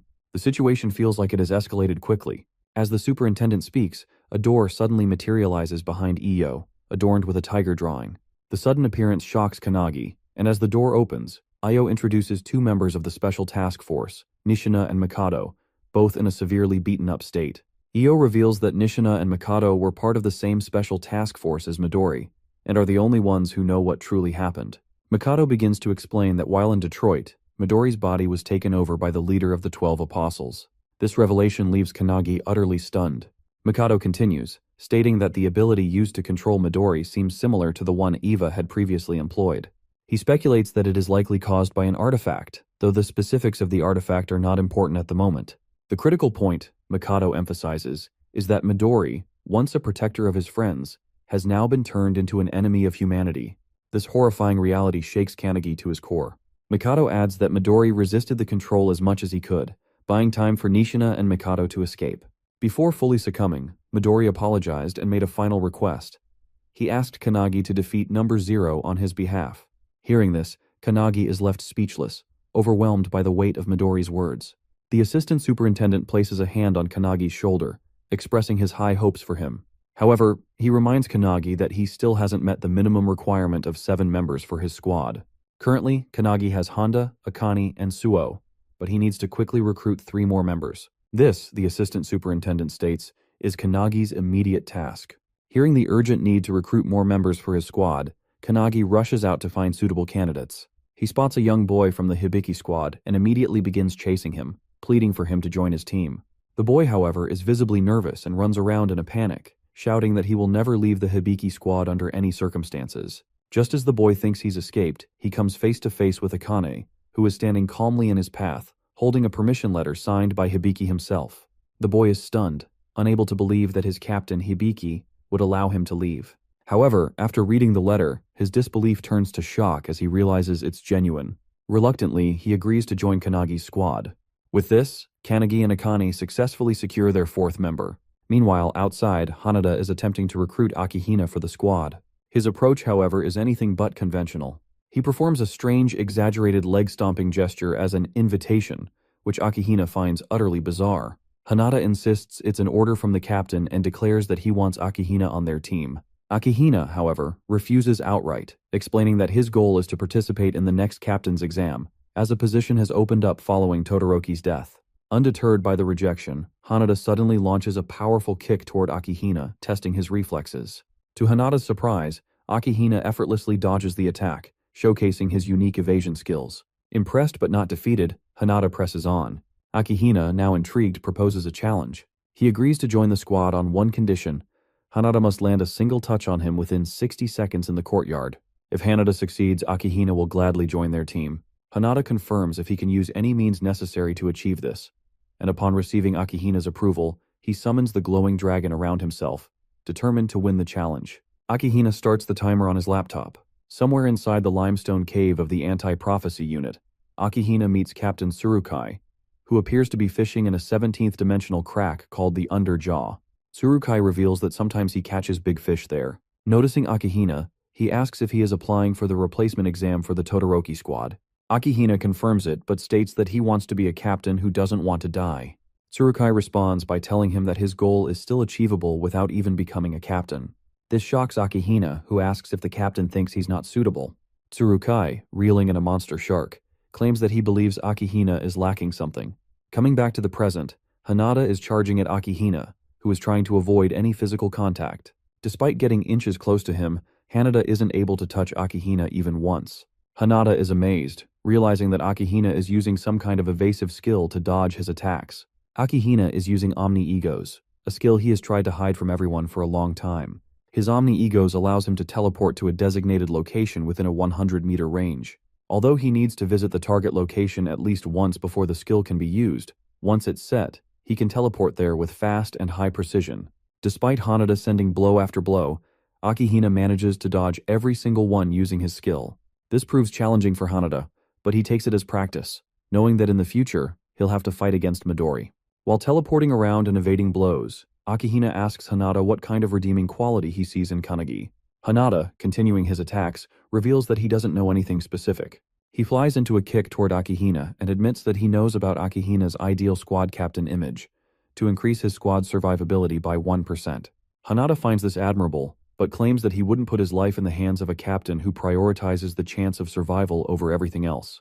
This comment annoys Akihina, but Hanada explains that if someone always thinks about themselves, they won't be able to achieve the goals they're meant to. As he says this, Hanada recalls his childhood when he saw his family's bodies lying around, killed by a prophecy. This event instilled in him the determination to shut down all prophecies. With that motive, he finally understood that Kanagi has the capability to do just that, which is why he decided to become his subordinate. Hearing this, Akihina realizes what he's lacking to be a captain: the ability to be relied on by others. As he focuses back on dodging, he knows he's winning the fight and hopes to use this conversation as a reference in the future. With the countdown at 5 seconds, Hanada starts messaging someone on his phone, claiming that someone is just on time. Akihina is confused when suddenly Suo, using his Calendula spell combined with Skyfall, strikes from above, destroying the entire courtyard where they were standing. This completely removes Akihina's ability to teleport, and Hanada seizes the opportunity. He leaps off the building and uses a flash kick to tear off a piece of Akihina's clothing. The clock hits 0, but tearing off the cloth counts as a touch, making Hanada the victor. He lands down while Su asks if destroying the entire courtyard was worth it. Hanada brushes it off, praising Suo for his help. Meanwhile, in the background, Akihina is furious, but after typing something on his laptop, he calms down and agrees to join Kanagi's squad. Hearing this, Hanada and Su high-five, while Kanagi and Akane bring in another member, Iryu, who is chained up. Kanagi, noticing the destroyed courtyard, is in shock, but Suo reveals that he's counting on Kanagi to write an apology letter for the damage. Hanada tries to calm everyone down, suggesting that Rin could fix the courtyard, but the main problem is that they still need one more person for their team. Akane doesn't know anyone else and asks if Kanagi has any recommendations. Kanagi points toward the special task force members, Ichika, Mikado, and Nishina, and reveals that he has already accepted them into his squad. From that day on, they are temporarily Kanagi's subordinates and will fight in his squad. Somewhere else, at the Watchtower, the remaining members of the 12 Apostles of the Apocalypse hold a meeting. Only 5 of them are left, but they are confident because they have the world's most powerful weapon, Midori's body. To them, it seems like they are one step closer to wiping out the anti-prophecy unit. Number 0 reminds everyone of their motto: everything they do is for the sake of the emergence of prophecy in this world. Inside the prophecy research room of the anti-prophecy, the assistant superintendent asks the director if he has obtained what was requested. The director confirms and reveals that the Book of Doom, once possessed by the 12 Apostles, is actually a single book torn apart. Based on the 8 books that Midori brought, they determine that the recent incident is part of the prophecy, specifically one concerning a special rank called Bhagavad Gita. According to him, in order to destroy the world, the 12 Apostles need Midori's power, which alone is sufficient. Meanwhile, over the sea, Midori and Hajime, a member of the 12 Apostles, are flying toward an unknown destination. Out of nowhere, Midori asks Hajime if he has ever read the Gita, to which Hajime denies. Midori explains that it is one of the Hindu scriptures, emphasizing that humans should fulfill their duties with a selfless heart. According to Midori, whoever wrote a prophecy like the one currently unfolding likely harbored a deep hatred for humanity. As they fly over New York's Times Square, a family notices them, and a child excitedly recognizes Midori as the world's strongest awakener. The crowd quickly follows suit, cheering and clamoring for pictures. They also notice Hajime referring to him as a samurai. As the gathering swells with excitement at the sight of their heroes, Midori gives Hajime the order to begin their mission. Without hesitation, Midori starts channeling an energy ball in his hand, while the crowd continues to cheer, unaware of what is about to unfold. As a father captures a picture of his child with Midori in the background, Midori suddenly unleashes the energy ball into the air, engulfing the sky completely. The ball transforms into a massive tornado, and from within it, the real Midori desperately yells at Number Zero to stop. However, it is already too late. Number Zero has already cast the spell Turbulence upon them.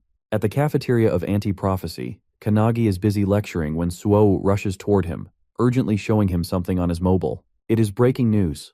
New York is burning like hell due to Midori's attack. The report claims that an Awakener has attacked and destroyed the city. Meanwhile, at the Everlasting Hut, the American branch superintendent, Vice, is screaming at Io to do something, furious that Midori has just erased an entire city.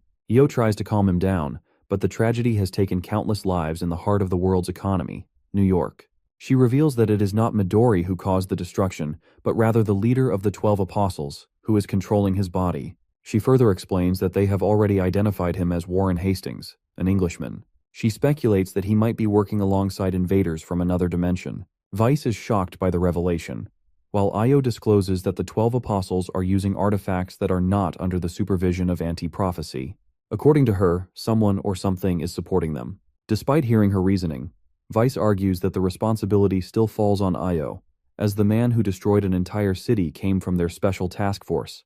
He warns her that the White House is even considering using nuclear weapons against Midori. However, Vice knows that even nuclear weapons won't have any effect on Midori and asks Io what she plans to do.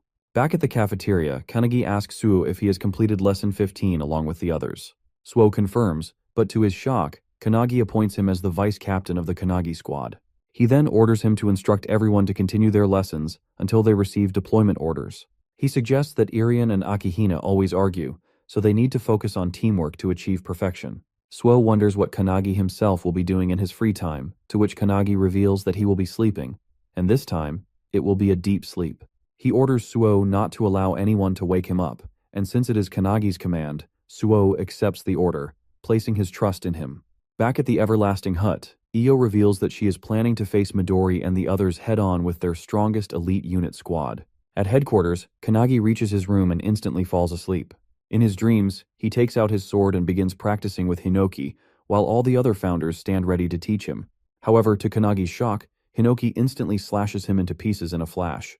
He regenerates immediately, only for Hinoki to cut him apart again. Hinoki reminds Kanagi that it was he who insisted on not holding back in training, so now he will devour him. Saying this, he charges at Kanagi with full force. Another founder tries to intervene, but Wantak and Mage stop him. Other founders argue that while short-term training might require such extreme measures, Kanagi is dying too frequently, and his soul may soon be dispersed. However, they all understand that Midori is the strongest awakener of this era, and the current Kanagi stands no chance against him. It may be a desperate training method, but it is the only path to victory. The founder from earlier warns that there may still be a limit to how much Kanagi can endure, but the alchemist reassures her, stating that there is no need to worry. Kanagi is not a delicate man. Mage, witnessing Kanagi being sliced apart again and again, still believes that he will overcome this. Kanagi apologizes to Hinoki, feeling immense pressure just standing in front of him. It feels as if he has been thrown into a blizzard atop a frozen mountain. Regaining his breath, Kanagi stands against Hinoki once more, only to be slashed in half instantly. However, to his surprise, he manages to cut a single strand of hair from Hinoki's head. Before, he couldn't even reach a single hair, but now he has managed to do so. Despite being killed countless times, Kanagi remains determined to grow stronger. He rises again and again. Meanwhile, in Mumbai, at the gateway of India, Aradib of the Indian branch of Anti-Prophecy's Special Task Force becomes excited upon seeing Midori there. He reminds Midori that without him, the special rank Prophecy Blazing Fire boss would have turned Mumbai into charcoal. With a smile, he asks if, despite them once protecting the city together, Midori is now here to destroy it. Midori dismisses his words as futile, stating that while it is his body, it is being controlled by Number Zero. Mocking Aradib, Number Zero sneers at the idea that Midori could regain control. To toy with him further, he delivers Midori's entrapped thoughts directly from his mind, Midori's voice, apologizing and urging Aradib to run. However, Aradib refuses to flee. This is his hometown, and he is prepared to fight until his last breath. At the Everlasting Hut, Io explains the century-old war between humankind and the beings from another dimension to the superintendent's assistants. During the era of the Founders, it was the tower that first appeared, followed by the crack and the prophecies. Throughout the long history of war, there have always been humans who collaborated with these beings to destroy the world. As she explains, one of the assistants, watching the news of India's fall, becomes alarmed, realizing that the enemy now seems to be heading toward Europe. Io expected this, but remarks that it would have been preferable if they had gone straight to Japan instead. When the assistant asks why, she reveals that since Number Zero only recently took control of Midori's body, he shouldn't be able to fully harness its power yet.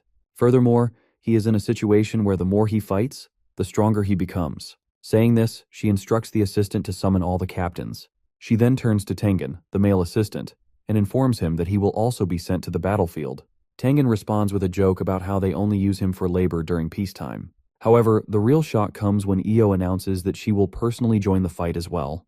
Meanwhile, the Kanagi squad is in the final stages of preparation. They are the only real hope of defeating Midori, but until they are fully ready, Io orders the other squads to delay him. Hibiki and the other squad captains, visibly tense, ask how long the preparation will take. Io reveals that, according to Kanagi, he needs 2 days. She then declares their destination, the Pacific Ocean, where they will attempt to stop Midori. There, the entire Japanese branch of anti-prophecy gathers, preparing for battle. As Midori charges toward them, he casts his powerful turbulent spell directly at them. However, it is stopped in its tracks by Io's own defensive spell. Midori, visibly surprised, narrows his eyes, while Io smirks and mocks him not to underestimate them. A while back, as the captains were heading to the ocean to fight Midori, Hisagi and her squad members ran to their captain, pleading to be taken along to face the leader of the 12 apostles. The captain refuses, but Hisagi, tearing up, insists that even if they can't make a significant impact, they can at least serve as shields to protect the captains. The captain, along with the others, turns to face them and asks if they understand why the captains have chosen to participate in such an unreasonable battle. He explains that even though they know they won't return, as the power levels are vastly different, they still hold on to the hope that their subordinates will survive and carry on the fight. The captains place their trust in their subordinates, believing that they will take on the responsibility of protecting the world. Saying this, the captains leave, leaving their subordinates behind. While some break into tears, others steel their resolve, determined to protect the Kanagi squad until their preparation is complete. Even though their eyes are filled with sorrow, they know they must act instead of merely crying. And they must act quickly. The squad captains, along with the superintendents and assistants, teleport to the ocean, where they now stand face to face with Midori. As Io effortlessly blocks Midori's turbulent spell, the other captains watch in amazement at her immense power. Midori too is taken aback by this unknown ability. Number Zero, reading through Midori's memories, recognizes Io as the superintendent of anti-prophecy, a mother figure to Midori, who has always kept her true strength hidden. Io, standing before him, declares that this is the first time in 100 years she has used her abilities on the battlefield. None of the captains have ever seen her unleash her full power before, but now, before their eyes, she activates her 8-Eta mirror spell. This spell has 2 stages. The first stage allows Io to completely nullify any ability as long as she understands its effects, granting her a 100% defense rate. The nature of this ability is a direct countermeasure, combining perfectly with a mage's advanced analytical skills. Wasting no time, Midori follows up with his blazing turbulent spell, unleashing a barrage of powerful tornadoes toward Io. Seeing them, the captains realize that this is the same skill that burned all of India to the ground. However, to their fortune, Io knows this ability and effortlessly deflects it. The second stage of her skill allows her to copy an ability once she has reflected it in the first stage. As she sends her own tornadoes, they collide with Midori's and completely destroy them. Midori, now focusing on the battle, understands how her skill works, but grows annoyed as he senses someone trying to attack him from the side. One of the captains launches his infinite fist attack, bombarding Midori with a barrage of punches. Each time a punch lands, Midori feels his body growing numb. However, despite delivering countless blows, the captain is shocked to see that Midori remains unfazed. Suddenly, the captain grabs Midori in midair and signals the others to attack while he restrains him. Hibiki instantly activates her sound visualization release, Phoenix, while the other captains follow up with their own powerful abilities, striking Midori all at once. However, Midori counters them with his Wall of Cutting Pearls spell, generating a massive blast of tornadoes that crash into all the captains. As the smoke clears, Midori emerges unscathed, mocking Io for bringing weaklings to fight him. But just as he speaks, he senses a powerful aura above him. Looking up, He sees the superintendent's assistant summoning a massive sun-sized energy ball, preparing to unleash it upon him. Midori immediately realizes that this ability grows stronger the longer it is channeled. As he attempts to summon his own energy ball to counter it, the female assistant uses her slave maker spell, shackling his hand. Midori is stunned. He hadn't expected them to have an Warp Awakener. Now trapped in the shackles, he is unable to cast his spells. Meanwhile, the male assistant finishes channeling and hurls the massive fiery sphere toward the immobilized Midori. Seeing the attack closing in, Midori realizes he can't dodge it. However, if he unleashes his most powerful wind-based attack at the last moment, he might be able to lessen its impact. But just as he processes this plan, he notices another identical fireball coming from the opposite side, created by Iyo using her mirror spell. Both fireballs collide, erupting in a massive explosion, engulfing Midori in the fiery blast.